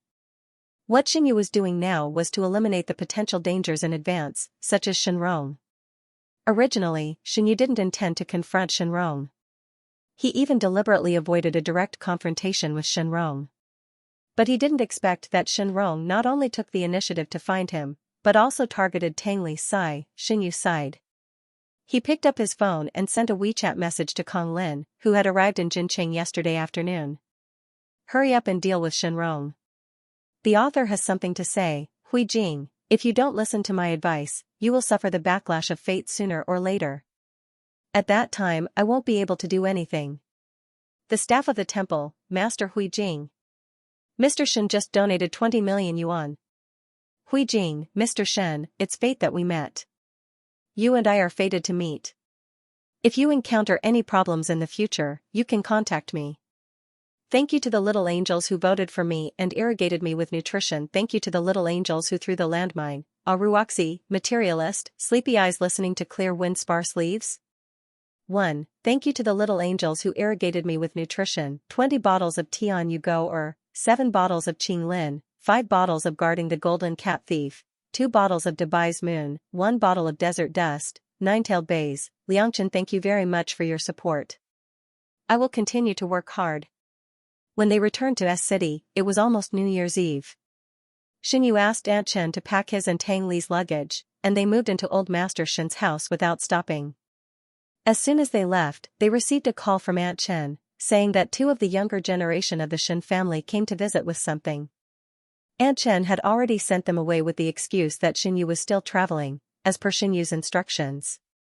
Hearing this, Xinyu breathed a sigh of relief. Every new year, there was always a group of people who could accurately find out when Xinyu would be at home, and they would come to visit him with a reason that he could not refuse. As a result, Xinyu had to spend all his holidays receiving guests. Fortunately, he left quickly this time, because in the next few days, Xinyu received calls from Aunt Chen almost every day. Today, the Shen family came to visit, and tomorrow, it would be Mother Shen's family. Several times, the 2 parties bumped into each other, and it would even lead to a fierce gunfight. Just listening to Aunt Chen's description in a few words, Xinyu felt a headache. The pace of life in the city was fast, and the new year was not as good as before. However, Xinyu was used to being alone. Before he transmigrated, he spent the new year alone in a small house with a mortgage. Now that he had the company of Old Master Shen, Tang Li, and others, he was much happier than before. On New Year's Eve, they went to the beach. The night breeze blew on the beach, and the beach was crowded with people who came out to celebrate the new year. Xinyu saw children running and playing not far away. They were waving burning fireworks in their hands, and the splashing sparks jumped in the hazy night. It was very beautiful. He was excited to see them, so he asked Uncle Zhang to buy a bunch of fairies and stuffed them all into Tang Li's arms without saying anything. Tang Li reached out to take the whole bag of fairies, and looked at Xinyu inexplicably. "Go and play with them." Xinyu pointed in a direction, squinted and smiled. "When I was your age, I also liked to play with fireworks." As he spoke, Xinyu revealed a nostalgic expression. Tang Li turned his head and looked in the direction of Xinyu's finger. He saw a few girls who were about his age playing with each other. He then lowered his head and looked at the fairy in his arms who was wrapped up like a young girl. Then, Tang Li fell into a long silence. Xinyu didn't understand. He reached out and patted Tang Li's shoulder gently. "What's wrong?" "No." Tang Li shook his head, took a deep breath, and walked closer to the girls with the fireworks in his hands. Amused, Xinyu looked at Tang Li's solemn figure, which was like a hero of Langia Mountain. He couldn't help but laugh. He turned to Uncle Zhang and said, "His reaction is too exaggerated. Doesn't he like this?"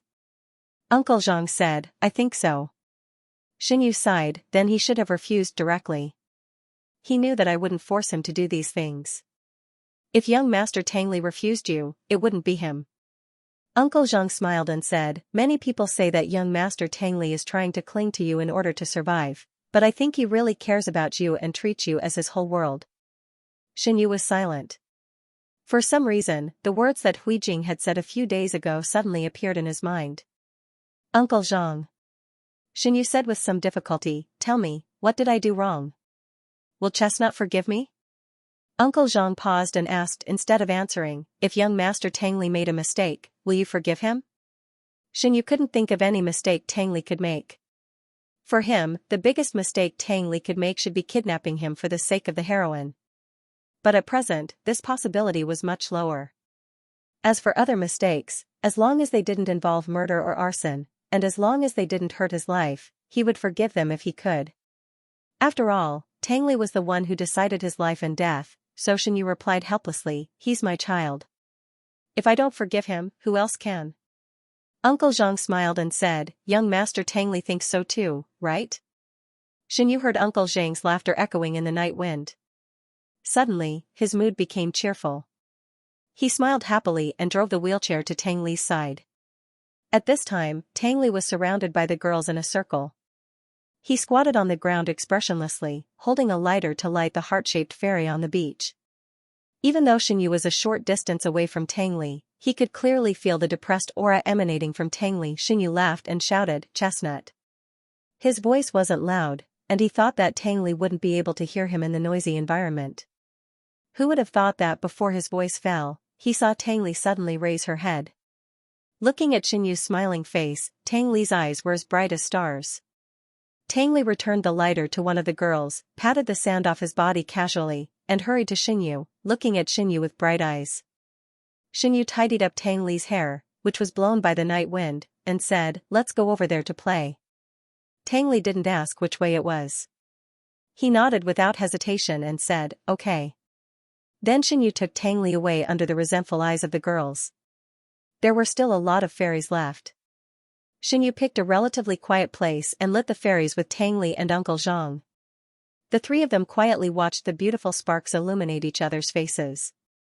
When Xinyu and his friends played with fireworks before he traveled, they were all chasing and playing with each other. But now he couldn't run, so he could only sit in a wheelchair and stare at the sparks in a daze. Through the burning sparks, Xinyu saw that Tangli, who was sitting on the stone bench opposite him, was staring straight at him.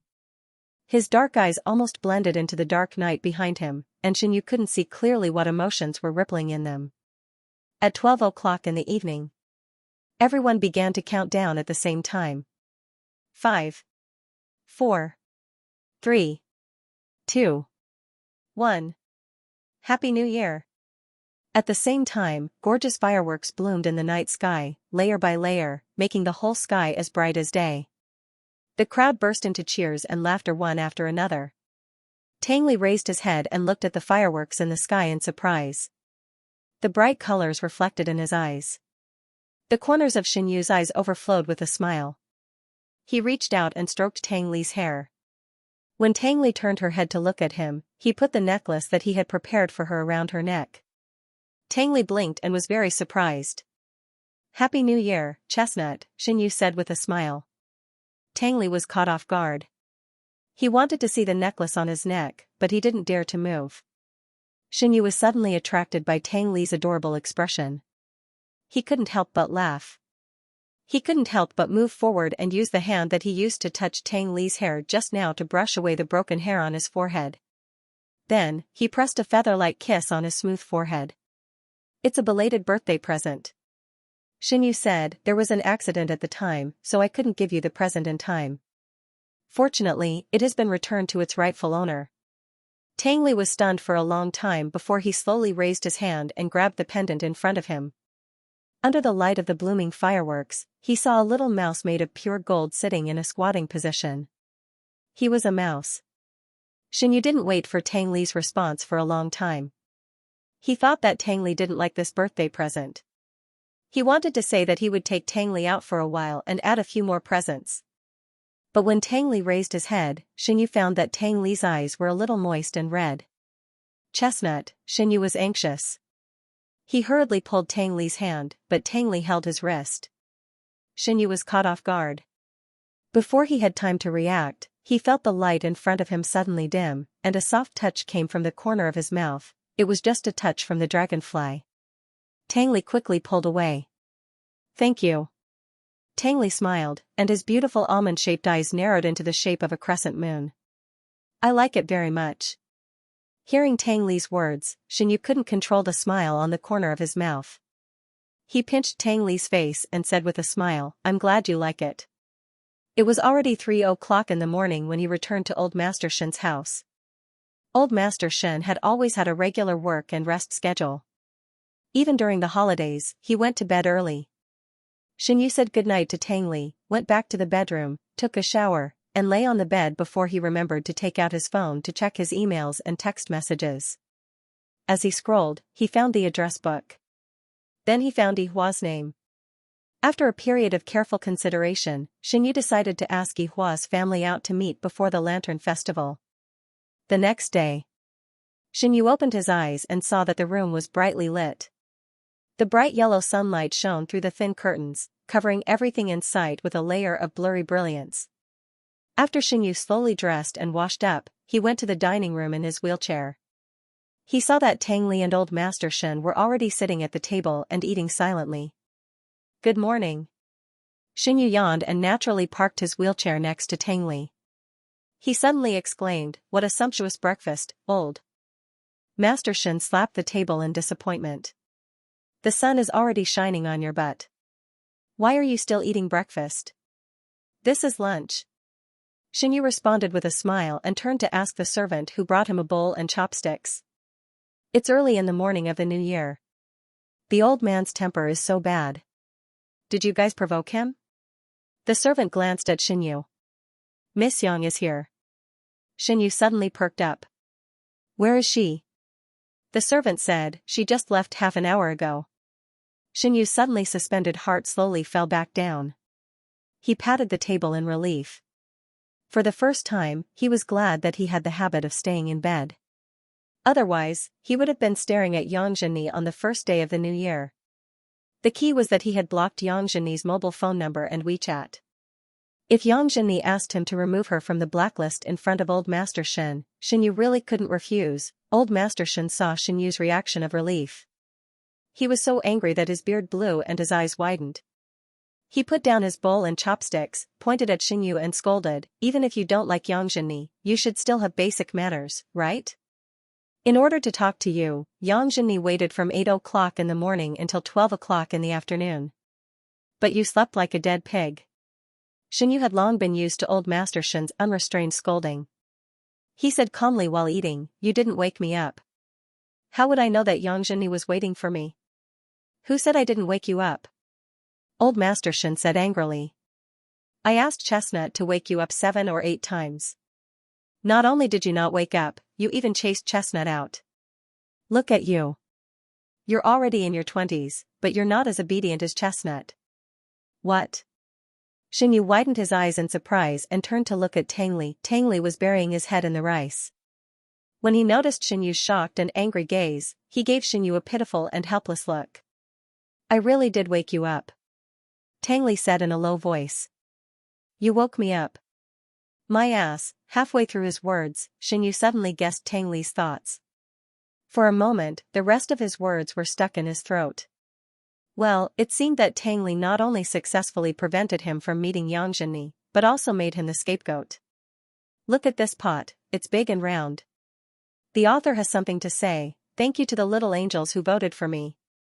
Thank you to the little angels who threw out, landmine, 30385474, Suruoyao Abyss 1 bottle. Thank you to the little angels who watered, nutrition, 10 bottles of Evige, flower, spinner bear, fox, watchman golden snitch 5 bottles, 3 bottles of cow eat tangerine WW 1 bottle of little year cake, desert dust, Jade. Thank you very much for your support.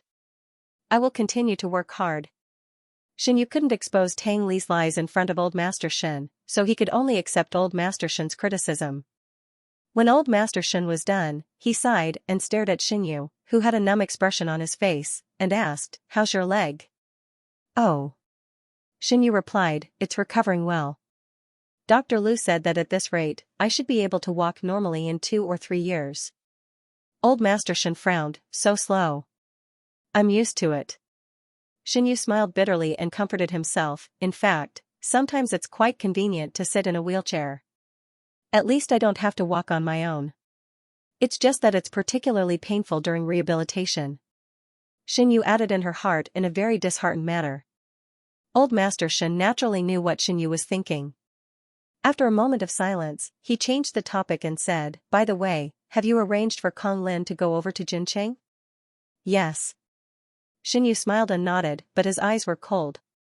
It seemed that Shenrong still complained to Old Master Shen. According to Uncle Zhang, the biggest reason why Shenrong's parents were willing to take the initiative to break off the engagement with the Du family was that Old Master Shen had talked to them. Therefore, Old Master Shen also felt guilty about Shenrong. Otherwise, he wouldn't have indulged Xianyu in the past to let Shenrong do whatever he wanted. Xianyu thought that Old Master Shen wanted to intercede for Shenrong and was thinking about how to persuade Old Master Shen. However, he heard Old Master Shen say, no matter how big the conflict is, try not to make it public. If there's any problem, solve it quietly. Xianyu looked at Old Master Shen in surprise. Old Master Shen put down his bowl and chopsticks, picked up a tissue and wiped his chin. Then he got up and said, I have an appointment with Old Yang to go fishing in the afternoon. You can do whatever you want. Xianyu watched Old Master Shen walk away and suddenly felt funny. It was said that a man who was never content was like a snake trying to swallow an elephant. Perhaps it was because Shenrong was used to acting alone in the name of the Shen family. Many elders, including Old Master Shen, were critical of him. The elders would definitely not take the initiative to do anything. However, if someone else were to attack Shenrong, they would probably just stand by and watch. In the following days, Xianyu and Tang Li continued to live in Grandpa Shen's house. After the spring festival, Xianyu was inevitably a little lazy. He didn't want to work in the dessert shop or deal with the company's affairs. He just wanted to stay at home and watch TV series and play games. From time to time, he would take Tang Li, who had just come back from the cram school, out to buy things and walk on the road. Time flew by. In the blink of an eye, it was the night of the dinner appointment between Xianyu and Yihua. On the way to the restaurant, Xianyu browsed through the email sent to him by Kong Lin. He didn't guess wrong. Yihua's youngest son, Yiheng, was the male protagonist in the original novel. But now, the chosen one was only a little over 10 years old. He was about the same age as Tang Li. He was just an ordinary little boy. Xianyu flipped to the end and saw a few photos of Yihua's family. In the photos, the happy family of 4 was sitting on the lawn with Yihua and his wife hugging their son and daughter. They smiled brightly at the camera. The girl lying in their arms was slim and graceful. The boy next to the girl had a handsome face. His eyebrows were slightly raised, and his chin was slightly raised, showing a little disdain. He had to admit, Yiheng was worthy of being the male protagonist of the original novel. His appearance was comparable to Tang Li, who was the villain. He was even more likable than Tang Li in terms of temperament. After all, sometimes Tang Li's expression was too gloomy and scary, and he had a history of hurting people. So, until now, the servants in the villa didn't dare to get close to Tang Li. Thinking of this, Xianyu couldn't help but turn to look at Tang Li. Tang Li, who was sitting next to him, maintained a quiet state. There was no expression on his face. His eyelids were lowered, and his long curled eyelashes cast a faint shadow on his smooth skin. Xianyu didn't know if it was an illusion, but he actually smelled a sense of loneliness from Tang Li Chestnut. Xianyu freed one hand and gently hugged Tang Li's shoulder. Tang Li came back from his contemplation. He raised his head and looked at Xianyu with his beautiful black eyes. The car didn't turn on the lights. Only the shadows outside the car window leaped across Tang Li's face from time to time. There was a trace of coldness in his eyes, but there was warmth in his eyes when he looked at Xianyu. It's okay. Xianyu's heart softened. He stroked Tang Li's hair and smiled. I just wanted to call your name. Tang Li didn't speak. He closed his eyes and rubbed Xianyu's palm with his slightly cold cheek, like a clingy kitten. Xianyu sighed. No matter what image Tang Li had in other people's eyes, he was the child that he tried his best to raise. He was also the most obedient child in the world. Anyway, his filter for Tangli was already very thick. It didn't matter if it was thicker. Xinyu withdrew his hand, turned off his phone, and leaned against the wheelchair to take a nap. Not long after, Uncle Zhang, who was driving, woke up Xinyu and told him that they had arrived.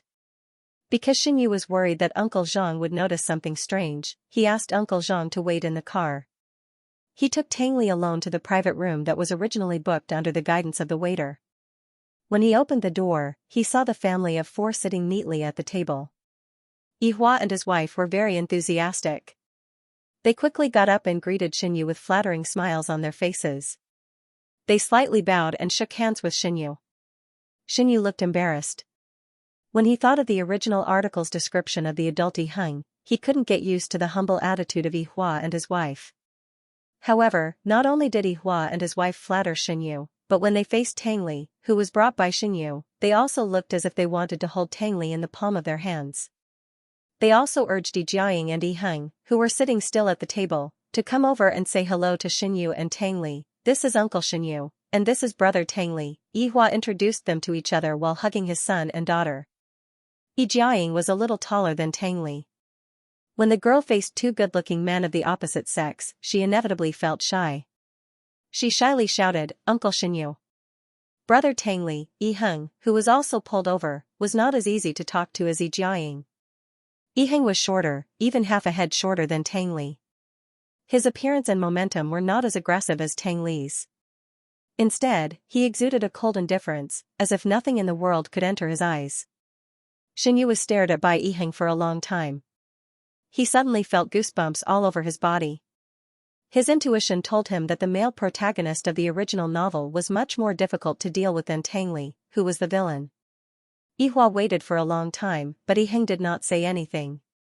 She was a little anxious, so she quickly pushed Yiheng's shoulder and said anxiously, "Yiheng, hurry up and say hello to Uncle Xinyu and Brother Tangli." "Why are you so naughty?" Xinyu saw that Yihua was as anxious as a cat on a hot tin roof. He panicked and pushed Yiheng several times. For a moment, his heart almost jumped out of his chest along with Yihua's movements. It's inevitable for children to be shy. "Mr. Yi, don't be like this." Xinyu hurriedly stopped Yihua from continuing to push Yiheng forward. Under Yiheng's cold gaze, he forced a smile and said, "And our chestnut is just 11 years old. She should be younger than your child, right?" As soon as these words came out, Yihua and her husband fell into silence at the same time. After a long time, Yihua came back to her senses. She scratched her head and tried to cover up the awkwardness in the atmosphere with laughter. "Ha ha ha ha. It seems so. Yiheng is already 13 years old, and Jiaying is almost 15 years old. Right, Lan Lan?" Lin Lan, who was named, could only giggle. Fortunately, this little episode passed quickly, and everyone sat down. In front of outsiders, Tang Li's taciturn personality was vividly reflected. During the entire dinner, the number of words he said could be counted on one hand. And all of them were thanks from Xinyu after she gave him food. In the past, Xinyu thought that Tang Li was an autistic child. He didn't expect that there would be another one. Who knew that reality always liked to ruthlessly slap him in the face? At this moment, sitting opposite Xinyu was the second autistic child he had met since he came to this world, Yiheng. Yiheng lowered his head and ate his dinner by himself. He exuded a cold aura that kept strangers away from him, which was a sharp contrast to Yi Jiaying, who was sitting next to him with a smile. The appearance of the male lead was not much better than when Tang Li first came to Xinyu's house. He was so autistic that he was almost isolated from the world. On the surface, Xinyu was discussing the details of the Qingli Circle project with Yihua and Lin Lan, but he kept looking at Yiheng out of the corner of his eyes. It had to be said that Yiheng's character tonight was really beyond Xinyu's expectations. He remembered that when Yiheng appeared in the original novel, he was already an adult.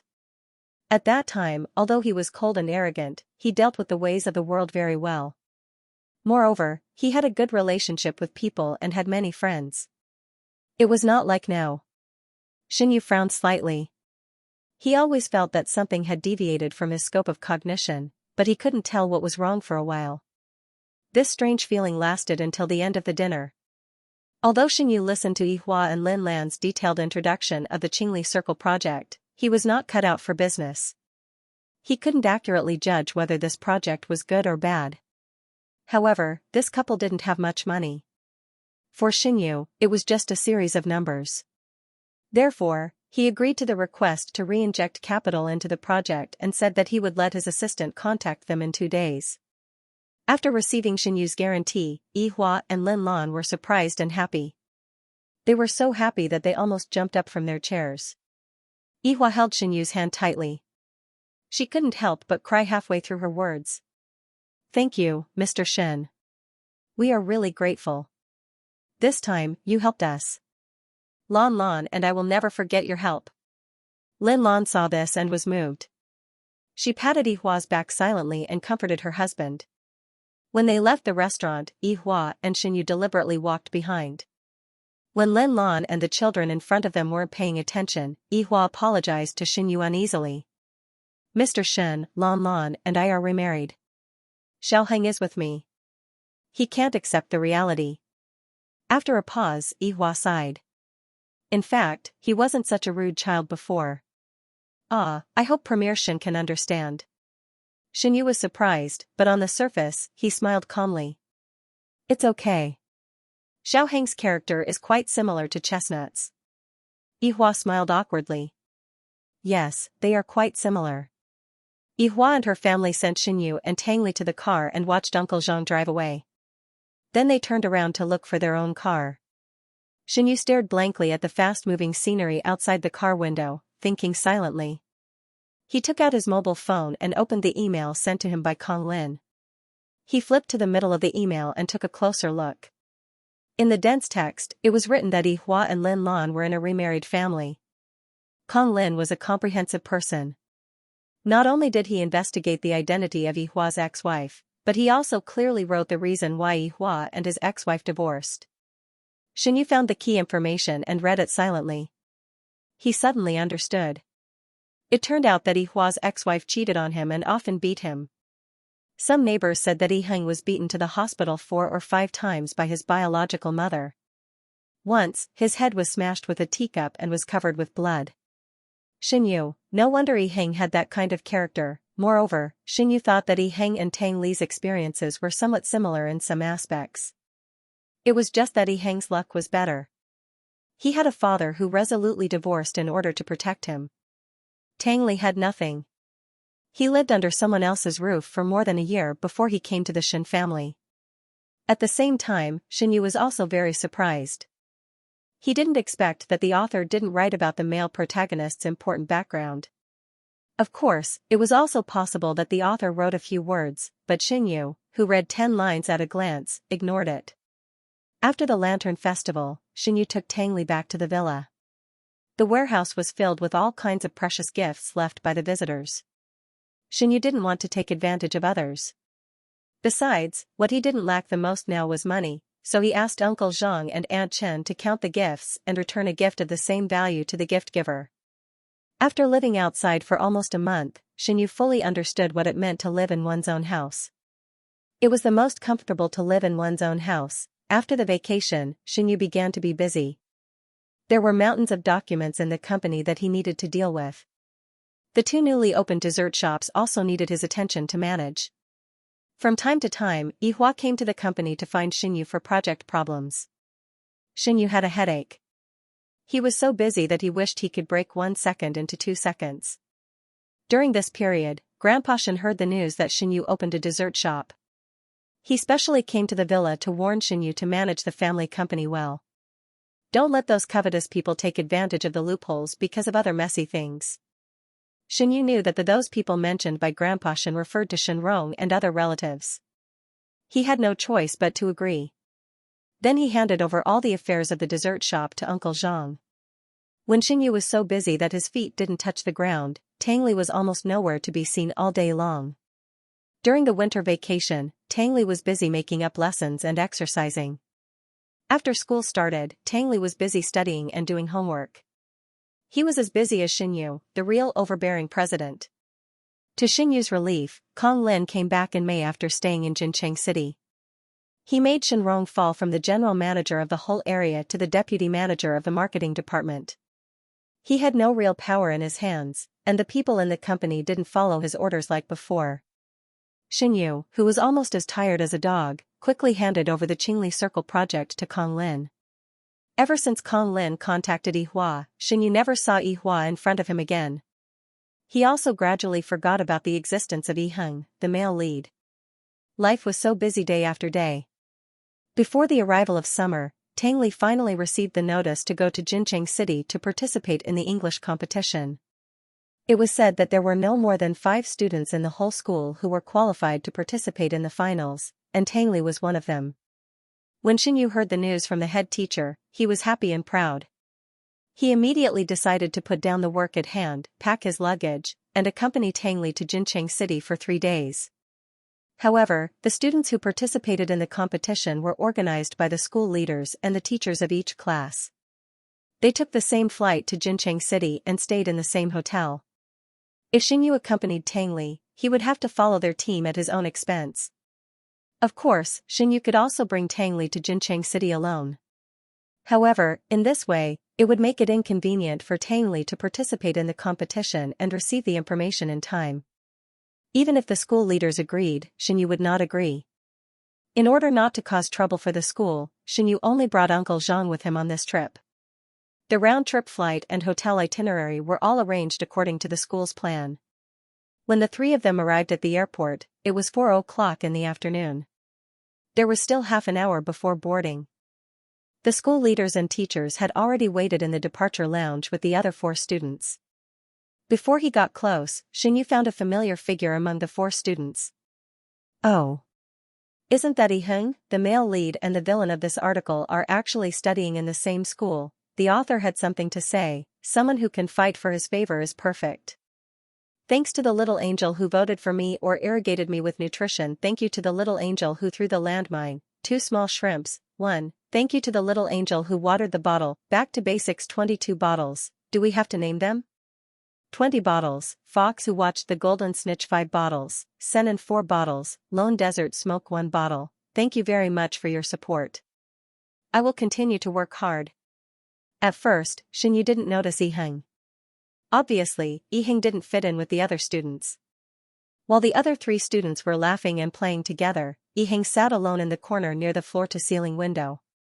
He was looking down at his mobile phone attentively. However, Yiheng's good-looking face was very eye-catching in the crowd. Otherwise, Xinyu wouldn't have noticed him at first glance. However, before Xinyu had time to say hello to Yiheng, he was surrounded by the school leaders and teachers who warmly welcomed him.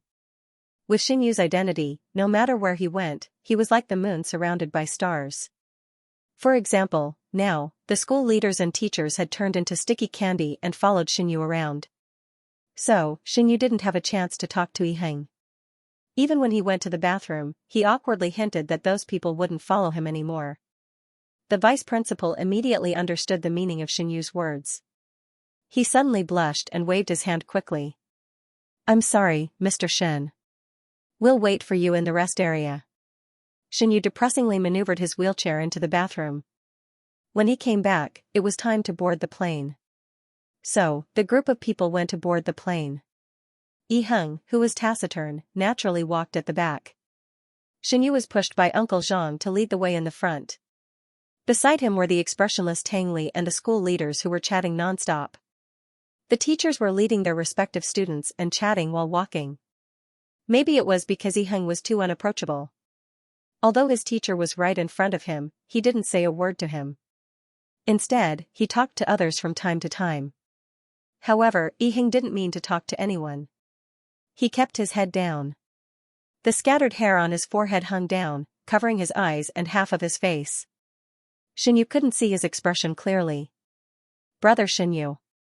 Tang Li's sudden voice pulled Xinyu back from his daze. He turned around and saw that Tang Li was staring at him. Tang Li's bottomless black eyes seemed to be able to speak, with a hint of sadness.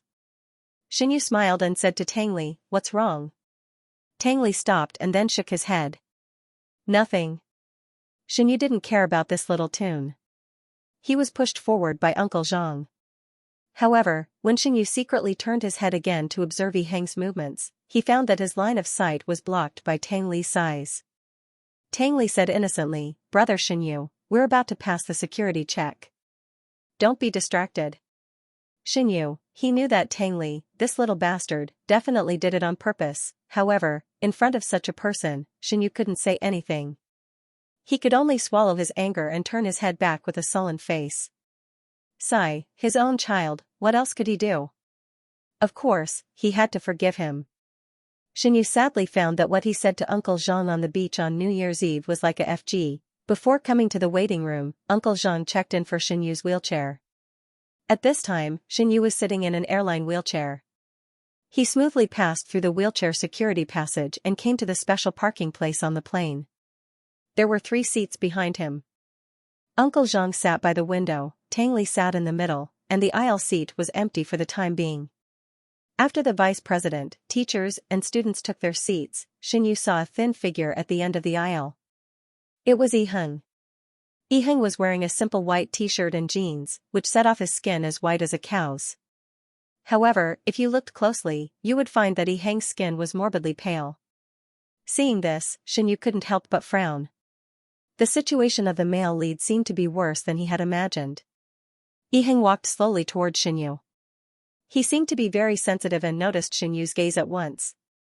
He even raised his eyes and looked straight at Xinyu indifferently. For a moment, their eyes met. Invisibly, a faint awkwardness spread in the air. Of course, only Xinyu could sense the awkwardness. Yiheng was not affected at all. He didn't even stop for half a second.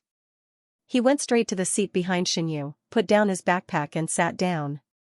It seemed that this child was determined to pretend not to know him. Xinyu wrinkled his nose and sighed softly. After the plane took off, he couldn't hold it in any longer. While the flight attendant was pouring him a drink, he pretended to inadvertently turn around to look at Yiheng. But the next second, Xinyu met Tang Li's deep gaze. Xinyu. He didn't understand. Did this child have nothing to do all day long? But when he looked at Tang Li, he could see that Tang Li was staring at him intently. He didn't know what was so good about him. Xinyu subconsciously rubbed his cheeks, and then whispered to Tang Li, "Is he still so amazing?" Tang Li yawned perfunctorily, "I'm a little sleepy." Xinyu felt funny and helpless. What was more amazing was that he felt that Tang Li's words were like coaxing a child. "Go to sleep." Xinyu looked at Yiheng, who had fallen asleep with an eye mask on. He winked at Tang Li and said, "Rest more. You'll be able to participate in the competition tomorrow." Okay. Tang Li closed his eyes obediently, and it didn't take long for him to fall asleep with even breaths. Xinyu remained in his original position. He looked at Tang Li's sleeping face for a long time, and then his eyes fell on Yiheng. Yiheng was wearing a pure black eye mask without any style. His slightly long hair was tied up by the strap of the eye mask, and it was a little messy. His eyebrows were slightly open, and his expression was very dignified. It seemed that he was dreaming of something bad. Although Yiheng was 2 years older than Tang Li, he was half a head shorter than Tang Li. At this time, he was curled up in his seat with his arms folded, and he looked a little pitiful. In comparison, Tang Li, who was the villain next to him, was spoiled by Xinyu. Xinyu was silent for a long time. In the end, he suppressed the strange emotions in his heart and turned around to sit properly. It took an hour and a half to fly from City S to Jincheng. Xinyu looked at his work email for a while and suddenly felt sleepy. He adjusted his posture and prepared to take a nap. Xinyu was woken up by the cold and her hazy sleepiness. It was now midsummer, and everyone was wearing summer clothes. The air conditioning in the cabin was on full blast, and the cold wind brushed past Xinyu's skin, giving him goosebumps. Xinyu took a deep breath and rubbed his cold arms. He turned his head to look at Tang Li, only to see that Tang Li was sleeping soundly with his head tilted. He maintained his usual cold expression on his face. The corners of his mouth were tilted, and his eyebrows were furrowed. He was so serious that he looked like a little old man in a national meeting. Xinyu couldn't hold it in and burst out laughing. His sudden laughter was particularly abrupt in the quiet environment. Fortunately, he swallowed the rest of the sound back into his throat in time and didn't wake the others up. It was just that, Yiheng, who had taken off his blindfold, looked at him expressionlessly. After meeting Xinyu's gaze, Yiheng didn't intend to avoid it. Instead, there was a bit of inquiry in his eyes. Xinyu thought for a while and tried to squeeze out a smile that he thought was kind. He said gently, "Xiao Heng, do you still remember me?" Yiheng replied stiffly, "I don't remember." Xinyu, he didn't know how to respond. Xinyu knew that Yiheng didn't want to talk to him, so he wanted to find a way out for himself. However, before he could take the next step, he saw Yiheng suddenly close his eyes, turn his head, and go back to sleep. The meaning of rejection was very obvious. Xinyu, okay. It was really difficult to get close to this male lead. Xinyu recalled that when Tang Li first came to the Shen family, he also stood up with sharp thorns all over his body like Yiheng. However, Tang Li's defensive state didn't last long, and he gradually became like a well-behaved puppy. At this time, Xinyu was actually a little glad that the villain in the original novel was Tang Li and not Yiheng. Xinyu turned back and sat for a while. Then he called the flight attendants to prepare 4 blankets, one for him, one for Uncle Zhang, one for Tang Li, and one for Yiheng. Because Xinyu couldn't move, he could only ask Uncle Zhang, who woke up, to put the blankets on Tang Li and Yiheng. Uncle Zhang, pull down Chestnut's blanket a little. When it was Tang Li's turn, Xinyu suddenly looked like a worried old mother. He's wearing shorts. His legs may be cold. Uncle Zhang responded and pulled down the blanket to cover Tang Li's legs.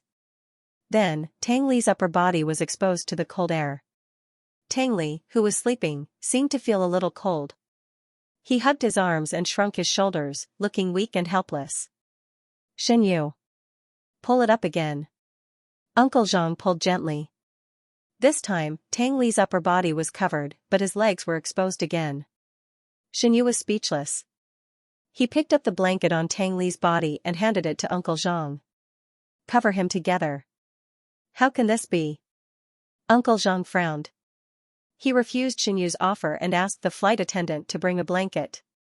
Only then did he manage to cover Tang Li from head to toe. Seeing this, Xinyu finally showed a satisfied smile. Uncle Zhang sighed and said, "Sir, you worry too much. Young Master Tang Li is healthy. He can still stand this cold. In case he catches a cold, I'll be the one who worries in the end." Xinyu said, "It's always good to be careful." Uncle Zhang said, "You spoil him too much." Xinyu smiled and didn't say anything. Then he pulled the blanket tightly around him. Seeing that it was still early, he was ready to sleep again. The atmosphere soon quieted down. Almost all the people sitting in this area were sleeping. Only 2 or 3 people were listening to music and reading with headphones on. It was so quiet that one could almost hear the sound of the air moving in the cabin. Yiheng had been trying to get sleepy, but he couldn't fall asleep. What annoyed him was that as soon as he closed his eyes, the scene of Xinyu staring at Tang Li's sleeping face and giggling would appear in his mind. He knew that Tang Li was just a child Xinyu took in, but he didn't know that Xinyu would treat Tang Li so carefully, as if Tang Li was really his son. Yiheng couldn't figure it out. How could there be a person like Xinyu in the world? Even his biological parents couldn't care about him so meticulously, but Xinyu could put all his care and consideration on a stranger who was not related by blood. Yiheng thought of his mother who often slapped him, and his father who turned a blind eye to his pain in order to maintain the superficial marriage. Suddenly, he was very jealous of Tang Li. Yiheng slowly opened his eyes, and the first thing he saw was the dark red blanket on his body. He quietly turned his head to look at Tang Li, who was sleeping soundly next to him. There were 2 blankets on Tang Li, one on his body and the other on his leg. Under Xinyu's order, the housekeeper twisted the blanket under Tang Li's neck and wrapped Tang Li's whole body. Looking at himself, the blanket was loosely draped over his body. Yiheng lowered his head and stared at the blanket on his body for a long time. The next second, an uncontrollable sourness surged up from his throat. The author has something to say. Let me share my source of happiness with you. Search for AV391915887 on Bilibili. It's an edited video of Li Suha in Night Scholar. It satisfies all my fantasies about the sick male protagonist. I originally wanted to use that character as a half prototype, but unfortunately, the character setting is wrong. 23333. Thanks to the little angel who voted for me or irrigated me with nutrition. Thank you to the little angel who threw the landmine. Suruayao Abyss, sleepy eyes listening to the clear wind sparse leaves. D1. Thank you to the little angel who watered the food, fox who watched the golden cat thief 5 bottles, he he he, old pig 3 bottles, Li Xin, ghost ferryman 1 bottle. Thank you very much for your support, I will continue to work hard. That sour feeling filled Yiheng's brain in an instant. Every time this happened, he would recall the bits and pieces of his time with his parents, and then his mood would become even worse. If only he was not Yiheng thought in his heart. At the same time, his eyes turned to Tang Li's quiet sleeping face. At this moment, he actually had such a strong idea of exchanging identities with Tang Li. In fact, as early as when the death of Tang Li's parents caused an uproar, Yiheng knew about the existence of Tang Li. At that time, he had some sympathy for Tang Li, thinking that he had found his own kind. Unexpectedly, Yiheng raised the corner of his mouth in self-mockery. He thought too highly of himself. Tang Li and he were not the same kind of people at all. At least, Tang Li was luckier than him. Yiheng slowly withdrew his gaze from Tang Li's face, pondered for a long time, and then looked at Xinyu on the left in front of him. From his angle, he could just see Xinyu's side face clearly. Xinyu looked delicate and gentle, and his temperament was like a polished jade, which made people want to get close to him. Even when Xinyu was asleep, the expression on his face was relaxed. His eyebrows were relaxed, and the corners of his mouth were slightly raised. He was completely different from his violent mother and timid father. But strangely, Yiheng clearly remembered that Xinyu was not so approachable in the past. He had followed his father and stepmother to many dinners where Xinyu attended. At that time, when Xinyu was fierce, he could scold his accompanying assistant until she cried. It was really strange. It had only been 1 or 2 years since he last saw him, but his personality had changed so drastically. Yiheng was lost in thought, and suddenly felt that his arm was hit hard by someone. He turned his head and met a pair of dark eyes. Tang Li, who had been sleeping soundly, woke up at some point. He was curled up in the blanket, and his hair was a little messy. He opened his beautiful almond-shaped eyes and looked at Yiheng calmly. Yiheng quickly averted his gaze and closed his eyes, pretending to be asleep. Not long after, Tang Li elbowed him again and said in a low voice, "What were you looking at just now?" Yiheng retracted his arm from the armrest of the chair. Too lazy to open his eyes, he replied coldly, "Nothing." "I'm warning you," Tang Li's voice suddenly came closer, almost to Yiheng's ear. "Don't even think about it." Yiheng sneered and was forced to open his eyes. The next second, he saw that Tang Li's face was only a few feet away from his. They were so close that if Tang Li blinked, his dense long eyelashes could sweep across his cheek. Although Tang Li hid his thoughts very well, Yiheng still caught his nervousness, fear, and other emotions from his expression. In an instant, Yiheng seemed to understand something. He raised one of his eyebrows and showed a faint smile. "Don't worry. My father is not dead yet, and he hasn't met a terrible person like you. Even if your brother Xinyu wants to take me in, he can't." In the face of Yiheng's verbal provocation, Tang Li did not fly into a rage out of humiliation as Yiheng expected. Instead, he stared at him expressionlessly. Yiheng did not avoid it. He looked at Tang Li with a fake smile. After a long time, Tang Li slowly sat back, turned his head, and stopped looking at Yiheng's face. This war without gunpowder ended without a conclusion. But Yiheng understood that Tang Li did not mean to give up. He just did not want to quarrel in front of Xinyu. Moreover, Xinyu was still sleeping and could be easily woken up. Yiheng looked at Xinyu in front of him and closed his mouth. After landing, the staff of the competition organizer was already waiting outside the airport. After Yiheng took his suitcase with the team, he habitually walked at the back of the crowd. But this time, he did not keep his head down like before. Instead, he looked at Xinyu and Tang Li walking in front of him from time to time.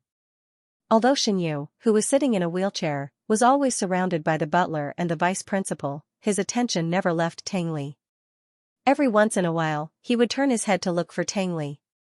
Later, Xinyu seemed to notice that the vice principal always inadvertently squeezed Tang Li to the back and held Tang Li's hand. Yiheng looked at the two hands expressionlessly. After a long time, he silently lowered his eyes. No one knew what he was thinking about. A group of people was led to the hotel by the staff, and then they were told some details. The English competition would be held for 2 days. Every day, they would gather at the library at 10 o'clock in the morning.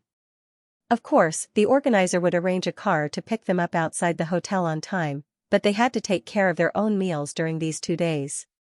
After giving his instructions, the staff members left. After running around for the whole afternoon, everyone was very tired. The vice principal suggested that they find a restaurant near the hotel.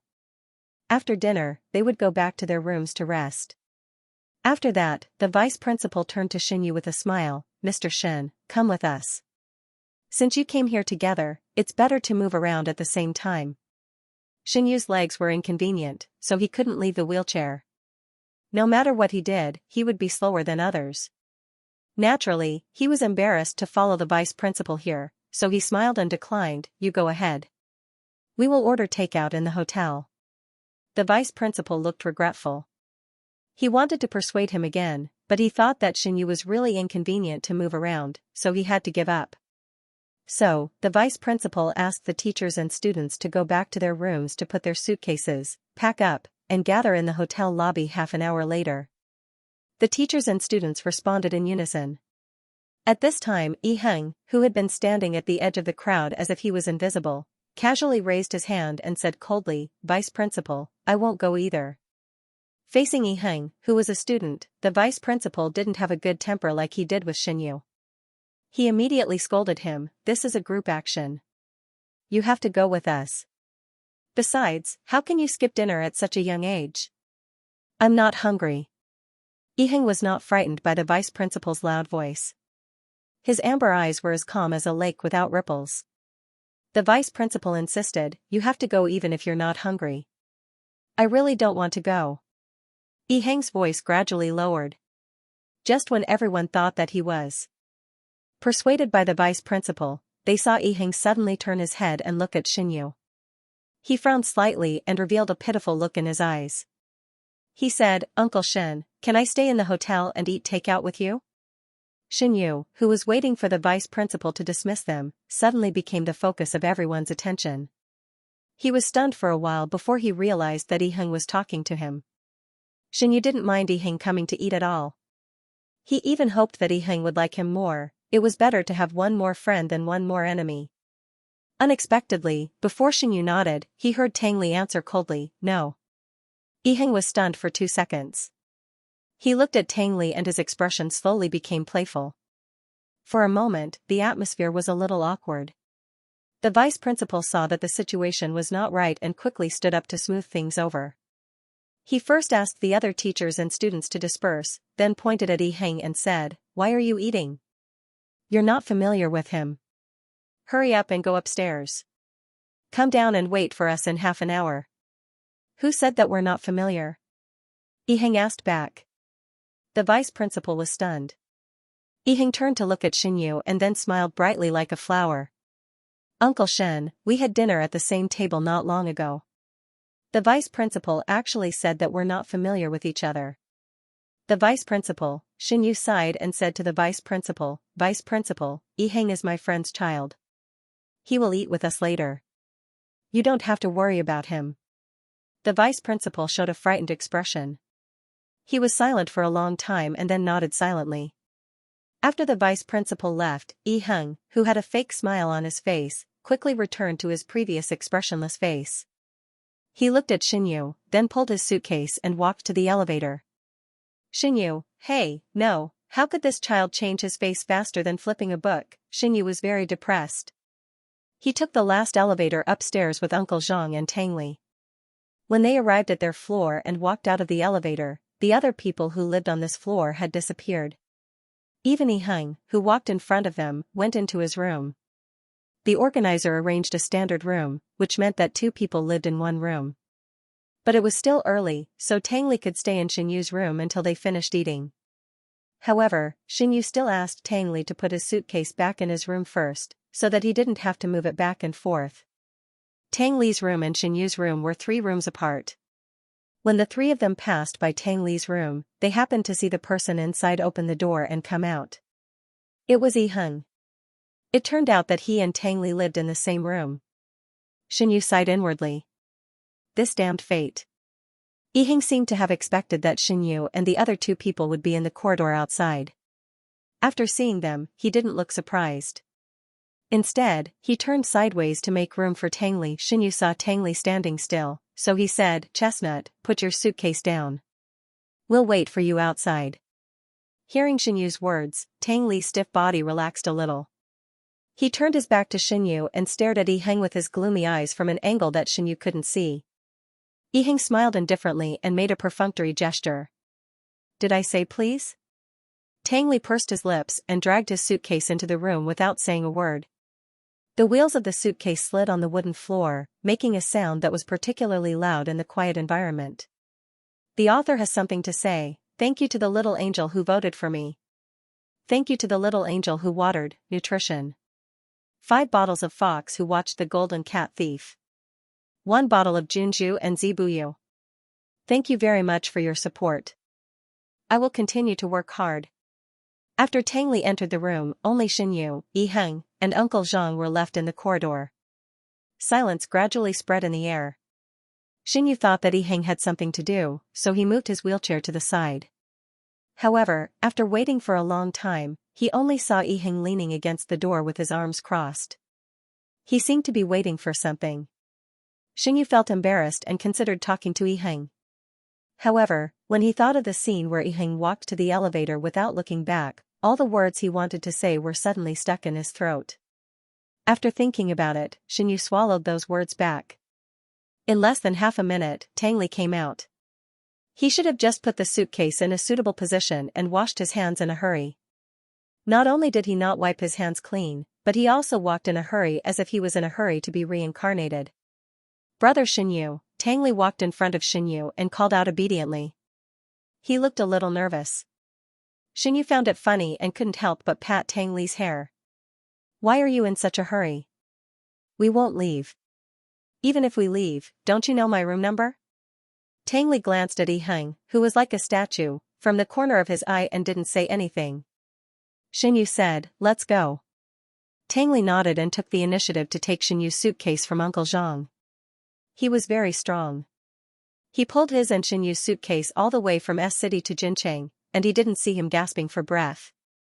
Xinyu wanted to say goodbye to Yiheng, but when he turned his head, he found that Yiheng stood up straight quietly and closed the door behind him. It seemed that he was leaving with them. Xinyu's face was full of question marks. Yiheng could easily tell what Xinyu was thinking, so he stepped forward and asked naturally, "Uncle Shen, what are we eating tonight?" Xinyu's eyes widened in surprise. For a moment, he thought that he had misheard. When they went upstairs, Yiheng seemed to reject them, so Xinyu thought that Yiheng didn't want to go out to eat. However, seeing that Yiheng was willing to take the initiative to approach him, Xinyu was still happy. Compared to being a stranger with no interaction with the male lead, he would rather be friends with him. Or she could help the male lead on his path of growth. As long as the male lead was grateful to him, then he wouldn't be so easily taken down in the future. Xinyu thought about a lot of messy things. When he came back to his senses, he met Yiheng's bright amber eyes.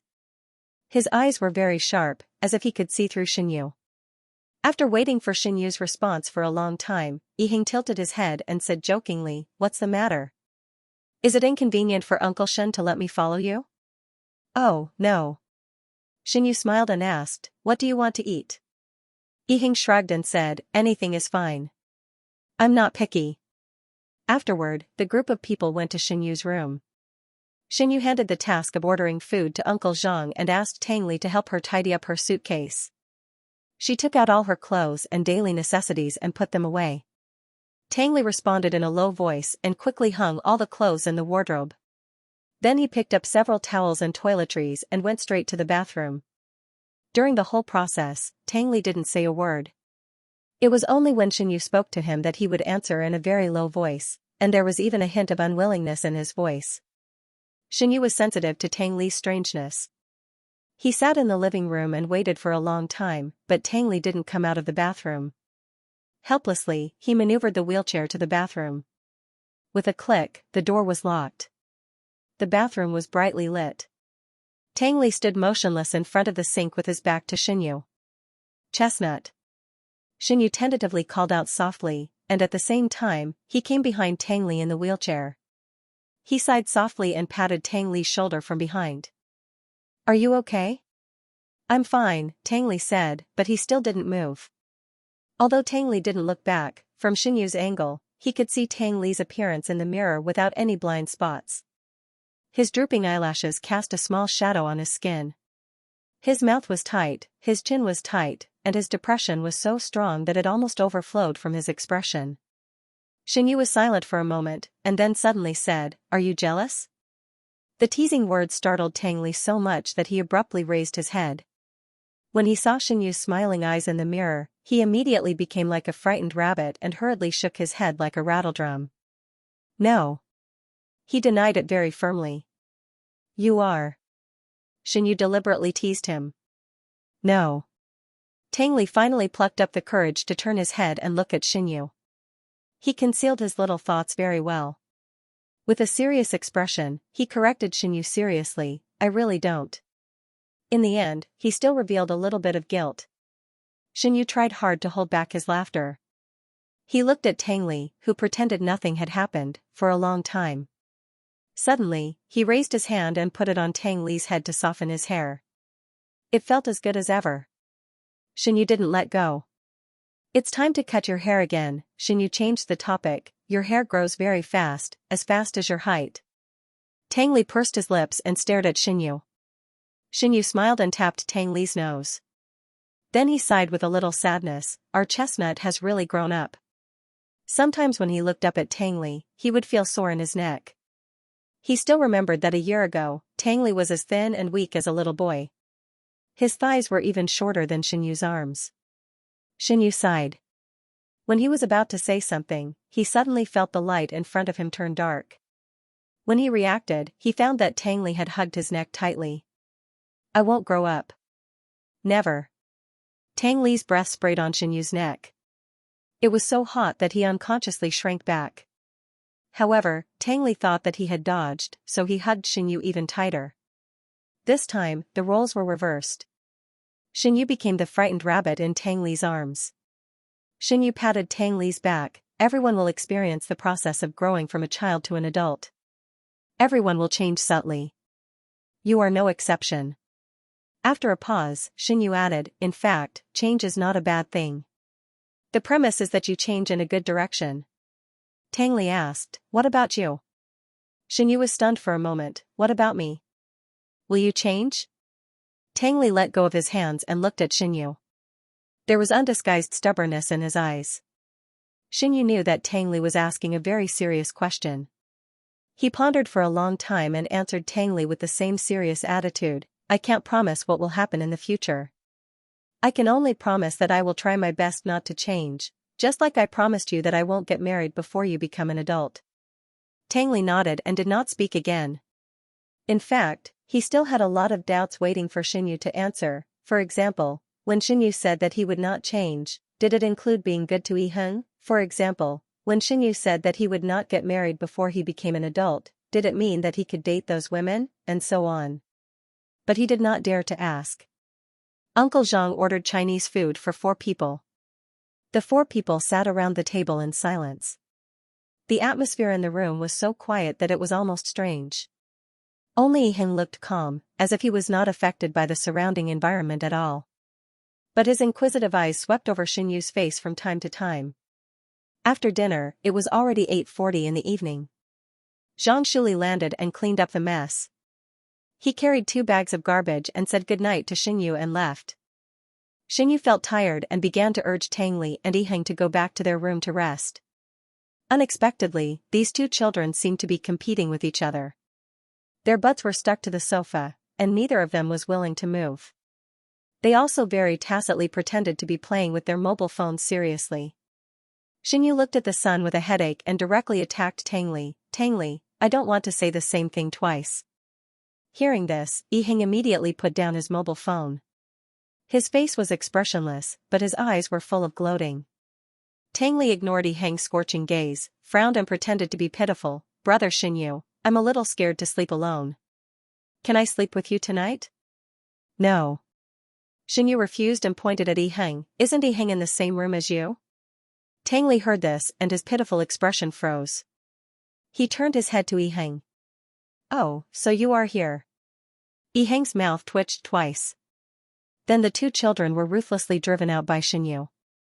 The next day, as he accompanied Tang Li to participate in the competition, Xinyu got up very early.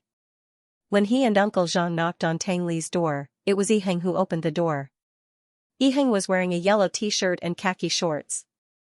He was handsome, and the bright colors made his skin appear sickly white.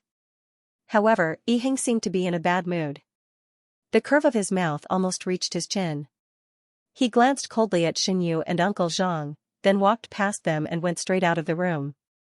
Uncle Zhang said behind him, "Maybe they quarreled." It seemed that even Uncle Zhang could see that Tang Li and Yiheng were not on good terms. Xinyu shook his head helplessly. "They are children. They are grumpy and unwilling to give in. It's easy to have conflicts. Maybe they will be fine after a while." Although she said that, Xinyu wasn't confident in her heart. After all, Tang Li and Yiheng were not ordinary children. One of them was the villain, and the other was the male protagonist. In the future, they would be the bosses of the two camps in the business world. They would be scheming against each other and fight to the death. Xinyu remembered the scene in the original novel where the male protagonist and the villain fought for the female protagonist. He suddenly felt that the conflict between Yiheng and Tang Li was child's play. He couldn't help but want to laugh. However, when he saw the terrible bruise on Tang Li's right cheek, he couldn't laugh at all. "What happened?"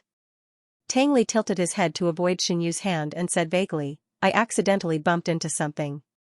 Xinyu obviously didn't believe Tang Li's words. "Where did you bump into?" "Tang Li, the bedside." "How can you bump into the bedside like this?" Xinyu's tone was cold. As he pulled Tang Li to the bedside and sat down, he asked Uncle Zhang to bring a towel to put ice on his face. Tang Li lowered his head dejectedly and let Xinyu's hand move on his face with the towel. Xinyu didn't expect the bruise to be so big. It almost covered half of Tang Li's face. He pressed the towel on the bruise, and Tang Li hissed in pain. Then, as if he was afraid that Xinyu would be angry, Tang Li quickly shut up and raised his watery eyes to look at Xinyu.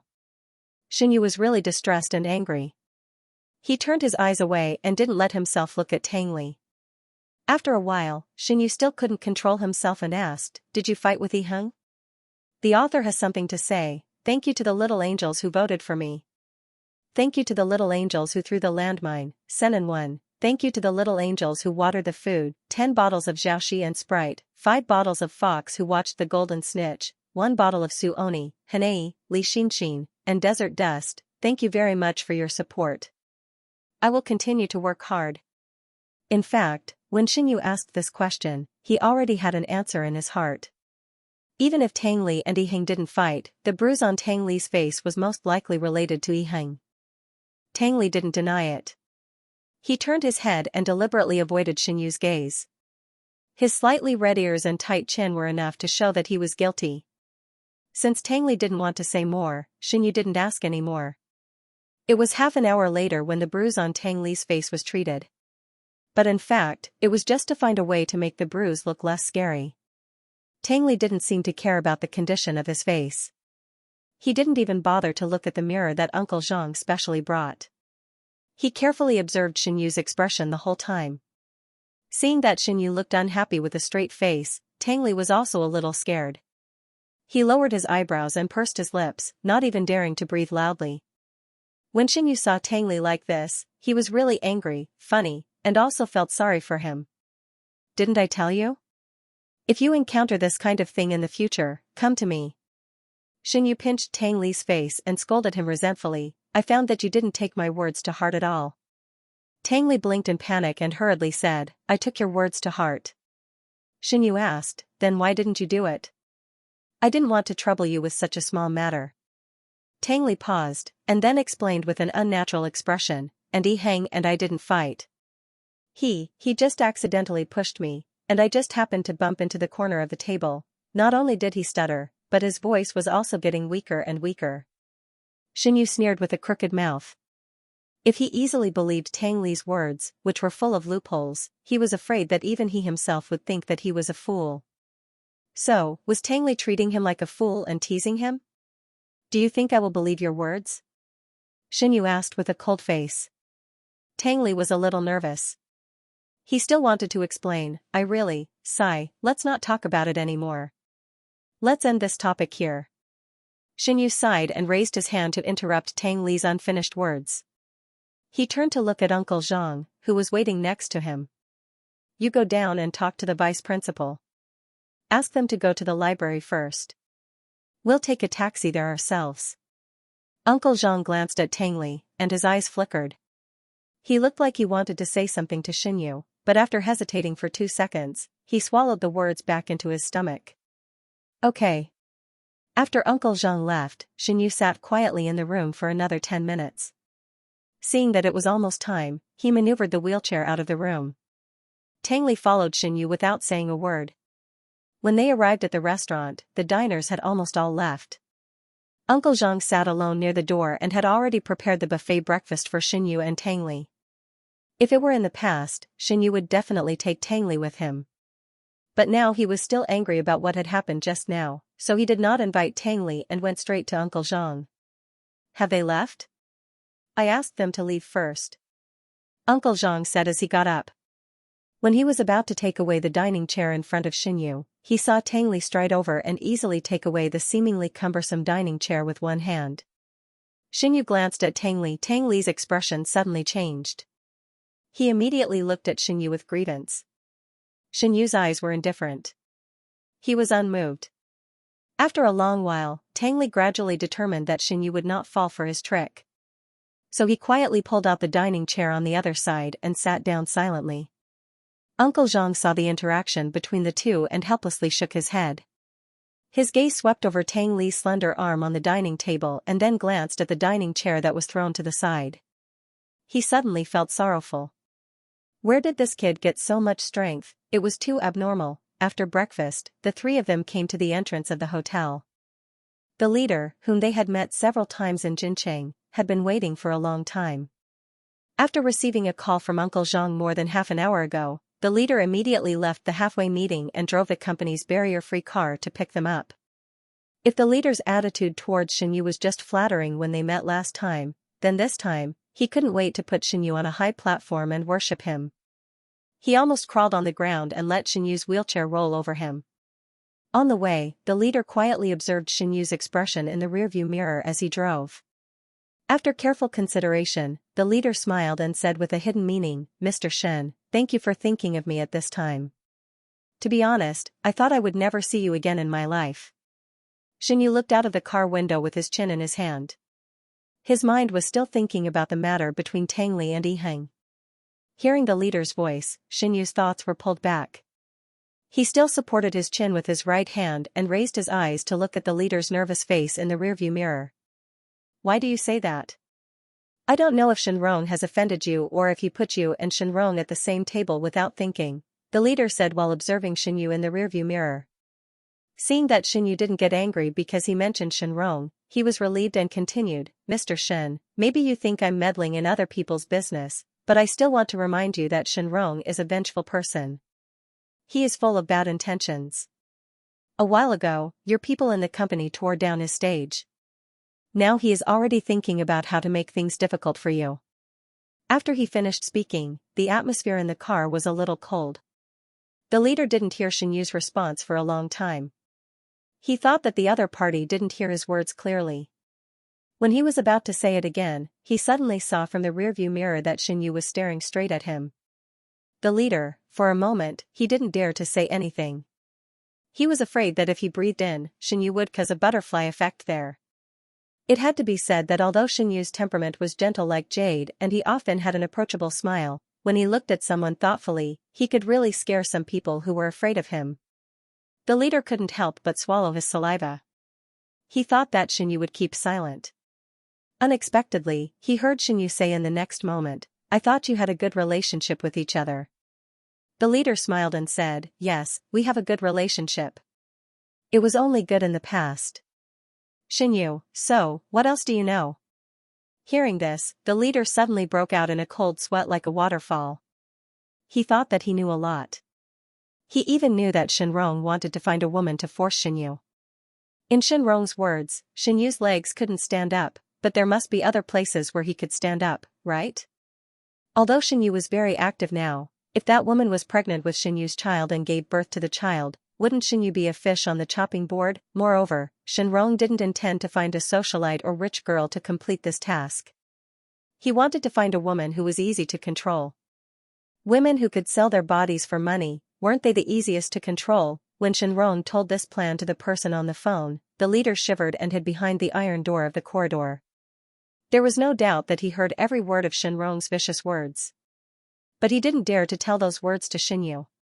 He could slowly alienate Shenrong, and he could also remind Xianyu. But once his eavesdropping on Shenrong's phone call was exposed, he would inevitably suffer from Shenrong's revenge. I guessed blindly. The leader held the steering wheel tightly and pretended to be calm. I have worked with Shenrong for so many years, and I know his character. Xianyu was silent for a long time and then he smiled.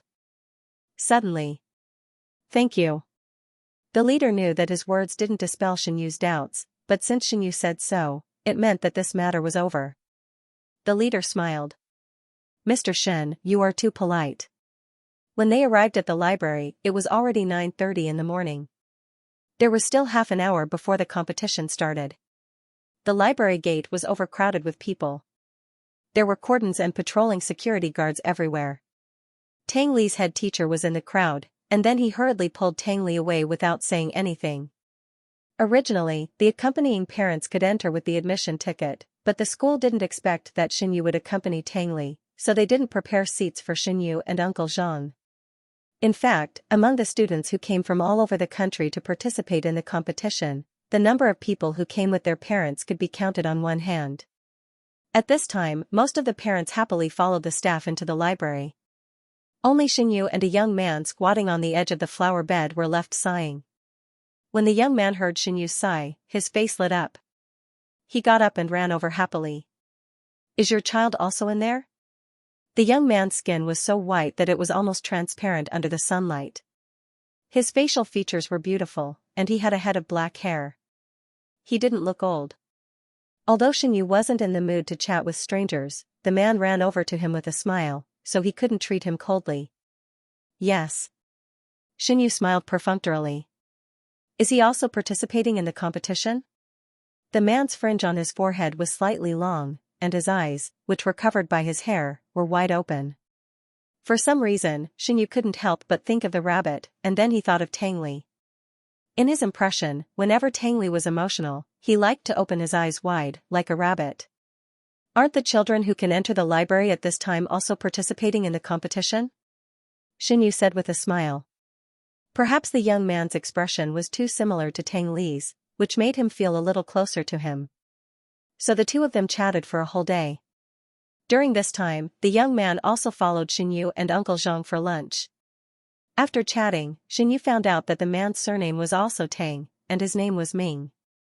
He was from Sea City, and he deliberately put off all his work to accompany his cousin to participate in the competition. His cousin's name was Tang Wenjing, and he was the same age as Tang Li. In the eyes of his parents, teachers, and classmates, he was a loser who couldn't be helped. When he was young, his parents often took him abroad to travel, so his English was not bad. Although Tang Ming spoke righteously, Xianyu could still tell from his words that this pair of cousins didn't come all the way to Jincheng for the English competition, but to find a girl. The author has something to say. Recommend my friend's rich son novel. I married into a rich family after being proposed to by a blind man by Heijing Mr. He, who was worth tens of billions, was blind for a period of time, literally, a blind man who needed a guide dog. Not only was he blind, but he was also stupid. During that time, Mr. He could only hide in a corner of the hospital every day, smelling the fragrance of the old man's food next door. Little Son, who took care of the old man next door, helped, fed, the disabled person, and watched Mr. He hold the railing of the hospital bed every day, waiting for his meal. After that, Little Son became Mr. He's lover with his good cooking skills. Mr. He chased after him every day to propose to him, and Little Son agreed shyly. After a trip to the Civil Affairs Bureau, Mr. He married his life partner with a cup of tea. Their days were lively and warm, but when Little Son finally saved up enough money and was prepared to take Mr. He to buy their little wedding home, Mr. He, happily and blissfully, went to buy their little wedding home. Mr. He woke up. He let go of little son's hand and sneered. You schemed against me? You can't have her, and you want half of my family assets. Just half a year later, the unshaven Mr. He became a frequent visitor to the small wedding house. He squeezed through the door and couldn't be chased away. I'm the father of your child. What right do you have to not let me go home? According to Tang Ming, the girl was Tang Wenjing's primary school classmate. After graduation, she came to Jin City with her family. During that time, they had lost contact. It wasn't until 2 months ago that Tang Wenjing learned from the girl's friend that something had happened to the girl's family recently. She might have moved again, so he wanted to take the opportunity of participating in the competition to meet the girl. Of course, this was a private matter between Tang Wenjing and the girl after all. Tang Ming couldn't tell Xianxia too much. But in a few words from Tang Ming, Xianxia understood the outline of the whole story. Xianxia didn't know if it was an illusion, but the girl that Tang Wenjing was thinking about always gave him a vague sense of familiarity. It was as if he had heard of her experience somewhere before. Unfortunately, Xianxia scratched his head, but he couldn't remember anything. However, a conjecture quietly took root and sprouted in his mind. The more Xianxia thought about it, the more he was sure of the possibility of his guess. He hesitated for a while and decided to ask Tang Ming about the girl's name from the side. Unexpectedly, Tang Ming, who looked carefree, was stunned at first. Then, he scratched his head and pushed Xianxia's question away like Tai Chi. I'm not too sure about this. He's a child. He doesn't want to tell others what he's thinking. Even his purpose of coming to Jin City was something I learned from his friend. So that's how it is. I'm being presumptuous. Xianxia nodded. He knew that Tang Ming was lying, but he couldn't just point a knife at Tang Ming's neck and ask him to say the girl's name. If he didn't want to say it, then forget it. It couldn't be so coincidental. Although the original female protagonist also moved from Sea City to Jin City when she graduated from primary school, there were too many people who met these conditions.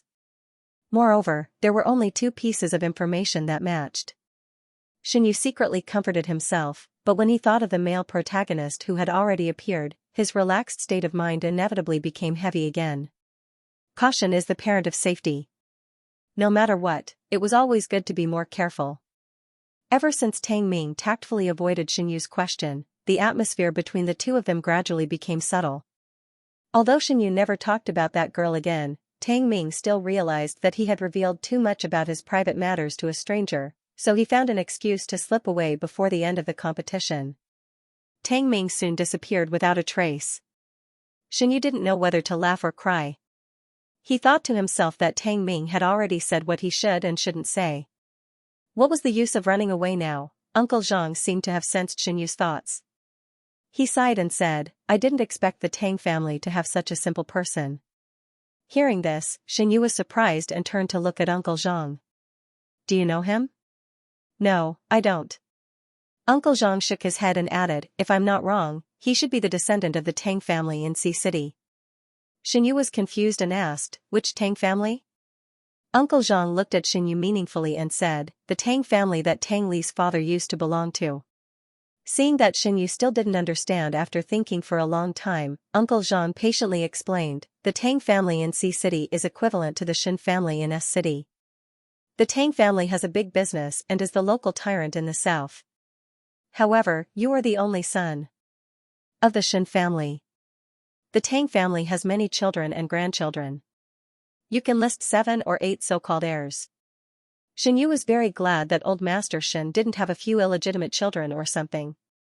Tang Li's grandfather was originally from Sea City and had the right of inheritance in the Tang family.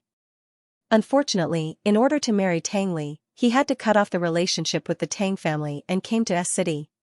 He founded the Dewan group from scratch. After that, Uncle Zhang suddenly thought of something and added with a complicated expression, you may not know, but the Tang family has shares in the newly established company that bought the Dewan group. Maybe the Tang family is operating the operation of the company. Uncle Zhang didn't say it tactfully. Xianxia instantly understood what he meant. You mean? Xianxia took a deep breath and even his heart beat faster. He subconsciously grasped the armrest of the wheelchair and squeezed out a sentence from his throat with difficulty. The bankruptcy of Tang Li's parents was not accidental? Uncle Zhang replied, this is just my guess. As for the specific situation, we still need to send someone to investigate. As a housekeeper, his ability was limited. The reason why he knew these things outside of work was that a few of his friends learned that his master had taken in Tang Li, and they very tactfully revealed some things to him. After listening to Uncle Zhang's words, Xianyu was a little out of breath. In fact, he didn't know the entanglement between Tang Li and the Tang family at all. He only remembered that Tang Li had broken into a big family with the same surname and successfully gained a foothold in the family. Later on, he even used all the power of the family to deal with the male protagonist. Xianyu always thought that Tang Li won the recognition of that family with his strength. He didn't expect that it was because of his blood. No wonder the people of that family were so miserably tortured by Tang Li. Some were dead, some were injured, and several young people were directly sent to the mental hospital by Tang Li's men. At that time, the comment section of the original article had exploded. Angry readers kept writing small papers to denounce Tang Li. The readers all felt that the author had portrayed Tang Li too viciously. The Tang family kindly promoted him, but he bit the hand that fed him and used the Tang family as a sharp sword to deal with the male protagonist. As a result, the once glorious Tang family was ruined overnight.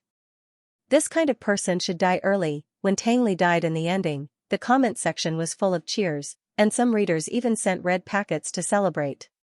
Once upon a time, Xianyu was also one of the cheers. It wasn't until he accidentally transmigrated to this world and took in Tang Li that he gradually dispelled his disgust and rejection of Tang Li. But at this moment, he felt that the author of the original article was really F***ed up. There were so many hidden plots in the article, and he didn't even write them out. Did he treat the readers like monkeys? Xianyu secretly cursed in his heart, then called Kong Lin and asked Kong Lin to find someone to investigate the Tang family, and focus on the bankruptcy of Dewan Group. After hanging up the phone, he waited for another 10 minutes. Suddenly, there was movement in the crowd in front of him. The teachers and students participating in the competition left the library one by one under the escort of the staff. Xianyu looked around for a while and saw Tang Li following behind the head teacher. After the conversation with Uncle Zhang just now, at this moment, Xianyu's heartache for Tang Li directly soared to the peak. He couldn't wait to hug Tang Li and comfort him. For a moment, he even forgot that he was angry in the morning and excitedly shouted Tang Li's name. There were many people around, and it was noisy, so Xianyu's voice was completely suppressed. It was a little difficult for Tang Li to hear Xianyu's shout from such a distance, so Uncle Zhang said, "Sir, please wait here for a while. I'll go and bring young Master Tang Li here." Unexpectedly, as soon as Uncle Zhang finished speaking, Tang Li, who was discussing something with the head teacher, seemed to suddenly feel something. He suddenly raised his head and looked in Xianyu's direction. Xianyu happily waved his hand. Tang Li's dim eyes brightened a few times in an instant, as if a person who had been wandering in the dark for a long time suddenly found his own light. The joy in his eyes almost condensed. After greeting the head teacher, Tang Li squeezed through the crowd and ran to Xianyu as fast as he could. But in the next second, Tang Li suddenly remembered that Xianyu was angry with him for his impulsiveness in the morning. He suddenly stopped, and his surprised expression turned into uneasiness in an instant. Tang Li hesitated and stood 1 meter away from Xianyu, not daring to move forward. How could Xianyu not see through Tang Li's thoughts? He sighed softly and waved to Tang Li, "Come here." Tang Li was stunned. Then, like a puppy who was summoned by its owner, he eagerly stepped forward and held Xianyu's hand. He almost wagged his tail behind him. Xianyu let Tang Li hold his wrist tightly. He raised his other hand and rubbed Tang Li's head fiercely. He narrowed his eyes and smiled. "How did you know I was here?" "I heard you calling me," Tang Li said happily. "You can actually hear my voice?" Xianyu was a little surprised. "I thought you couldn't hear me calling you from so far away." "I can hear you," Tang Li said softly while grabbing Xianyu's hand, putting it on his cheek and rubbing it with reliance, "but I can hear your voice." Even Tang Li didn't know why. It seemed that he was particularly sensitive to Xianyu's voice. Even if there was a distance of hundreds of meters between them, as long as Xianyu coughed softly, he could immediately hear the movement over there. But his special ability seemed to only work on Xinyu. In the past, Lei Yiming and some girls in his class would whisper in his ear for more than an hour, but he didn't know what they were talking about. It took him a long time to realize that they were talking. While Tang Li was pondering, Xinyu pulled his hand away and scolded, "Don't you think my hands are dirty?" Tang Li said confidently, "My face and hands are also very dirty." Xinyu chuckled and reached out to touch Tang Li's nose. "Then let's go back to the hotel and wash up." Xinyu deliberately avoided the vice principal and the others, and did not intend to go back to the hotel with them. He asked Uncle Zhang to inform the vice principal, and he and Tang Li took the lead to find the leader who had parked the car on the side of the road. Although the vice principal wanted to use this trip to get closer to Xinyu, Xinyu did not give him a chance, so he couldn't say anything. He could only watch Uncle Zhang turn around and leave. Xinyu and Tang Li waited in the car for a few minutes, and then Uncle Zhang came back. However, there was a little tail behind Uncle Zhang. The little tail was silent, and even Uncle Zhang, who had always been sensitive, did not notice it. "Uncle Shen, aren't you going back with the others?" Yiheng stood in front of the car door and put one hand on the half-open car door, successfully preventing Uncle Zhang from closing the door. Facing Yiheng, Tang Li's face was not very good. He subconsciously pursed his lips and silently looked at Xinyu. Xinyu turned his head and looked at the bruises on Tang Li's cheeks, which were still very obvious. He was distressed and angry, but he could not directly attack Yiheng. He forced a very perfunctory smile and said, "Yes, my legs are inconvenient, so I won't delay your trip." "I'm not afraid of delay." Yiheng chuckled. His skin was snow-white under the sunlight, and there was no trace of blood. "Can I go with you?"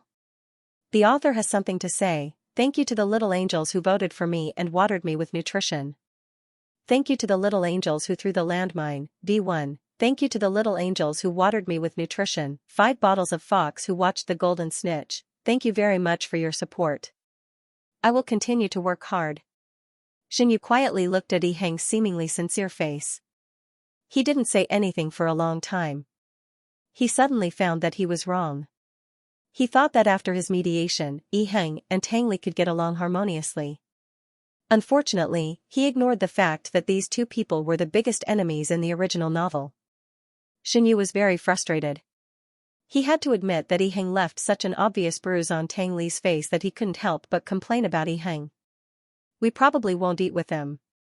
It will be more convenient for you to follow the principal and the teachers," Xinyu said euphemistically with a fake smile on his face. However, Yiheng didn't seem to understand the meaning of Xinyu's refusal. He said without thinking, "I don't want to eat with them either." "Can I eat with you?" Xinyu, previously, he thought that Yiheng was just a loner. Now, it seemed that this male protagonist was quite thick-skinned. Xinyu suddenly felt irritated. He didn't want to beat around the bush with Yiheng anymore. He was ready to directly refuse him. However, before Xinyu could say anything, he heard Tang Li's cold voice next to him. "Why aren't you leaving? Are you going to stay here for the night?" Hearing this, Yiheng was stunned. Then he looked at Tang Li. Although Tang Li's face was expressionless, his eyes were extremely gloomy. Even from a distance, Yiheng could feel the gloomy atmosphere around him. Yiheng had always been sensitive. Naturally, he caught the vigilance and anxiety in Tang Li's eyes. He stared at the bruise on Tang Li's right cheek for a moment and suddenly understood something. He smiled and said, "Why are you in such a hurry?" Tang Li narrowed his eyes and didn't say anything. "But then again, does Uncle Shen know how the bruise on your face came about?" Yiheng shrugged his shoulders. It was rare for him to be so talkative. He looked at Xinyu meaningfully and said, "He bumped into it himself." Xinyu took a deep breath. "I know. I just accidentally pushed him, and he actually bumped into the headboard." His face was swollen at that time. At this point, Yiheng suddenly paused, and then smiled even more brilliantly. "Uncle Shen, you are so cold to me, could it be that you think I hit him?" "Of course not," Xinyu said concisely. However, even if Yiheng did not attack Tang Li's injury had nothing to do with Yiheng. Perhaps it was just an argument this time, but next time, he would directly attack. After this incident, Xinyu felt more and more that he should take Tang Li away from Yiheng. He couldn't ease the conflict between Yiheng and Tang Li, so he could only try to distance them as much as possible. Hang's eyes wandered around Xianyu's face. He seemed to have guessed Xianyu's thoughts. The smile in his eyes disappeared, and soon he returned to his usual indifference. You. As soon as Hang spoke, Tang Li suddenly stood up. Then, there was a bang. The car door was closed. Tang Li turned to the leader sitting in the driver's seat and said, "Uncle Li, can we go now?" The leader wiped the cold sweat on his forehead, thinking that this young master's temper was too bad. He subconsciously looked at Xianyu through the rearview mirror. Xianyu nodded and said, "Let's go." Tang Li was so brave when he attacked Hang, but when he sat back in his seat, he instantly became a pitiful little wife. He lowered his small head and did not dare to look up at Xianyu. Xianyu was amused by Tang Li's pitiful and helpless appearance. He patted Tang Li's hair and said, "Well, don't pretend anymore." His disguise was seen through, and the regretful expression on Tang Li's face disappeared without a trace in an instant. He looked up at Xianyu until he was sure that Xianyu was not angry at all. Then he carefully said, "You don't blame me?" "Why should I blame you?" Xianyu said, "That child is indeed a little annoying." Tang Li's eyes lit up, and he immediately frowned in disgust. He shared the same hatred as Xianyu. "He's like a piece of sticky candy. I can't get rid of him no matter how hard I try." Uncle Zhang, who was sitting in the front passenger seat, heard this and laughed. "Young Master Tang Li, haven't you been sticking to Mr. Shen like this since you came to the Shen family?" Tang Li was silent. Maybe he thought of something, but the tips of his ears became red at a speed visible to the eye. Xianyu's hands were itchy, so he quietly clamped Tang Li's earlobe with his index finger and thumb, and pinched it twice. It felt so good, it felt better than pinching Tang Li's cheeks. Xianyu was suddenly as happy as if he had discovered the new world, but he did not notice that the redness on Tang Li's ears spread straight to his cheeks. In the end, it was so red that it could almost drip blood. After a long while, Tang Li stammered, "Anyway, except for me, there's no one else who can stick to Xianyu." "Who said there's no one else?" Uncle Zhang deliberately teased Tang Li. "A few days ago, Miss Xianxia came to see Mr. Shen." Tang Li was stunned for a moment, and he glanced at Xianyu. Maybe because Tang Li's gaze was too sharp, Xianyu actually heard a whoosh sound when it pierced through the air. For some reason, Xianyu was so scared that cold sweat broke out all over his body. He quickly let go of Tang Li's earlobe and waved his hands like a windshield wiper. "Yang Zhenni called me with someone else's cell phone and asked me to go out for a meal, but I refused." In the end, Xianyu emphasized, "I didn't promise her." Tang Li's face fell. He snorted softly and turned his head to face the car window. Ouch. Xianyu had a headache and held his forehead. While feeling depressed, he did not forget to glare at Uncle Zhang, the initiator of this. He knew that Tang Li did not feel safe, but he deliberately mentioned that woman's name. He really touched the pot that did not boil. After being glared at, Uncle Zhang knew that he had said something wrong. He quickly sat up straight and looked straight ahead, pretending that nothing had happened. The originally lively car suddenly became quiet. The leaders and Uncle Zhang sitting in the front were nervous and did not even dare to breathe loudly. Listening to Xianyu's soft words comforting Tang Li from behind, Uncle Zhang's heart was filled with tears. His noble and cold Mr. Shen, in the past, he would never lower himself to coax anyone. Even Miss Du Pingting, who had been with Mr. Shen for many years, did not enjoy such treatment. How did he become a child slave now, raising a child to harm others? And it's funny when you say it. In the morning, it was Xianyu who was angry. Now, in the evening, it was Tang Li's turn to be angry. In fact, Tang Li rarely lost his temper with Xianyu. Even when he was unhappy, Xianyu did not take the initiative to coax him. After a while, Tang Li would become a sticky candy and stick to Xianyu. However, this time, the volcano that had been silent for a long time suddenly erupted. Xianyu was caught off guard. He tried to coax Tang Li for 3 or 4 hours, but he still could not coax him. At 11 o'clock in the evening, Xianyu asked Uncle Zhang to send the cold-faced Tang Li back to his room. Only then did he breathe a sigh of relief. For the first time, he found that children were as difficult to coax as their girlfriends.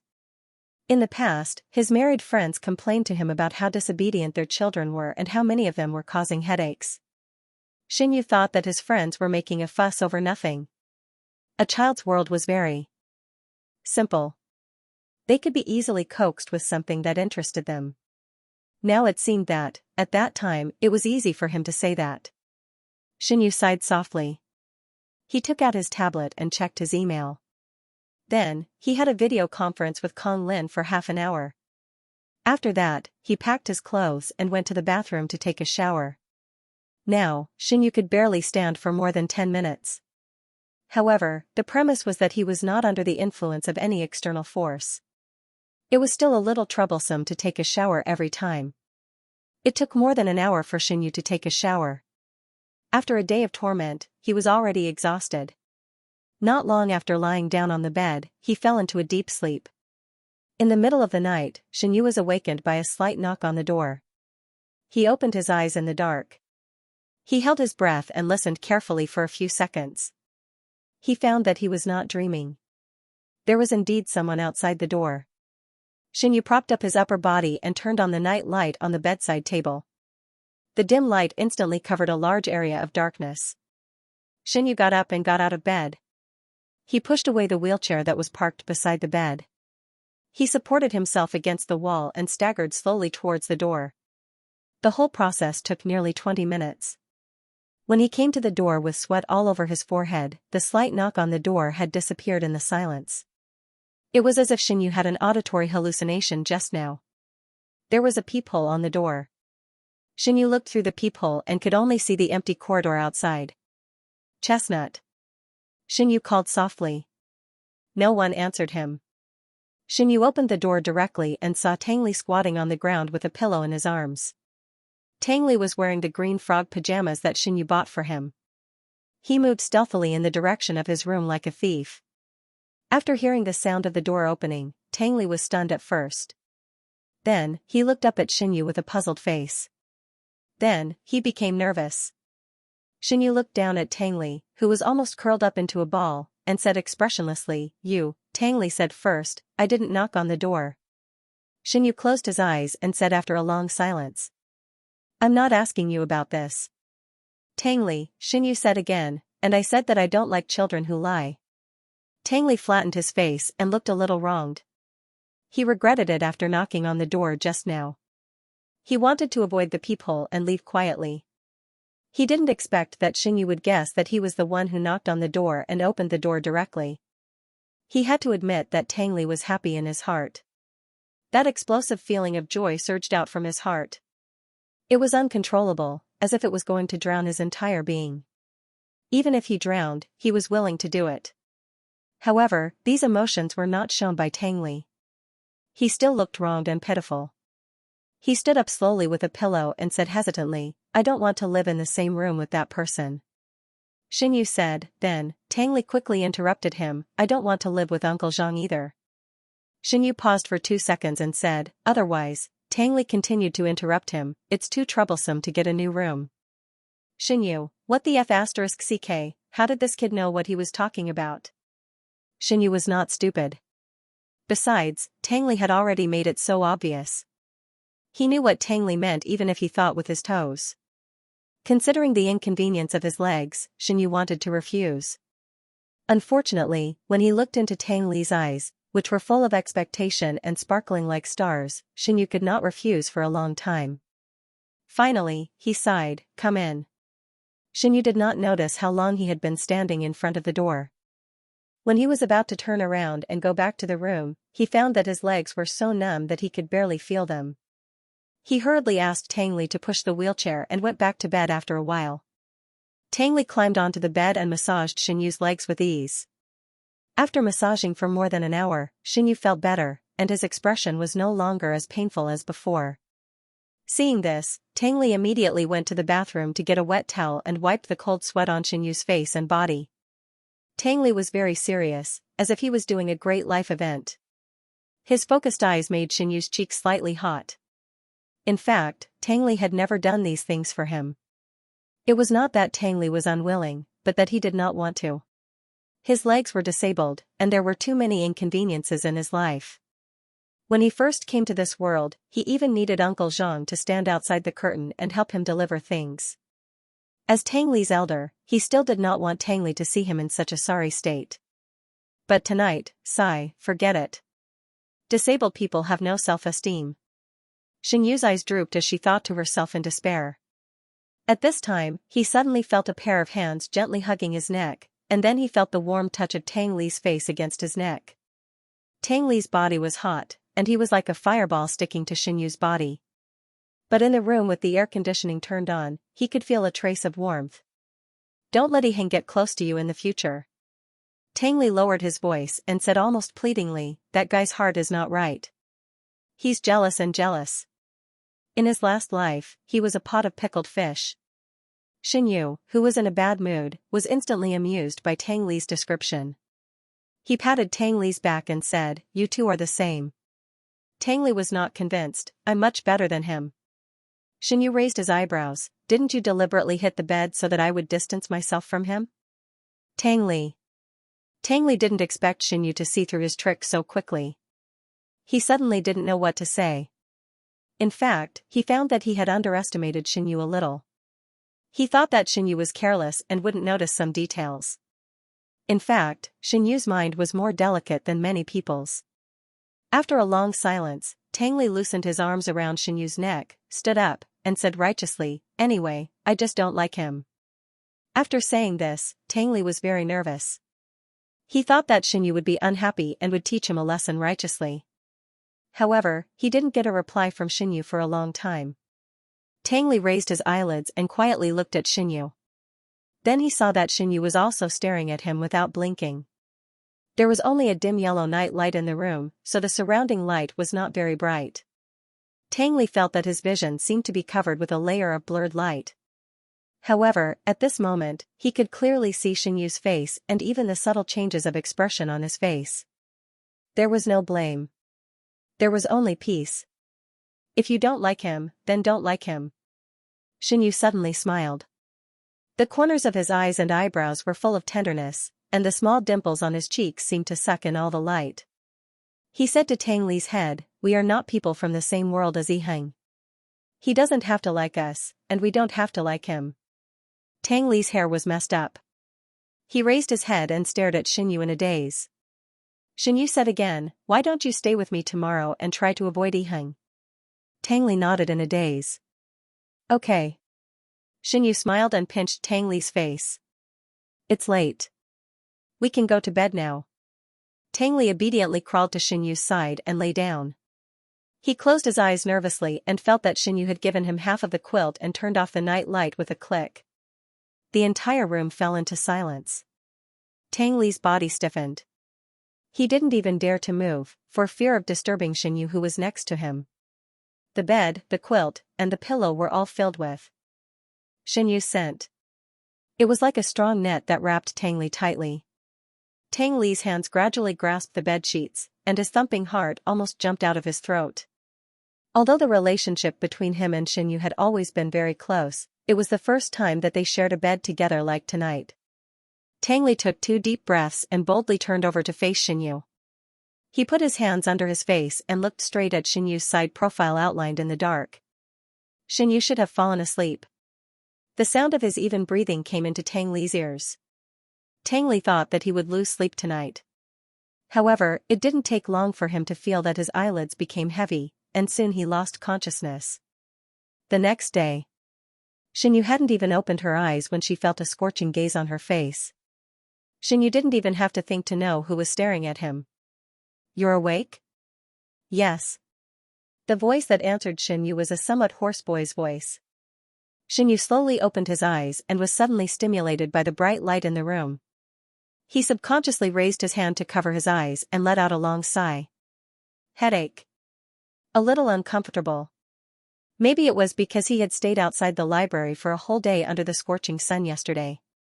When he returned to the hotel, he crazily turned on the air conditioner to dissipate the heat. Xianxu thought of today's game and braced himself to get up. However, as soon as he sat up, he was pushed back down by Tang Li, who was already neatly dressed and sitting by the bed. You're sick, Tang Li touched Xianxu's forehead with the back of his hand and sighed. It's my fault that I didn't find out earlier. In fact, as early as yesterday afternoon when he returned to the hotel, Xianxu's face looked a little strange.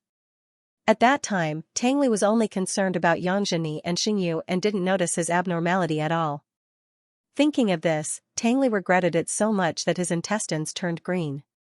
He wanted to slap himself a few times.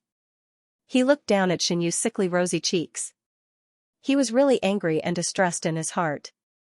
Although Xianyu couldn't see clearly the expression of Tang Li, who was sitting against the light, he could feel from the tone of Tang Li's voice that this child must be thinking of a dead end again. Xianyu was a little helpless and whispered, "I feel fine." Tang Li said in a muffled voice, "You don't feel good at all." It was indeed very bad. Last night, when Tang Li found that Xianyu's body temperature was surprisingly high, it was already 5 o'clock in the morning. He was so frightened that he quickly got up and wanted to shake Xianyu awake. Unfortunately, Xianyu seemed to have lost consciousness at that time. No matter how Tang Li called him, there was no response. Tang Li couldn't remember how he stumbled out of the room, knocked on the door to wake up Uncle Zhang, who was sleeping soundly, and anxiously waited for Uncle Zhang to invite the doctor to the hotel. The group of people were busy for a few hours. It wasn't until half an hour ago that Xianyu's condition improved. Uncle Zhang sent the doctor away and went out to buy breakfast for them. However, Tang Li didn't intend to tell Xianyu this. Xianyu didn't have any impression of what happened in the early morning. He knew that he was a little confused because of the fever, but he didn't forget the business. He grabbed Tang Li's wrist and asked seriously, "What time is it now?" Tang Li said hesitantly, "Around 7 o'clock. Who are you fooling? Is it so bright at around 7 o'clock? Xianyu knew that Tang Li was lying when he heard that, so he couldn't help but raise his voice. "What time is it?" Tang Li pursed his lips and didn't speak. Xianyu had a headache, and now he was angry, so he suddenly coughed violently. Seeing this, Tang Li suddenly panicked. He quickly helped Xianyu, who was struggling to sit up, to lean against the bed. His timid appearance was like a frightened little white rabbit, carefully serving Xianyu, the big bad wolf. Xianyu was almost amused by this metaphor, but when he thought of the current situation, he couldn't laugh in an instant. After a pause, Xianyu tilted his head and looked at the clock on the wall. Tang Li quickly realized Xianyu's intention. He hurriedly moved his body to the side, trying to block Xianyu's sight.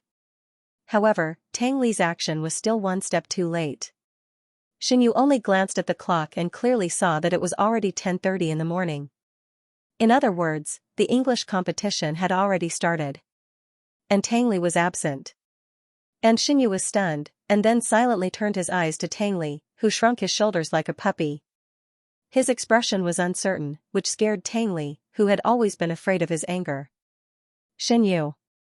Tang Li held Xianyu's hand. Xianyu didn't shake it off, nor did he speak. "I don't feel at ease leaving you alone in the hotel," Tang Li explained softly, "and that competition has nothing to do with me. It's not as important as a strand of your hair."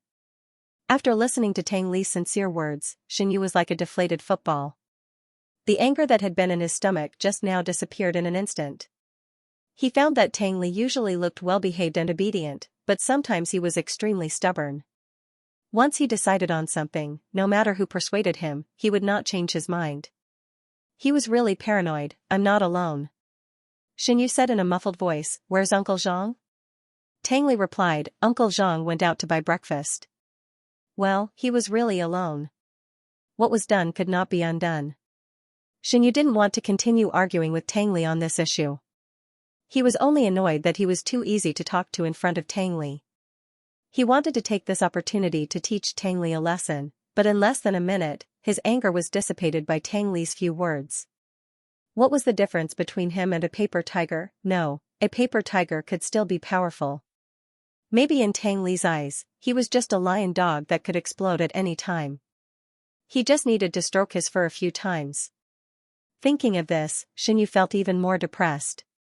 After another 10 minutes, Uncle Zhang came back with the lunchbox that he had packed from outside. Xianyu ate the food and the medicine prescribed by the doctor, but he still felt uncomfortable, so he lay on the bed to rest. He slept groggily for a whole day. During this period, Tang Li and Uncle Zhang kept watch in the room. In order not to disturb his rest, the two of them walked quietly. Even when they spoke, they tried to suppress their breaths as much as possible. It was as if they couldn't wait to communicate with him telepathically. Xianyu didn't sleep well. He even opened his eyes several times when Tang Li and Uncle Zhang weren't paying attention. Naturally, he saw their words and actions. For a moment, he was amused and touched. It felt good to be cared for. In the past, he was used to being alone. He watched his friends and classmates around him start families one after another. It would be a lie to say that he didn't feel anything. He didn't like others to know how lonely and pitiful he was, and he didn't like others to look at him with sympathy. Therefore, he had always kept his desire for companionship in his heart. Over time, no one knew about his desires and demands. His friends said that he was a person who was used to being alone and enjoyed being alone. Unfortunately, no one knew that he was very afraid of being alone. The following days in Jincheng, Xinyu spent the whole time lying in bed. On the morning of the day when he was about to leave Jincheng, the vice principal and teachers came to see Xinyu. They all felt that it was a pity that such a good opportunity had been wasted by a sudden accident. Moreover, Tang Li's performance on the first day of the competition could be ranked first among all the participating students. Xinyu felt very guilty when he heard this. In the end, it was Tang Li who forcefully interrupted their endless words and drove away this group of people who came to talk bad about him. Xinyu leaned against the head of the bed and smiled as he watched Tang Li walk back aggressively. The low pressure emanating from his body almost filled the entire room. "Come here." He waved to Tang Li. The sadness in Tang Li's eyes disappeared in an instant. He quickly ran to the bed and sat upright on the chair, quietly waiting for Xinyu to speak. Xinyu reached out and ruffled Tang Li's hair. Tang Li did not have the slightest intention of resisting. Instead, he squinted his eyes as if he was enjoying Xinyu's fingertips shuttling through his hair. "I don't blame you." Tang Li thought of what those people had said just now and was a little upset. "I chose to give up, and you said that you like people who are motivated to learn. That's why I came to participate in the competition. I have no interest in these things at all." "Oh?" Xinyu said, "Then what are you interested in?" Tang Li thought about it seriously and was in a hurry to not answer Xinyu's question. Instead, he added, "Only when I'm with you, even if I don't like things, they will become interesting." Xinyu chuckled. His hand that was holding Tang Li's hair slid down and pinched his cheek gently. "Your face seems to be smeared with honey." But soon, the smile on Xinyu's face disappeared. His expression gradually became serious. He put down his hand, looked at Tang Li, whose cheek was pinched red, and said, "Although I gave you a helping hand when you needed it the most, it doesn't mean that I will be the center of your life. You have your own life track, and you should look forward." Hearing this, Tang Li blinked blankly. He seemed to understand, but the joy in his eyes slowly dissipated. The two of them stared at each other for a long time. Tang Li shook his head and said, "I don't understand what you were talking about. It's still early." "It's okay if you don't understand." Xinyu took Tang Li's hand and gently squeezed it twice. "Just do as I ask in the future." For some reason, Tang Li felt a burst of panic after hearing these words. He subconsciously wanted to refuse Xinyu, but before he could say anything, he saw Xinyu close his eyes. "I'll sleep for a while. Call me when you leave," Xinyu said. Tang Li stared blankly at Xinyu's pale face. After hesitating for a long time, he swallowed back the words that had already come to his mouth. At 2 o'clock in the afternoon, Tang Li woke Xinyu up. After packing up, they set off for the airport. When they arrived at the hotel lobby, the vice principal and the rest of the teachers and students were already waiting in the lounge area with their respective suitcases. These days, Xinyu and the others had almost never moved with them, so they did not know how the results of the competition were. Looking at their reactions, some were happy, while some were sad. When the group of people was waiting for the car outside the hotel, Yi Heng, who had not seen Xinyu for a long time, quietly came to him and complained, "You finally showed up. I thought I wouldn't be able to see you until we returned to S City." The author has something to say. "Thank you to the little angels who voted for me and watered me with nutrition. Thank you to the little angels who threw the landmine. Sleepy eyes listening to the clear wind and sparse leaves. Suruoyao abyss, V, you are so fierce one. Thank you to the little angels who watered me with nutrition. Bakey 5 bottles, Gigi 3 bottles, Xianxia Bing 1 bottle. Thank you very much for your support. I will continue to work hard." Xinyu smiled and said, "Didn't I see her now?" Shenyi answered perfunctorily. Yiheng didn't seem very satisfied with Xinyu's words, but he didn't know what to say. In fact, even if Xinyu ignored him, he didn't have any position or qualification to criticize Xinyu. After all, there was no special relationship between them, unlike Tangli and Xinyu. Thinking of Tangli, Yiheng's eyes suddenly dimmed a bit, but he still maintained an innocent smile on his face. Yiheng said, I heard that you were sick. I wanted to see you, but Tangli kept stopping me. Oh? Xinyu said lightly, maybe it's not convenient. Yiheng was stunned. He didn't expect that even though he had taken the initiative, Xinyu would still have a cold and distant appearance. Suddenly, most of the smile in his eyes dissipated. He tilted his head, leaned close to Xinyu, and asked in a very serious tone, do you hate me very much? He didn't hate him. It was just that he didn't like him either. Xinyu replied in his heart, but he didn't dare to say it out loud. In any case, Yiheng was the male lead of this article. With the protagonist's halo around him, he would try his best not to make enemies. Just as Xinyu was struggling with how to reply, he suddenly heard a burst of slightly hurried footsteps behind him. Before Xinyu could react, a tall and thin figure had already blocked in front of him. He doesn't necessarily hate you, but I hate you very much. Tangli didn't hide the strong disgust in her tone as she stared coldly at Yiheng. After saying that, Tangli turned around and stuffed the mineral water she had bought into Xinyu's hand. The mineral water had been frozen, and the cold feeling eased Xinyu's hot and dry mood a lot. He pulled Tangli's wrist from behind, gently squeezed it twice, and said with a smile, thank you, Chestnut. Tangli's cheeks were slightly red, and the depression she had felt when facing Yiheng just now disappeared in an instant. At this time Uncle Zhang came over and said, Sir, the car is here. Xinyu nodded and said, let's go. Before leaving, Xinyu glanced at Yiheng, who was standing opposite to Tangli. He saw that Yiheng was also staring at him, and there were some unclear emotions written in his eyes. The teacher standing on the side of the road called out to Yiheng. Yiheng responded, then immediately turned his head and walked away. The second before he turned his head, he very quickly returned to his usual expressionless face, as if the smiling face he wore not long ago was just a mask that he wore on his face, and he could take it off at any time without any hesitation. Obviously, Tangli also noticed the change in Yiheng's expression, and the corner of his mouth raised into a mocking arc. But when he looked at Xinyu, he instantly restored his smile. Xinyu, when it came to changing faces, the male protagonist and the villain were really more powerful than the other. The English competition in Jincheng was only held for 2 days. Originally, they could have gone back after staying in Jincheng for 2 days, but Xinyu suddenly fell ill and had no choice but to delay the trip. The vice principal wanted to curry favor with Xinyu, so he dragged the teachers and students to stay in Jincheng for a few more days. Of course, all the expenses would be reimbursed by the school. When they returned to the airport of S City, Xinyu looked at the vice principal's flattering smile and felt apologetic in his heart. He immediately decided to donate 2 more dormitory buildings. In any case, what the Shen family had the most was money. When Xinyu told this decision to the vice principal was surprised and delighted. He excitedly held Xinyu's hand and refused to let go for a long time.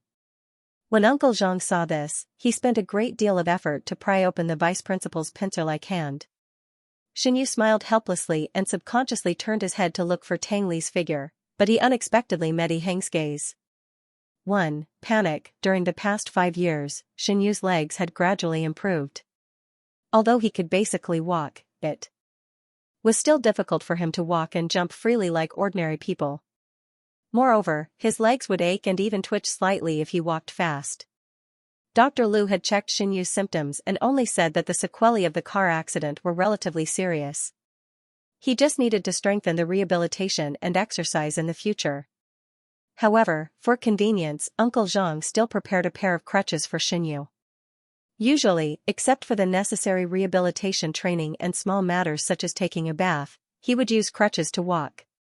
Strictly speaking, although he had a wheelchair, there were still many inconveniences. Alas, Xinyu always said that he had long been used to being a disabled person.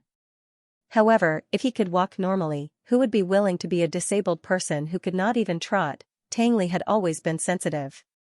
He noticed Xinyu's low mood at the first time, so he said that he wanted to take Xinyu out to relax. Now Xinyu was not as resistant to going out as before. He absent-mindedly held his chin with his hands and looked at Tang Li's face. He said, where do you want to go? Tang Li said, no matter where you want to go, I can accompany you. Xinyu thought for a moment and said, then let's go see the cherry blossoms. Okay. Tang Li smiled. His beautiful eyes narrowed into a crescent shape. He leaned over and held Xinyu's right hand that was gently placed on his leg. I'll listen to you. Xinyu couldn't help laughing.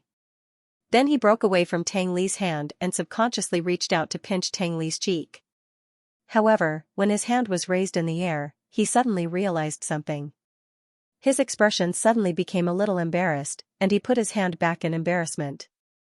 Tang Li noticed Xinyu's awkward behavior. He blinked and looked at him in confusion. Xinyu sighed and said, you've grown up. Children at Tang Li's age were all vain. They probably didn't like others to touch their hair and cheeks. But they had to admit that Tang Li had really grown up. Not only was there an increase in age, height, and appearance, but there was also a settling of temperament and a change in mentality. The appearance of the Tang Li was originally gorgeous and aggressive. Now, it was even more eye-catching. His eyes were pitch black and deep, like a bottomless lake, with no clear ripples. The corners of his eyes were always raised with a sense of distance. His complexion was very light, and even now, he looked a little malnourished. The most important thing was, Tang Li was only in his second year of high school, but his height had already exceeded 1.8 meters. When he stood opposite to Xinyu, he had to lower his head slightly to meet Xinyu's gaze. Every time he thought of these things, Xinyu felt as if his heart had been stabbed. How hurtful. Xinyu's heart had already turned into a river of sorrow. Before he could react, he suddenly saw Tang Li grab his hand from the corner of his eye, and then put his cheek on his palm. Don't you like to pinch my face? Tang Li rubbed Xinyu's hand like a kitten and said softly. When Tang Li hit the nail on the head, Xinyu, who had always been thin-skinned, felt embarrassed. He subconsciously wanted to withdraw his hand, but found that Tang Li held his hand so tightly that there was no room for him to struggle. Xinyu's cheeks were burning red, and he refuted, I just pinched it for fun. Then you can also pinch it for fun now. Tang Li's eyes were smiling, and there was a deep smile in his dark eyes. He couldn't suppress the smile on his face, and he said, I don't mind. Xinyu reluctantly pinched Tang Li's face. It still felt so good. It looked tight, but it was as soft as cotton candy when pinched. After a while, when Tang Li wasn't paying attention, Xinyu hurriedly withdrew his hand. How can you give your face to others so casually? Xinyu picked up the crutches leaning on the side, stood up from the chair in front of the desk, and said, shouldn't only your girlfriend be able to touch your face? Tang Li also stood up, and in an instant, he changed from looking up at Xinyu to looking down at Xinyu. Xinyu, he felt that he had been hit hard. Tang Li followed Xinyu like a little tail, and said in an aggrieved tone, I don't have a girlfriend. Xinyu staggered out of the study with his crutches, and then he stopped, turned to look at the big tail behind him, and asked in a gossipy tone, by the way, do you have a girl you like in school? Xinyu was really curious, and he was also asking about it seriously. Unexpectedly, this question seemed to violate Tang Li's taboo. Tang Li, who had been acting pitifully just now, suddenly became serious. Xinyu was also shocked by his sudden reaction. He stared at Tang Li blankly and didn't dare to speak for a while. The two of them stood at the door of the study and stared at each other. After a long time, Tang Li's expression gradually became serious. He stared at Xinyu intently and asked suspiciously, why did you suddenly ask this? Xinyu came to his senses and also noticed that something was wrong. He pretended to be relaxed and said with a smile, did I guess correctly? No. Tang Li immediately shook his head like a rattledrum. I don't have a girl I like. Xinyu pursed his lips. Obviously, he didn't believe Tang Li's answer. If Tang Li didn't have a guilty conscience, why did he have such a strong reaction just now? Unfortunately, before Xinyu could voice these doubts, Tang Li grabbed his wrist. Xinyu looked up and saw Tang Li's face quickly approaching him. There was no extra expression on his face, and his deep eyes seemed to be suppressing something. You asked me this. Tang Li deliberately dragged out his tone, but it was difficult to hide the panic in his emotions. Is it because you have a girl you like? Xinyu was stunned. Didn't we agree on this? Tang Li was obviously a little out of control, but he couldn't calm himself down at all. He was almost on the verge of going crazy. You won't get married before I become an adult. Although Tang Li deliberately controlled the strength of his hand, Xinyu's wrist still hurt, and even his face turned a little pale. Xinyu raised his voice. When did I say that I'm married? Tang Li was stunned for a moment, as if he had just been pulled back from the state of being possessed by Xinyu's voice. I'm sorry. Tang Li belatedly realized that he had lost his composure, and instantly became very helpless. He quickly let go of Xinyu's hand. He saw a few clear handprints on Xinyu's white wrist, and only felt that his eyes were stinging. Soon, a layer of blurry fog blocked his vision. I'm sorry. I didn't mean it. Tang Li was like a child who had done something wrong. He timidly wanted to hold Xinyu's hand, but he was afraid and withdrew his hand. I'm sorry, Xinyu. I just couldn't control myself. That's enough. Xinyu held his wrist and interrupted Tang Li's words. Xinyu often said that he was used to it. Anyway, from the time he took Tang Li in until now, Tang Li's mood had broken down more than once. The only thing that Xinyu felt strange was that in the past 5 years, he had put all kinds of burdens on Tang Li's shoulders, but Tang Li did not complain at all. Instead, Tang Li shouldered all of them. Why did Tang Li lose control every time it involved the issue of whether he would get married or have a girlfriend? They had lived together for 6 years. Was Tang Li still so insecure? Xinyu sighed almost inaudibly, patted Tang Li's shoulder, and said tiredly, I promised you countless times that I won't get married or have a girlfriend before you become an adult. Don't you believe me? Tang Li's eyes were red, and he looked very pitiful. Even his voice became hoarse. I just don't believe in myself. Every time. Xinyu faced Tang Li like this, even if he had a stomach full of anger, he could not vent it. He could only comfort him. You are a smart child. You don't always go to a dead end. Tang Li closed his eyes and nodded. Xinyu reached out and wiped the tears from the corners of Tang Li's eyes.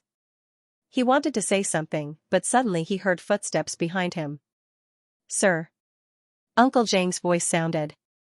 Xinyu quickly withdrew his hand and turned to face Uncle Zhang with the help of his crutch. Uncle Zhang said, the birthday banquet list has been drawn up. You need to go through it. Xinyu said, okay.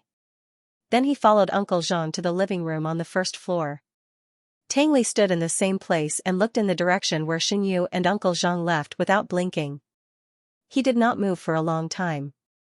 His eyes were still red, but his expression was not as pitiful as before. Instead, it was almost indifferent. After a long time, Tang Li sighed softly and turned to go back to his room.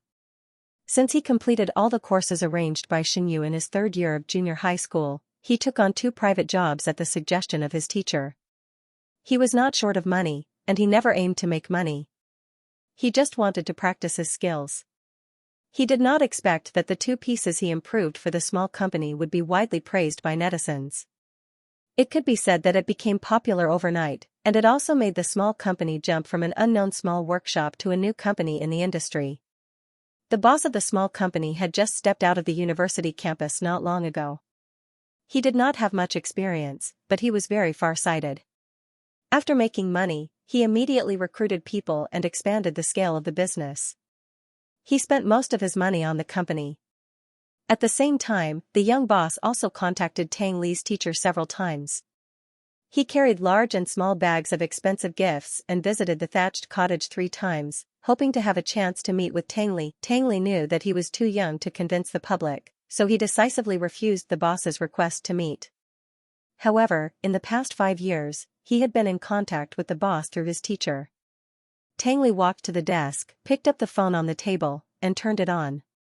He saw that he had received more than 50 WeChat messages on the lock screen. After his fingerprint was unlocked, he clicked into WeChat. All the messages came from a small WeChat group called LP. Zhou Che, they have already offered 8 million. Shouldn't we do something? Lin Pingran, I guess this is the highest amount they can offer. What if they suddenly go back on their word if we still refuse? Zhou Che, that's impossible.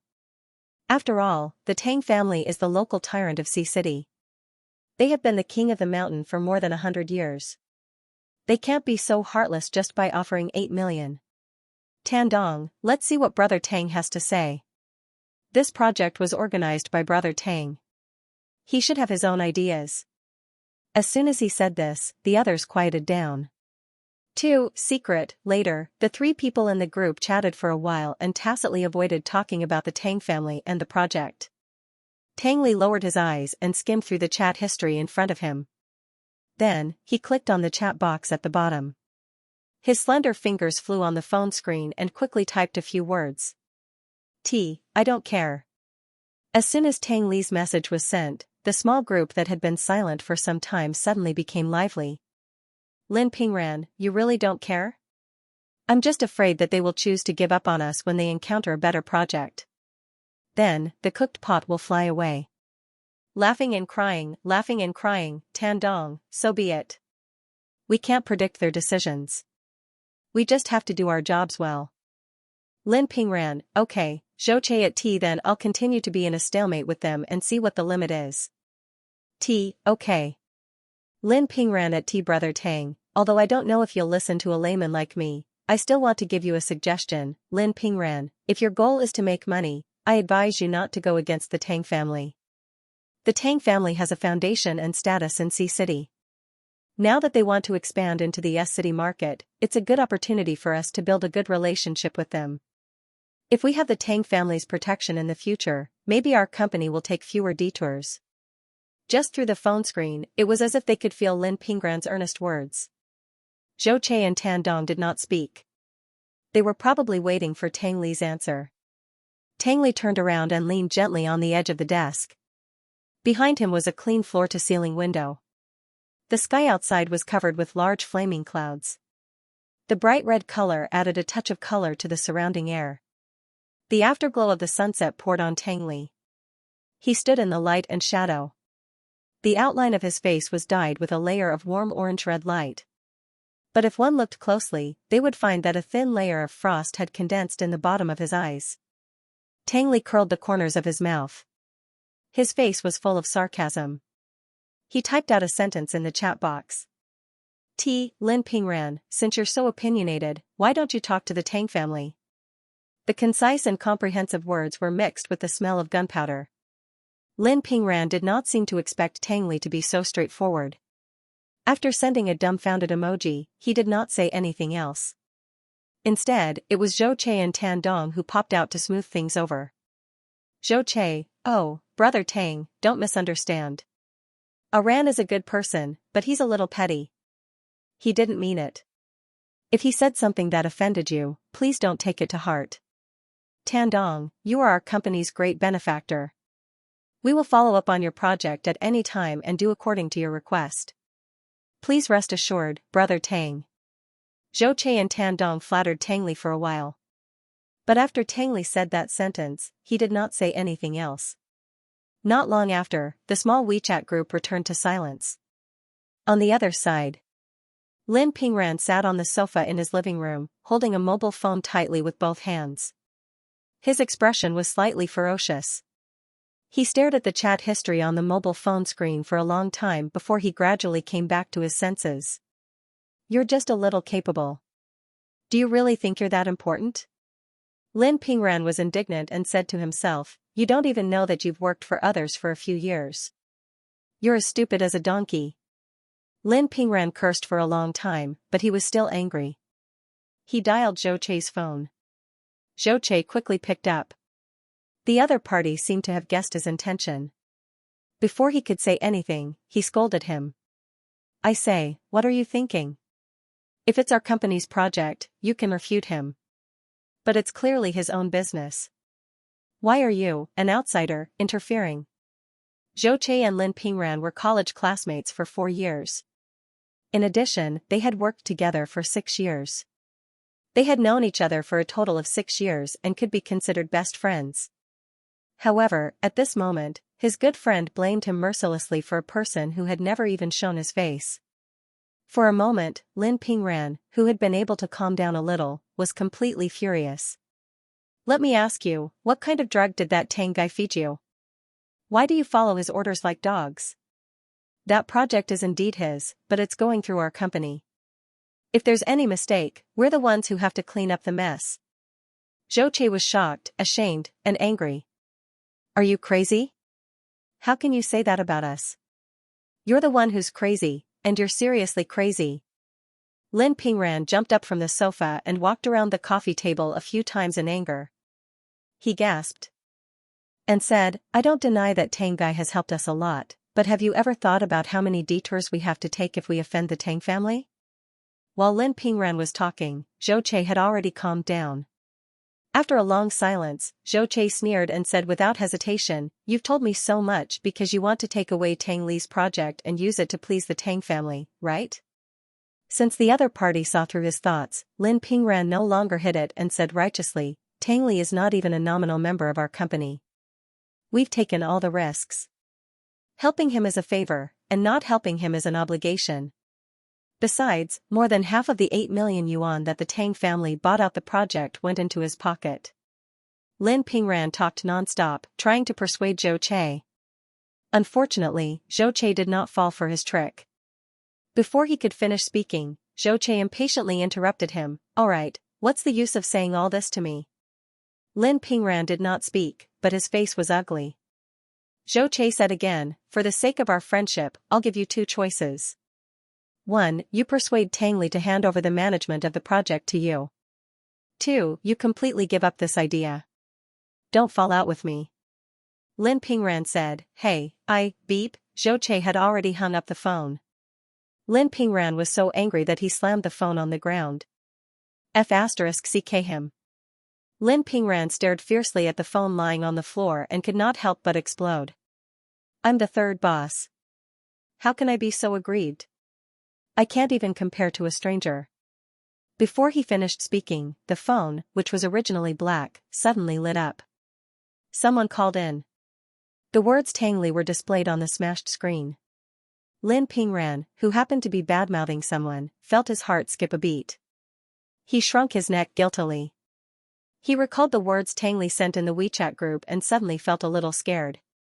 After hesitating for a moment, Lin Pingran slowly walked over and picked up the phone. Then, he answered the call. The next second, a middle-aged man's low voice sounded in his ear. Although there was no buzzing sound, Lin Pingran's 2 years of experience in the industry told him that the other party used a voice changer. Is this Lin Pingran? The other party asked. After knowing each other for more than 2 years, this was the first time Lin Pingran contacted Tang Li outside of WeChat. In fact, he did not know Tang Li's age. When he heard Zhou Che and Tan Dong respectfully call Tang Li brother Tang, he followed suit and called him that. Well. In a one-on-one call, the paper tiger Lin Pingran instantly lost his previous arrogance. He smiled uneasily. Brother Tang, it's so late. Do you need something from me? Yes, there's something. Tang Li said. There was no fluctuation in his flat voice, so Lin Pingran could not detect any emotion in his voice. Lin Pingran swallowed. Tell me, what's the matter? After a 2-second pause, Tang Li suddenly laughed. His calm middle-aged man's voice was somewhat amiable. He said, I know you're very dissatisfied with my decision, no. Lin Pingran hurriedly explained, Brother Tang, I'm just quick to say whatever comes to my mind. But I don't mean any harm. I'm just thinking about you. Tang Li said, I know.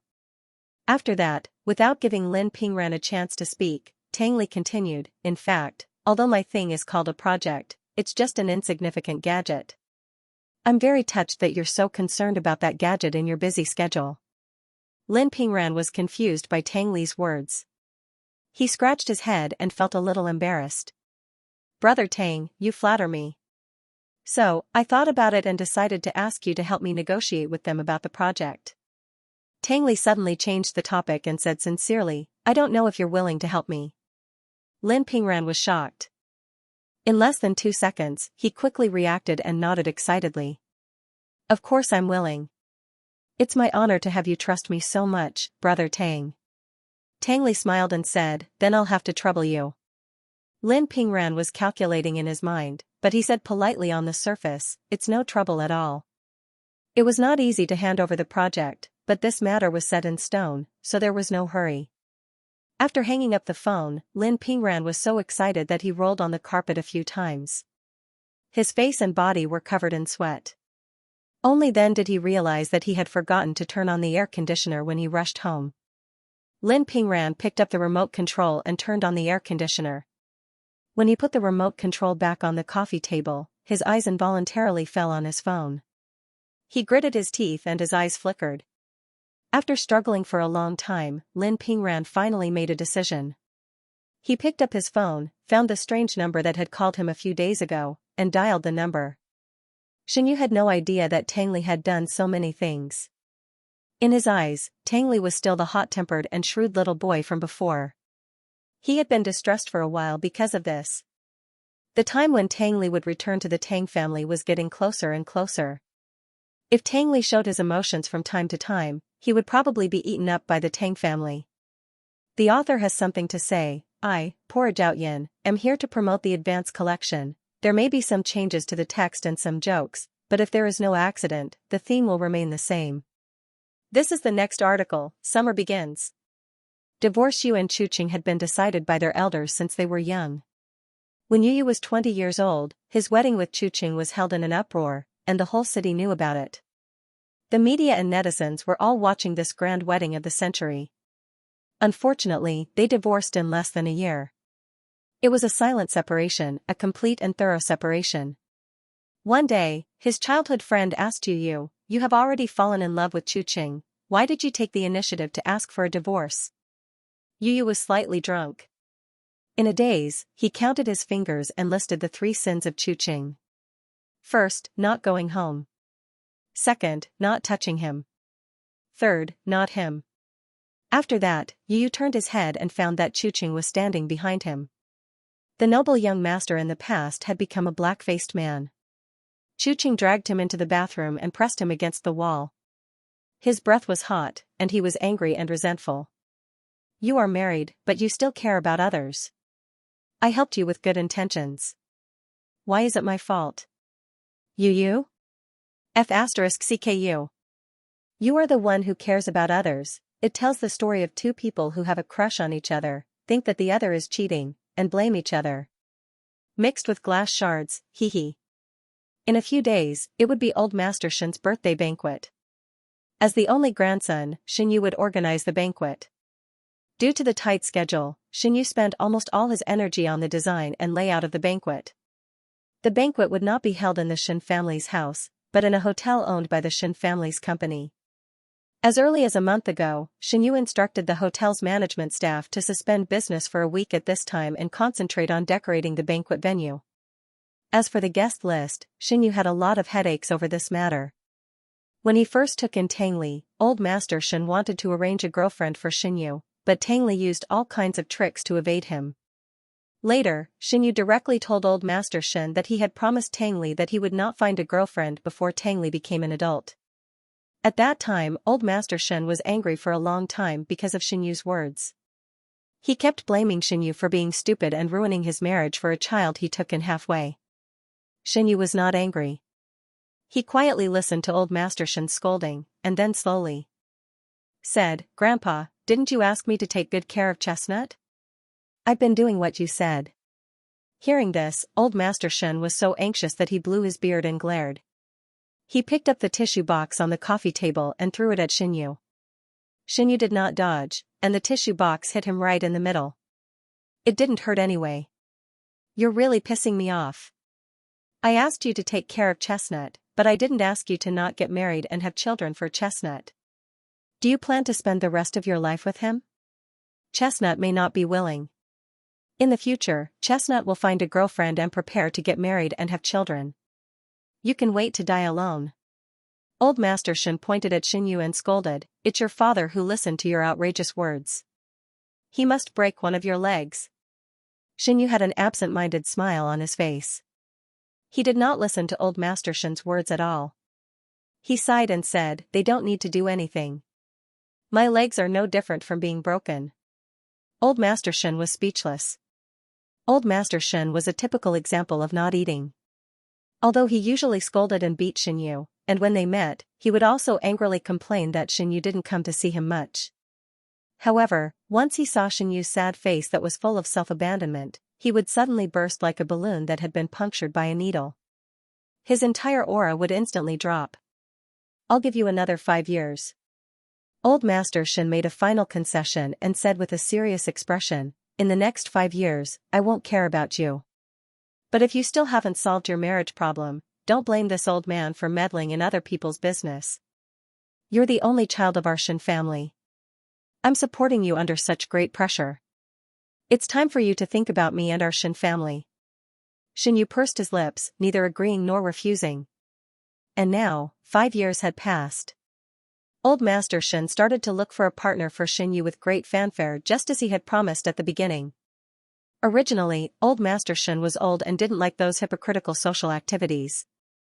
He also didn't like to celebrate his birthday with people. But in order to find a suitable wife for Xianyu, he still told his old friends to prepare a banquet on his birthday. He also specially asked his old friends to bring the juniors of suitable age, whether it was a daughter, a granddaughter, or a niece. He didn't refuse anyone who came. Old Master Shin's old friends instantly understood the meaning behind his words and hurriedly nodded in agreement. Therefore, when Xianyu browsed through the guest list that Uncle Zhang had sorted out, she saw a lot of names that appeared out of nowhere. Moreover, these names were obviously female, and Old Master Shin had even mentioned a few of them to her a few times. Xianyu's face was full of black lines. He didn't need to use his toes to guess what Old Master Shin was thinking when he said that he wanted to hold a birthday banquet. These people, Xianyu used his fingertips to point twice on the guest list and drew a few circles around some of the names. He looked up and said to Uncle Zhang, "Remove their names. There's no need to send invitations." Uncle Zhang was slightly hesitant. They seemed to be coming with their family elders. Those people are all friends that Old Master Shin invited. "It's okay." Xianyu waved his hand disapprovingly and laughed at himself. "Even if we don't send invitations, they will still come uninvited. I just want them to know my attitude." "Okay."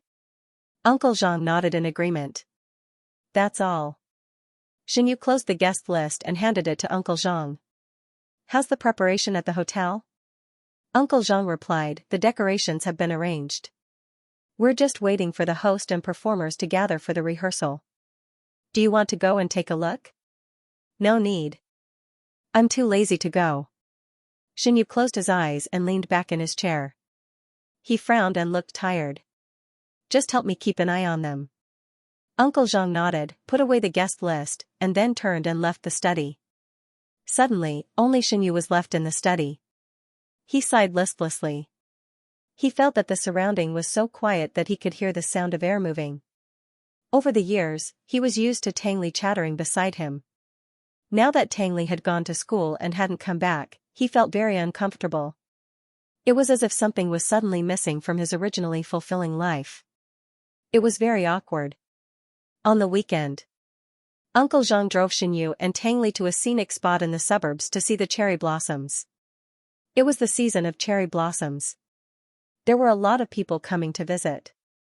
The parking lot was almost full. Uncle Zhang searched for a long time under the guidance of the staff before he found a temporarily empty parking space. After getting out of the car, Tangli regretted it. He didn't expect so many people to come to visit. It was even to the point that the ticket office of the scenic spot was crowded. Xianyu was walking with a cane, so it was inevitable that it would be inconvenient for him to walk in the crowd. Xianyu next to him turned his head and saw Tang Li's unhappy face. He guessed what he was thinking, so he reached out his hand with a smile and wanted to pinch Tang Li's face. However, before his fingertips could touch Tang Li's skin, he seemed to suddenly realize something and quickly withdrew his hand. Then his hand fell on Tang Li's shoulder. Tang Li's attention was all on Xianyu. Naturally, he noticed Xianyu's careful and awkward movements. He narrowed his eyes slightly. A touch of depression flashed from the bottom of his eyes and quietly blended into his ink-black pupils. Xianyu didn't notice Tang Li's little mood. Instead, he patted him on the shoulder and comforted him with a smile. "I haven't been out for a few days. I still want to come to a crowded place and experience the feeling of liveliness." Tang Li responded in a low voice and leaned against Xianyu. This scenic spot was a major feature of S City.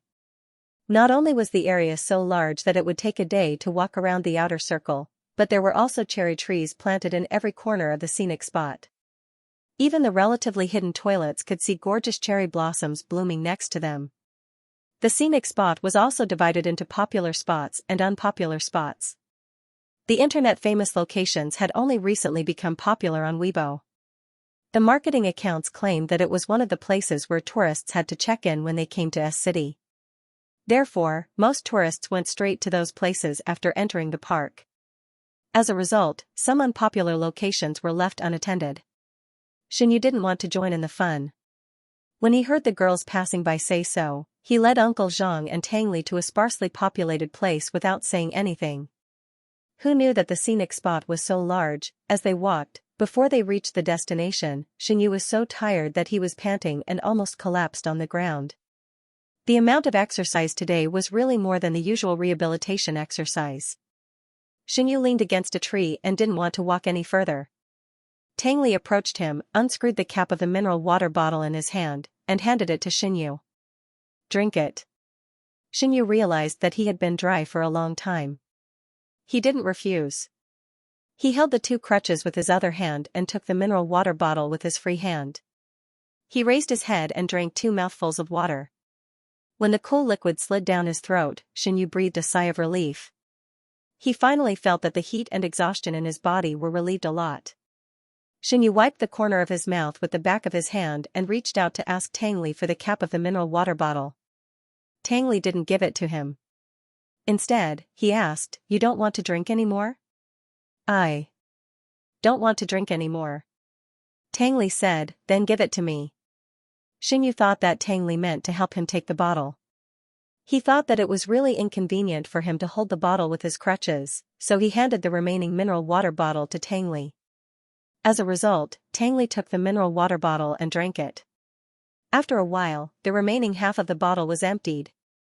Tangli naturally screwed the cap on the bottle, raised his right hand, and threw it up. The empty bottle drew a semicircular arc in the air, and then accurately fell into the trash can not far away. When Xianxia saw this scene, she felt terrible all over. Although he didn't have mysophobia, in the process of raising Tangli, he had been trying to avoid contact with Tangli as much as possible. He wouldn't give Tangli the food that he had eaten, and he wouldn't use his own chopsticks to pick up food for Tangli, and so on. It wasn't because of the issue of hygiene, but because he clearly remembered that Tangli was a very picky person when he grew up. He also had a slight mysophobia. Once, his assistant prepared a pair of unsterilized chopsticks for him, and he was scolded to tears in front of many of his business partners. For these trivial matters, Xianxia maintained the mentality of avoiding as much as possible. Looking back, he saw that Xianxia's eyes were wide open. Tangli, who was expressionless, suddenly hooked his lips, and the smile in his eyes almost overflowed. He imitated Xianxia's previous actions, stretched out his index finger, and poked Xianxia's cheek twice. "What's wrong?" Tangli asked. "Oh, nothing." Xianxia came back to his senses and blinked. He even forgot to slap away Tangli's hand that was poking his face. He hesitated and said, "Why did you drink mine?" Tangli calmly withdrew his hand and said in an innocent tone, "You said you didn't want to drink it." Xianxia said gloomily, I don't want to drink it now. I'll drink it later when I'm thirsty." "It's okay." Tangli comforted him, "When you're thirsty later, I'll go buy more." Xianxia didn't know whether to laugh or cry. "Actually, that's not what I meant." Tangli tilted his head slightly, and there was some doubt in his eyes. He expressed that he didn't understand Xianxia's words. Xianxia pursed his lips, hesitated for a long time, and then whispered, "The bottle I drank from is stained with my blood. It's not very hygienic for you to drink it like this." Tangli suddenly laughed, and his beautiful black eyes seemed to be full of mottled light spots. He shrugged indifferently, "I don't care about that. Besides, the one you drank was sweeter." Tangli added silently in his heart, but he didn't dare to say it out loud. The three of them rested in place for about 10 minutes before Xianxia said that they could continue moving forward. Xianxia was just about to reach for the two crutches next to him when he felt the light in front of him dim. When he reacted, the two crutches were already in Tangli's hands. Tangli handed the crutches to Uncle Zhang and squatted down in front of Xianxia. "Come up, I'll carry you." Xinyu was stunned for a moment and subconsciously refused. No, I can walk on my own. However, Tangli, who was refused, didn't mean to give up. He squatted motionlessly in place, looking as if he wouldn't get up if Xinyu didn't come up. The two of them were in a stalemate for a long time under Uncle Zhang's helpless gaze. In the end, Xinyu compromised. He staggered forward half a step and carefully lay on Tangli's back. Xinyu didn't know if it was an illusion, but it seemed that when he lay on Tangli's back, his tense body suddenly relaxed. It seemed that he was relieved, but he was still nervous and trembling a little. Tangli's hands went around the back of Xinyu's knees and easily lifted him up. Then he slowly stood up. Let's go. Xinyu said, let's go. The author has something to say. I can like you openly. I'm happy. Thanks to the little angel who voted for me or irrigated me with nutrition. Thank you to the little angels who threw the landmine. 2 mini white bears. 1, kindness boat, sugar sweet bun, Mo ran, Aruaxi, old pig. Thank you to the little angels who watered the food. 30 bottles of lazy meow, 10 bottles of Su, 1873947, Koang, 5 bottles of unknown cloud depth, 1 bottle of Mo Yuan Yu. Thank you very much for your support. I will continue to work hard. Although Xinyu was not fat, he was an adult man in his 20s. Usually, Uncle Zhang would find it difficult to carry him for a long time, let alone Tangli, who was only a 16-year-old child. Originally, Xinyu was prepared to put Tangli down after a few steps. However, he did not expect that Tangli's face was as usual all the way to the destination. His face was not red, and he was not out of breath. It was as if he was carrying a weightless doll on his back. The scenery here was really beautiful. Looking at it, it was as if he was in a pink ocean. Recently, Xinyu had been cooped up at home for too long. It was rare for him to breathe the fresh air with the fragrance of flowers. He suddenly felt refreshed. Even the annoyance of being urged to get married by old Master Shen gradually disappeared in the cool breeze. Tangli carried Xinyu on his back and walked half a circle around the lake. Uncle Zhang kept a distance and followed them at a moderate pace. Xinyu was in a good mood. He casually asked about Tangli's studies. Have you ever thought about studying abroad? Xinyu stared at the tip of Tangli's slightly red ears and tried her best to control the urge to pinch her nipples. If you want, I can find someone to help you inquire about it, and you can make preparations now. Tangli shook his head and answered quickly, no. Why? Xinyu finally could not control himself. He carefully reached out his hand and pinched Tangli's earlobe. It felt good. It was just a little cold because of the wind. However, Xinyu could clearly feel that Tangli's body became a little stiff under his movements. After a long time, he gradually relaxed and whispered, it's boring for me to go to a place where you are not there.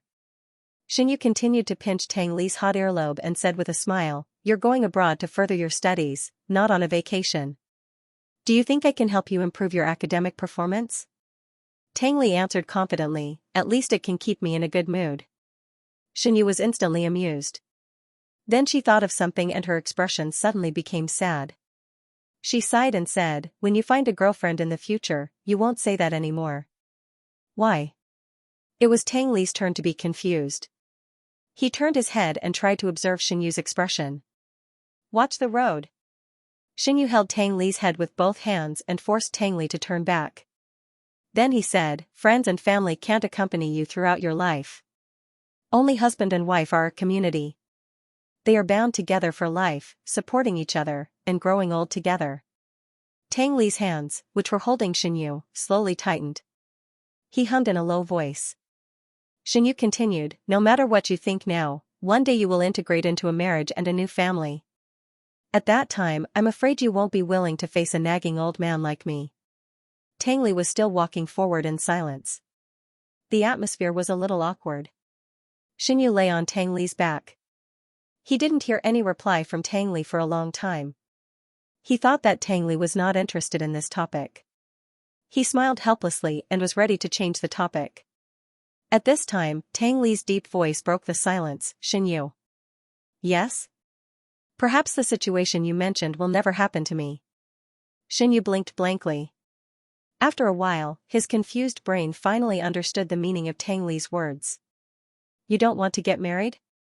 Xinyu's first reaction was to think of this possibility. combined with Tang Li's character setting. In the original text, he easily accepted Tang Li's idea. He comforted him and said, in fact, it's not bad to be an unmarried person. Nowadays, young people can marry late and have children late, or even not get married at all. Only you can consider adopting a child from the orphanage in the future. That's not what I meant. Tang Li interrupted Xianyu's endless words. Then, he bent down and put Xianyu on the ground. He turned around and grabbed Xianyu's arms so that Xianyu could put most of his weight on him. Xianyu was supported by Tang Li. He stared at him blankly for a moment and said, "Then what do you mean?" Tang Li's expression was serious. He stared at Xianyu's eyes without blinking and said solemnly, "I don't like girls. I like boys." Seeing Xianyu's expression change several times in just a few seconds, Tang Li still didn't change his expression and asked, "Do you understand what I mean?" "I understand," Xianyu replied subconsciously. He then reacted and asked, "How do you know you like boys? Wasn't your first love, Lei Yuming, also a girl? Isn't this too big of a leap?" Tang Li said concisely, "Because I have someone I like." For some reason, Xianyu's throat was a little dry. He had never seen Tang Li so serious. "Who is it?" "Sorry," Tang Li said, "this is a secret." Xianyu smiled bitterly, "Okay." The conversation ended there. There was no need to change the topic. There seemed to be nothing to talk about between them. Uncle Zhang, who was following behind, didn't hear their conversation. He even borrowed a bicycle for 4 people. Uncle Zhang and Tang Li rode in front. Xianyu held his crutches and sat silently in the back. But he was no longer in a good mood. Tang Li's words that he liked boys were like a magic spell that would never disappear, deeply imprinted in Xianyu's mind. So when Tang Li and Uncle Zhang were chatting, they kept repeating that he liked boys. Tang Li was the villain in the original novel. Anti-hero, the female protagonist of the party, was perverted, twisted, and loyal. Even when he later learned that the female protagonist had fallen in love with the male protagonist, he never thought of giving up the female protagonist. How could Tang Li, who was so devoted to the female protagonist, become a homosexual halfway through the story? Could it be that the author of the original novel secretly buried a gay line in the plot line? The more Xianyu thought about it, the more puzzled he was. But no matter how he thought about it, he was unwilling to admit that he was a little unhappy. It felt like the cabbage he had cultivated was eaten by a pig. The key was that he didn't know whether the pig was a white pig or a black pig, a domestic pig or a wild boar, and he didn't know how he got his cabbage. When he thought of Tang Li and the pig in a place he didn't know, doing things he didn't know, saying things he didn't know, and discussing people he didn't know, Xianyu felt that he was going to collapse. Damn, Tang Li was only 16 years old, his hair was not even fully grown yet. What puppy love? At this moment, Xianyu, who was so angry that smoke came out of his head, seemed to have forgotten that not long ago, someone gossiped and asked Tang Li whether he had a girlfriend. At that time, he wanted to persuade Tang Li that high school was incomplete without puppy love. What a slap in the face. Unfortunately, Xianyu, as the person involved, didn't realize it. Xianyu's anxious thoughts had already spread to outer space. At this moment, he saw Tang Li turn his head and say to him, "I like boys." Xianyu was so irritable that he almost threw away the 2 crutches in his arms. "Why are you still talking about this? Are you done?" Tang Li was stunned for a moment. "What's wrong with you?" Uncle Zhang also turned his head and looked at him with a slightly strange look. Xianyu suddenly broke out of some kind of crazy state and suddenly broke out in a cold sweat. He scratched his head and asked, "What did you just say? Are you thirsty?" Tang Li repeated the question just now. "I'm not thirsty." Xianyu shook his head and thought that he was really scared by Tang Li's confession. He was hallucinating so quickly. Tang Li said, "Oh," and quickly turned his head back. Soon, the 4 people's bicycles started moving again. They stayed in the scenic area until 6 o'clock in the evening, then they drove to a Chinese restaurant that Uncle Zhang had already booked. This restaurant was expensive and only accepted reservations. Uncle Zhang was able to book a table that day because of the Shen family's reputation.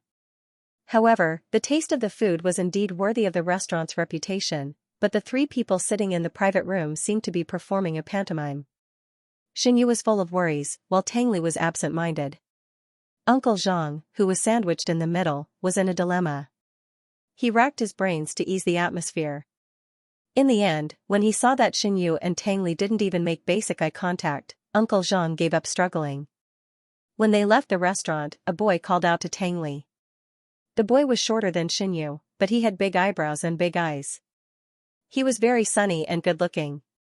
When he smiled, a shallow dimple appeared at the corner of his mouth, as if it was full of honey. Chestnut. The boy pulled Tang Li's arm familiarly and said in surprise and joy, "What a coincidence, I didn't expect to meet you when I came out to eat.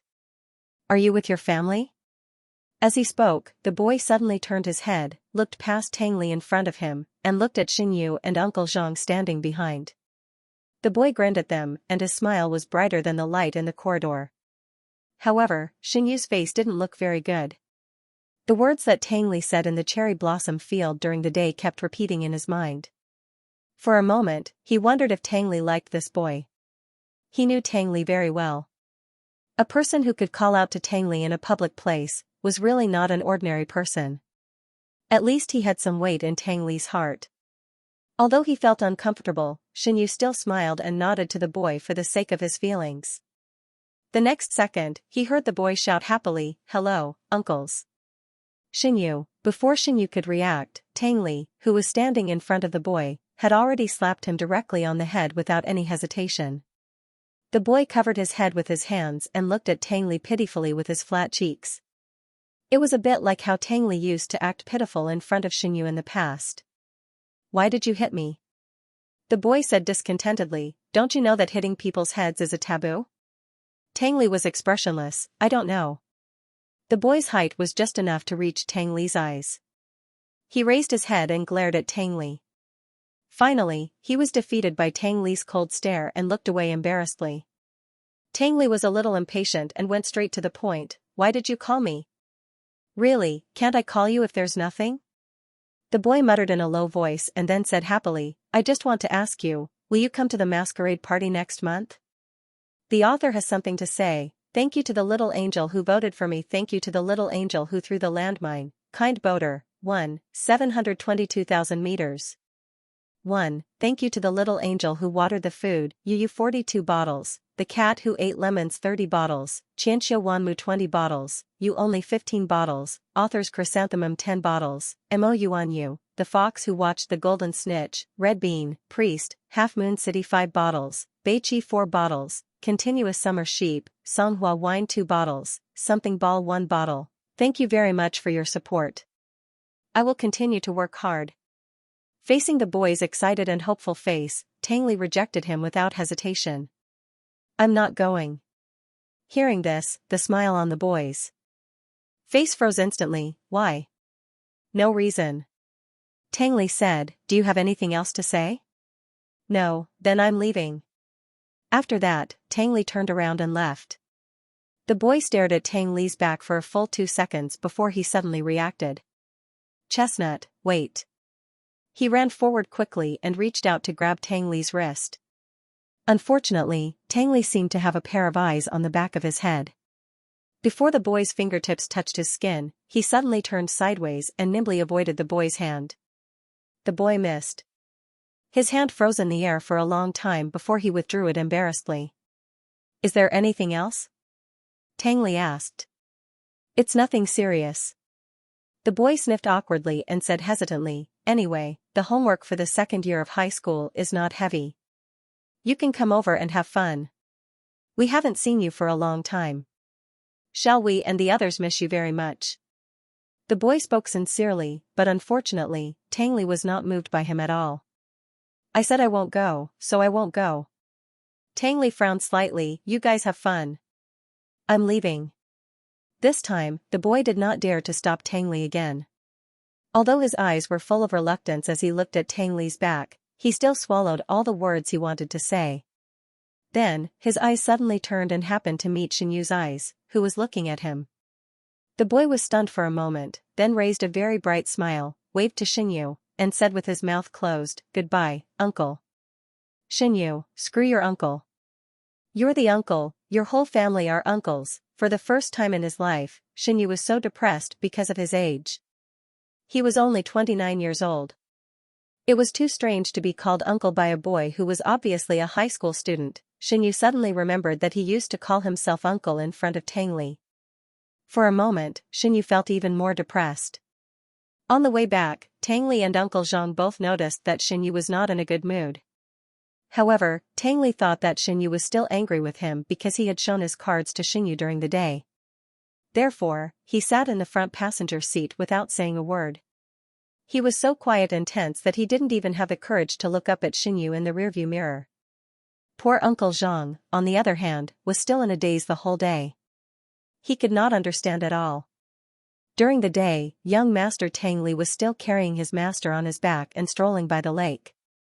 How did the two of them end up like this after just a few words? Moreover, when young Master Tang Li was talking to the little boy just now, the teacher's expression was very ugly.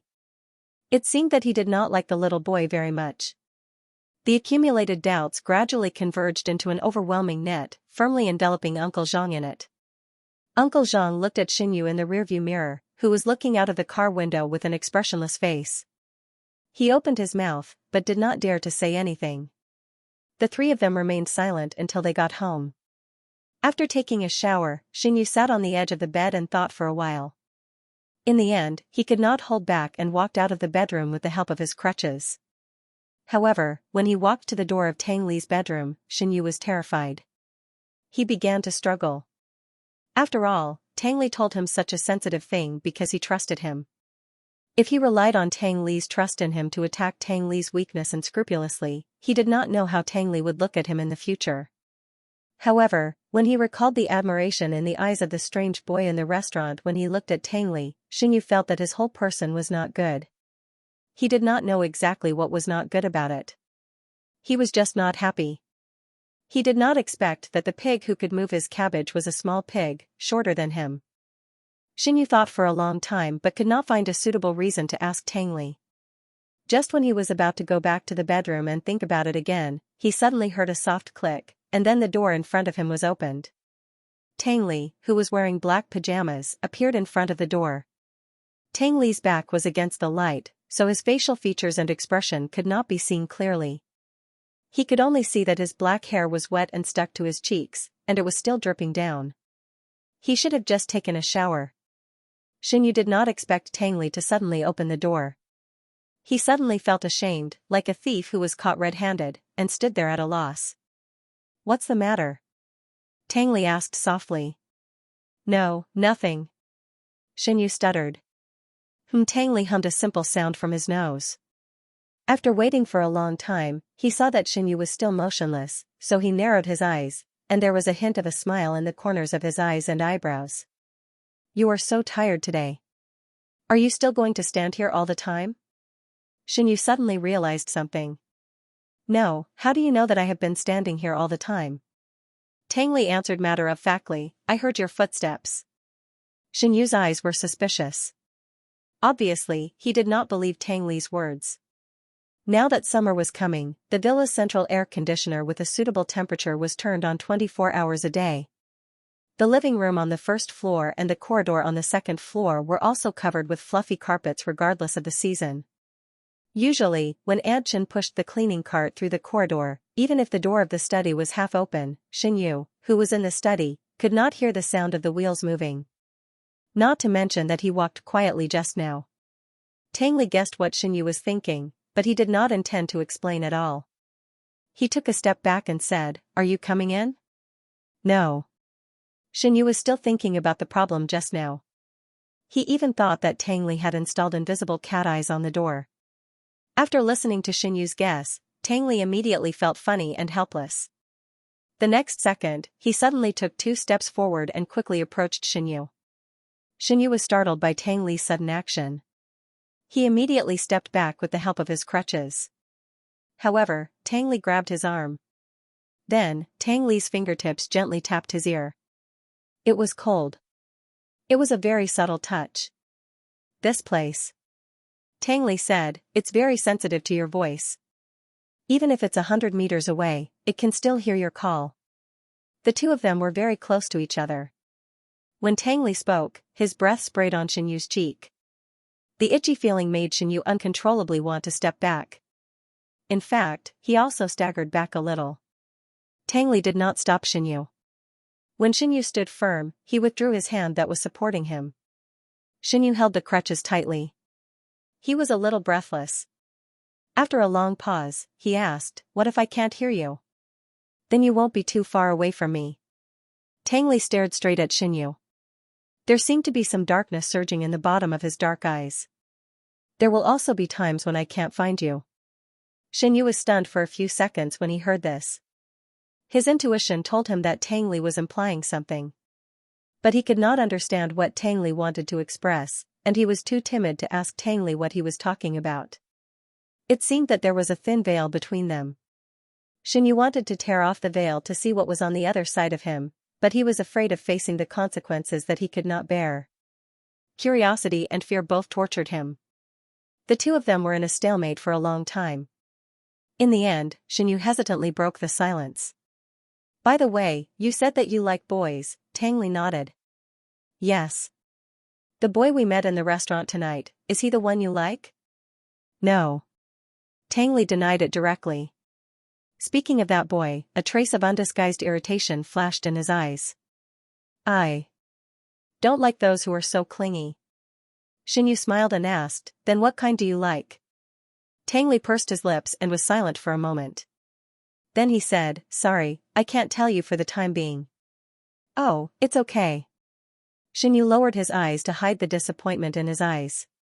He smiled and said, "It's getting late. Let's go to bed." Tangli nodded and said, "Good night." Xinyu said good night, leaned on his crutches, and turned back to the bedroom. He had to admit it. Xinyu was affected by Tangli's words. He even had some strange dreams at night. He dreamed that Tangli took a boy home and said that he wanted to marry the boy. The boy snuggled in front of Tangli shyly, looked up at Xinyu, and raised a bright smile. The small dimples on the corners of his mouth were particularly eye-catching. The boy said in a clear voice, "Uncle, Chestnut and I are really in love. Please let us be together." Xinyu was speechless. Then he spat out blood. After a few days, these dreams formed an 8 o'clock melodramatic drama series. It had developed to the point that Tangli and the boy were about to go abroad to get married and hold a wedding. They even enthusiastically invited Xinyu to be the witness of their marriage because Xinyu was the only person who had witnessed the history of their romance. "Bullshit. Where is Uncle Zhang?" Xinyu said angrily, roaring like a single dog. Then, Tangli and the boy were quiet. It was as if the whole world was quiet. "Sir?" Uncle Zhang's puzzled voice sounded in his ear. "Sir, are you calling me?" Xinyu suddenly came back to his senses. His unfocused eyes instantly focused on Uncle Zhang's face, which was full of worry. "Sir, are you okay?" Uncle Zhang touched Xinyu's forehead and whispered to himself, "Did you catch a cold because of the air conditioner? Otherwise, I'll call Dr. Lu over." Xinyu calmed down and said, "I'm fine." Uncle Zhang said, "Are you really okay?" Xinyu asked seriously, "Do I look like I'm not okay?" Uncle Zhang was speechless. He silently added in his heart, "It's not just a little." Xinyu sighed softly and didn't continue to entangle with Uncle Zhang on this issue. He turned his head to look at the untouched breakfast on the table in front of him. He only felt that it was tasteless. Tangli sat opposite him. He didn't seem to have much of an appetite. He glanced at him from time to time. For some reason, although he knew that those dreams had nothing to do with Tangli, Xinyu still felt inexplicably angry when he saw Tangli's face. Especially when he recalled the scene in the dream where Tangli held the boy's hand and vowed to get married. Xinyu didn't want to stay for a second longer. "I'm full." Xinyu suddenly put down his knife and fork, got up, picked up his crutch, and left the dining room. Uncle Zhang and Tangli, who were left in confusion, looked at each other. The author has something to say. "Thank you to the little angels who voted for me. Thank you to the little angels who threw Grenade, V1. Thank you to the little angels who threw Landmine, V, Z Gene 1. Thank you to the little angels who watered Nutrition. That's right, SY is me. Desert Eagle 10 bottles, Patch Sprite, Fox who watched the Golden Cat Thief 5 bottles, Flying Fish, Priest 1 bottle. Thank you very much for your support. I will continue to work hard." End of chapter 50. Don't forget to subscribe, like, and share the video to support the channel.